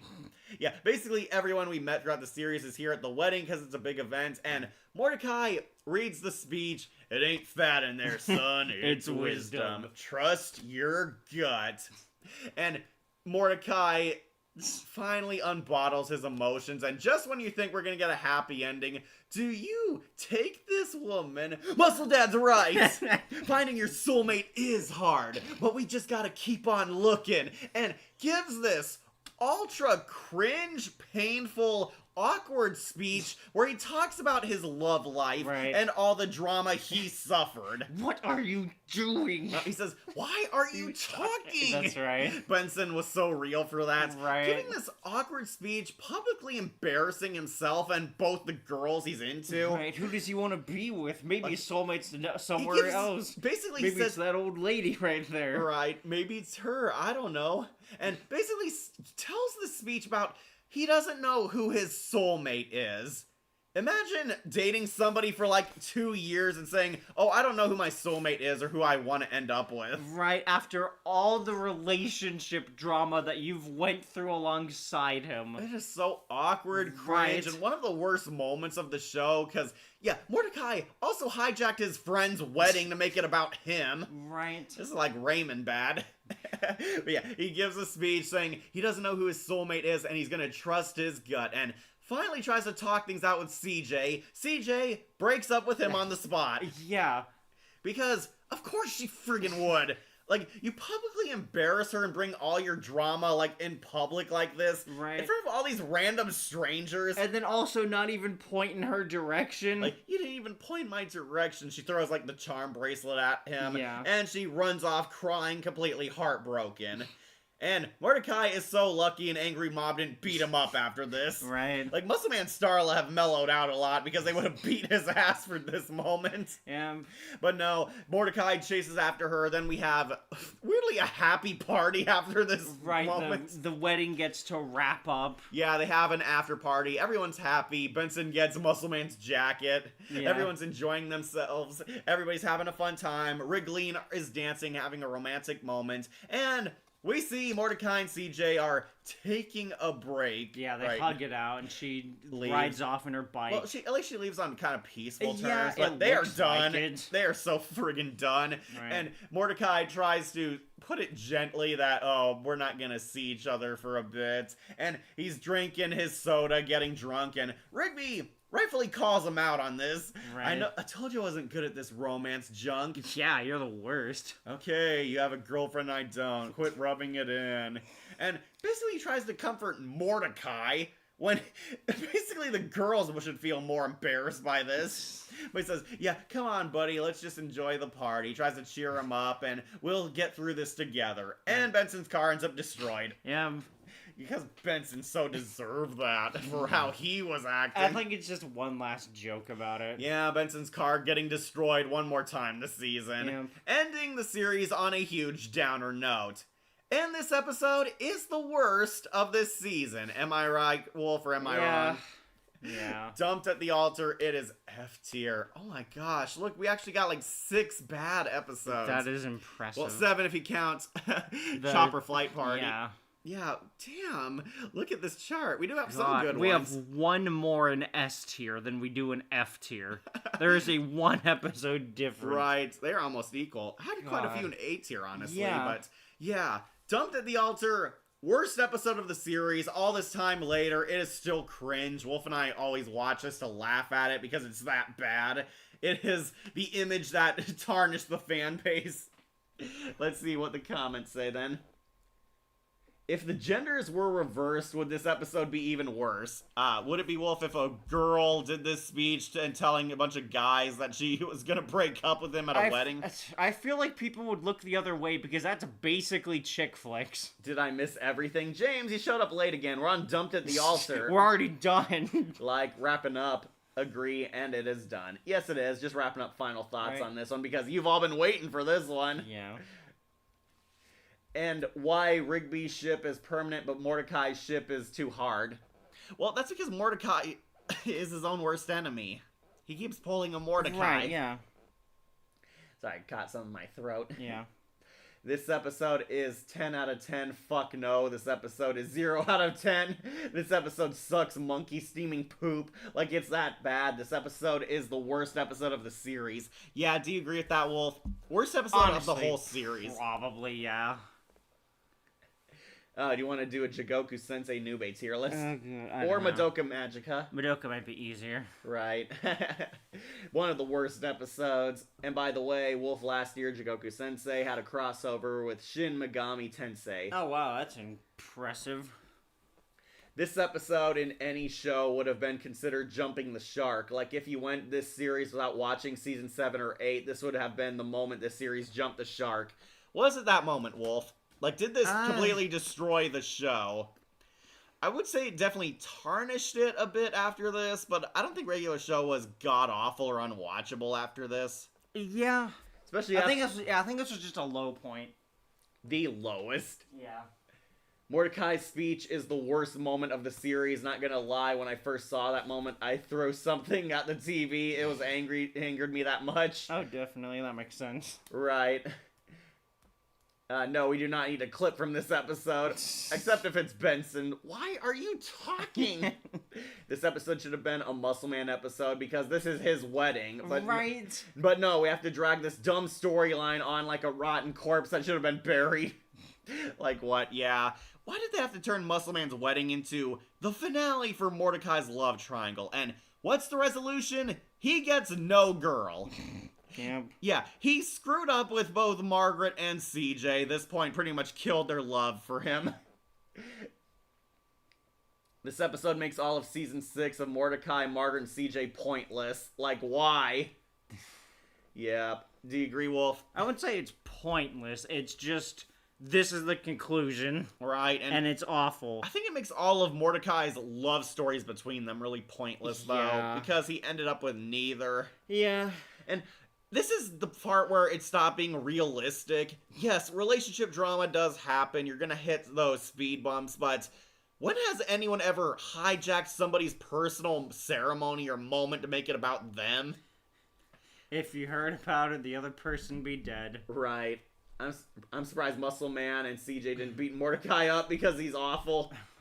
Despite Mordecai being awful in his behavior, he ended up in Dumptown, USA. Despite he was the one who dumped CJ, not the other way around. No, she dumped him. Yet He got cut off. Yeah, exactly. And then she dumped him So- in that moment. It counts. Like, agree, and it's done. If the read that. What'd you say if the genders were reversed? It'd be bad? I said it would just be like a chick flick movie, basically. It probably wouldn't be a huge thing. Right, it'd be like the Bride Wars movie with Anne Hathaway. You miss out the worst episode of the series, James. Hey guys, Spyro 4 is coming. Oh, nice. I feel sorry for CJ because she's like a female version of Mordecai, but she dumped her for a bland and boring girl who wanted to be a news reporter. Yeah, why is Margaret even a rival to CJ when she is so much better? Because she was the first love. That doesn't mean jack when That's she has all no it is. persona. Right. This episode's my least favorite episode. Like, it's not even a competition. I agree. I fully agree. All of season 1 to 6 episodes are now completely pointless because this episode destroyed it. Well, all of the Margaret and CJ episodes are pointless now. Also, fun fact, Phineas and Isabel as actors are married in real life. Oh, nice. Oh, nice. Really nice. Okay, so, worst episode of the series. This is garbage. It is a dump. It dumped at the altar. It dumped out the show. Yeah. Easy F tier. Ending on a downer note. Worst one on this tier list. But we did it, Wolf. We survived. We got through season 6. Only 2 more to go after this. Wait till the dome arc. Yep, we still have more story arcs as well. Yep, try to take a snapshot of the tier list. I'm trying to fit it all here. As you can see, we did have some good episodes, Wolf. Yeah. I was amazed this one didn't have more bad ones, but got a lot more in B and C than I would have thought. There's like 6 episodes. That's another chunk of the show. A bit more contentious ones between the two of us as well. Right. These ones started dividing people, including us, clearly. God, geez, 6 bad episodes, and 7 if you count the Chopper Flight Party, which I know people do, so yeah, 7 bad episodes. Right, this is like the first time the F tier has gone past 5. I know. Or even like 2, maybe. Usually had only like 4 or 5. Here we got 6. Yeah. Maybe 7 if you count, the Chopper Flight Party. Well, I don't think we got this many Fs before. God, wait until season 7. Wait until season 8. Yeah. Alright, so we'll go over it one last time for any of you late birds, or for those of you who skip click to see the ranking in full at the end. Alright, let me get some water, Wolf, because this is gonna be a doozy. Yep. Worst episode, like we said, it dumped at the altar. Rock bottom bad. Yep. Lunch break. A boring Remember the Times episode to scenes we've never seen before. Not great double date. A painful cringe fest date. That ruins both of the girls. Yeah, both the girls became the worst characters after this one. Yep. Merry Christmas, Mordecai. The finale of the love triangle sucks, so does the start of it. Yeah, Mordecai was at the worst. It's almost good until that stupid kiss. Yeah. Eileen Flatscreen did not like it. It's really boring, and Jolene really sucks. I don't like Eileen being abused by her, and the ending is just so random, even by regular show. It is a terrible episode. And Party Horse. Yeah, Wolf and I really found this a snooze fest. Really unfunny. If you don't care for the character, you won't care for the episode, probably. Yeah. And don't worry, Wolf, he's getting a sequel. Yep. Easily the top 6 worst ones. 1000 Chopper Flight Party, our only D tier entry. This one is bad, has a few scant funny moments and good jokes here and there, but ultimately, the climax is what ruins it. CJ is at her worst and character assassinated. Yep. Easy D tier.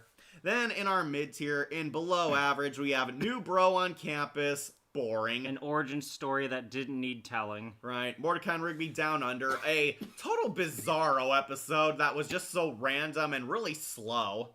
And Married and Broke, an episode about Muscleman Starla on a game show. Almost could have been a good one, but ended up not really all that hot. Some funny moments, though, for sure, so it makes it high C, but C nonetheless.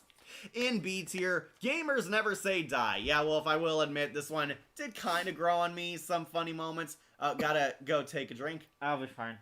Want a water? We're I got almost a spare one. We're almost done. I'll be fine. I got a spare one. I'll be fine. Okay.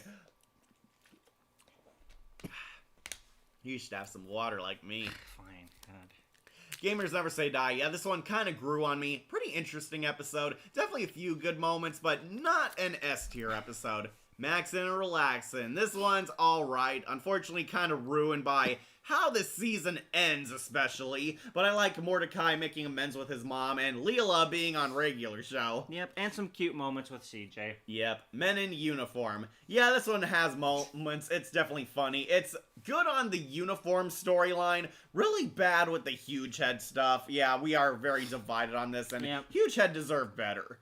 But ultimately, an episode I do kind of like just because of how random it is. Definitely a B tier one. Then A tier. A lot more ones down here, so yeah, this definitely does look like a bit of a quality drop. Yeah. Usually we have S tier masterpieces, but Benson's Suit, I love this episode. Wolf's indifferent on it. It's just basically a dumb, fun, chaotic episode with Benson as the star. Garage Door. The guys go on a crazy Home Depot adventure, and it is a ton of insane fun. Yep. Happy birthday song contest. I like it. Cat, not so much. Yeah, I'm indifferent on this one. I thought it was fine. Yeah. I liked the first half, but the song was overhyped. Yeah. Definitely an alright one. Lift With You Back. This one Wolf likes, but I'm also indifferent on. Yep, and it's just good wriggling fodder. Yeah, I liked it. Love Rigby taking a huge step for his character arc. The graduation arc is on its way, and this was definitely a step lifting it towards it. Park Manager's Lunch. Definitely a nice, sweet Benson episode. It is kind of funny. It's a low-key, entertaining, chaotic episode. There are better ones, but Benson gets a huge win in this one, so yeah, pretty awesome. The Real Thomas. This one I like, but Wolf dislikes. This one finally made Thomas an interesting character. It was pretty funny, honestly, how insane it goes. Yeah. Fighting Russia, fighting the government, and the park being sent flying towards a Russian missile. Yeah, I really like it. Thomas finally became redeemed in my eyes in this episode. Going on A tier. Sad Sacks. Honestly, I think this one is underrated. I know a lot of people dislike it, but I just find it really funny, and Mordecai does get his well-deserved comeuppance in this episode, so that definitely atones for it. Easy A tier. Yep.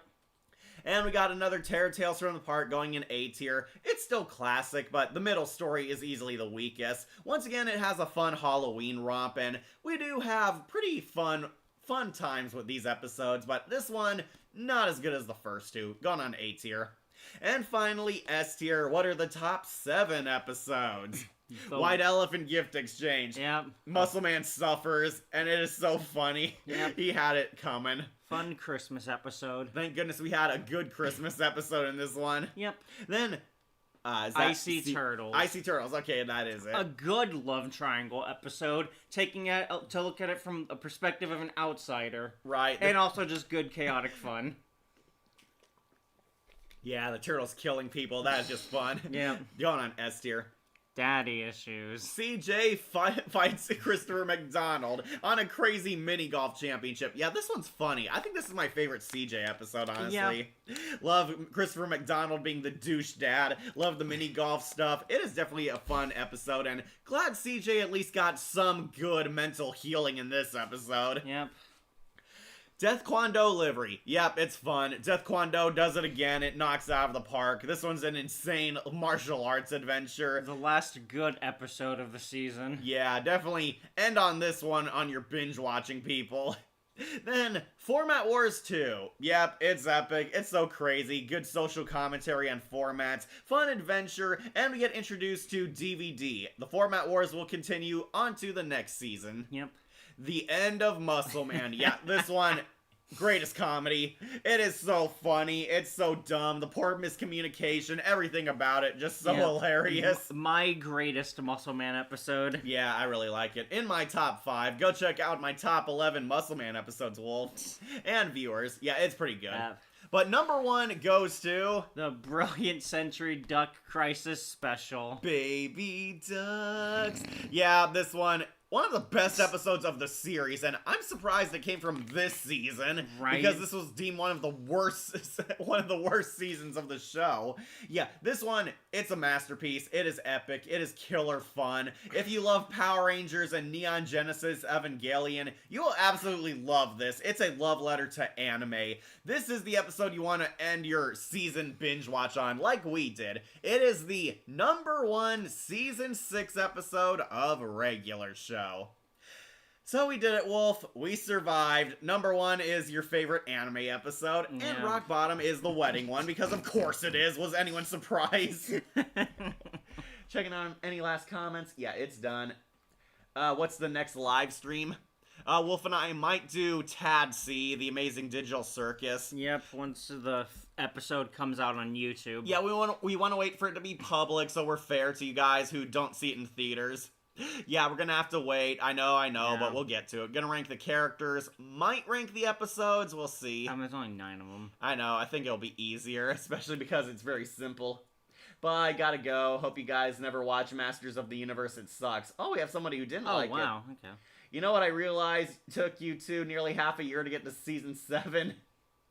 Season 6, 7. Yeah, that's because I've been pushing it back. Right, you should be doing it often. Well, let's just do season 7 right now, then. Let's do it tomorrow. Do you guys like the Lost Tapes? They're fine. Yeah, It feels like it's kind of in the season 7-ish area, where you have some good ones, some bad ones, and a bunch of middling ones. will you do season 7 soon? I don't know. Yeah, we're binge watching the show, so I think we actually might get it done this month. Yeah. But yeah, we gotta catch up on a few episodes and rewatch stuff. Right. We doing a Clayface tier list. I gotta wait for October because that's when the James Gunn movie's released. No, and that has a minute. Yeah, he's making a Clayface villain origin movie for his DC universe. Alright. Because it worked so well for Joaquin Phoenix's Joker, but that's because it wasn't connected to big canon. Right. Yeah, I gotta wait for that movie to do a Clayface tier list. Sorry, guys. Okay, Joseph's leaving. Bye, Joseph. Yeah, sorry it took us for so long, but Wolf's been busy, got a lot going on in life. My sister and mother watched the Tad C finale. Oh, did you see it, Akira? Honestly, what did you think of it? Again, it's all right. A bit disappointing. But Right. I do think animation and like performance-wise and everything, Very it's good. fine. Narratively, it could have done better. Right, should have done a bit more, honestly. Yeah. But yeah, next tier list might be the Amazing Digital Circus. That's one on my radar. I might do more Power Rangers. I know people have been clamoring for that. I want to do the Lightspeed Rescue episodes, but do you want to join me, Wolf? No. No. No, not But the you loved it. I know. You actually liked it more than Lost Galaxy. Yes. You fake tourist. But yeah, those are our next tier list. Will Wolf join me for one? Likely the regular show one. Not sure if we'll find anything in between. I know I also have Scooby on the radar. Right. Next videos, I'm currently working on a Dark Side review. It's still in the process of being edited. Then I might do top 10. Wolf, I've got nothing really. you got nothing. I need to set aside more time for it. I'm just in a weird headspace the past month. You need to get in the party house. Thanks, House. Yeah, we'll have a fun time with us.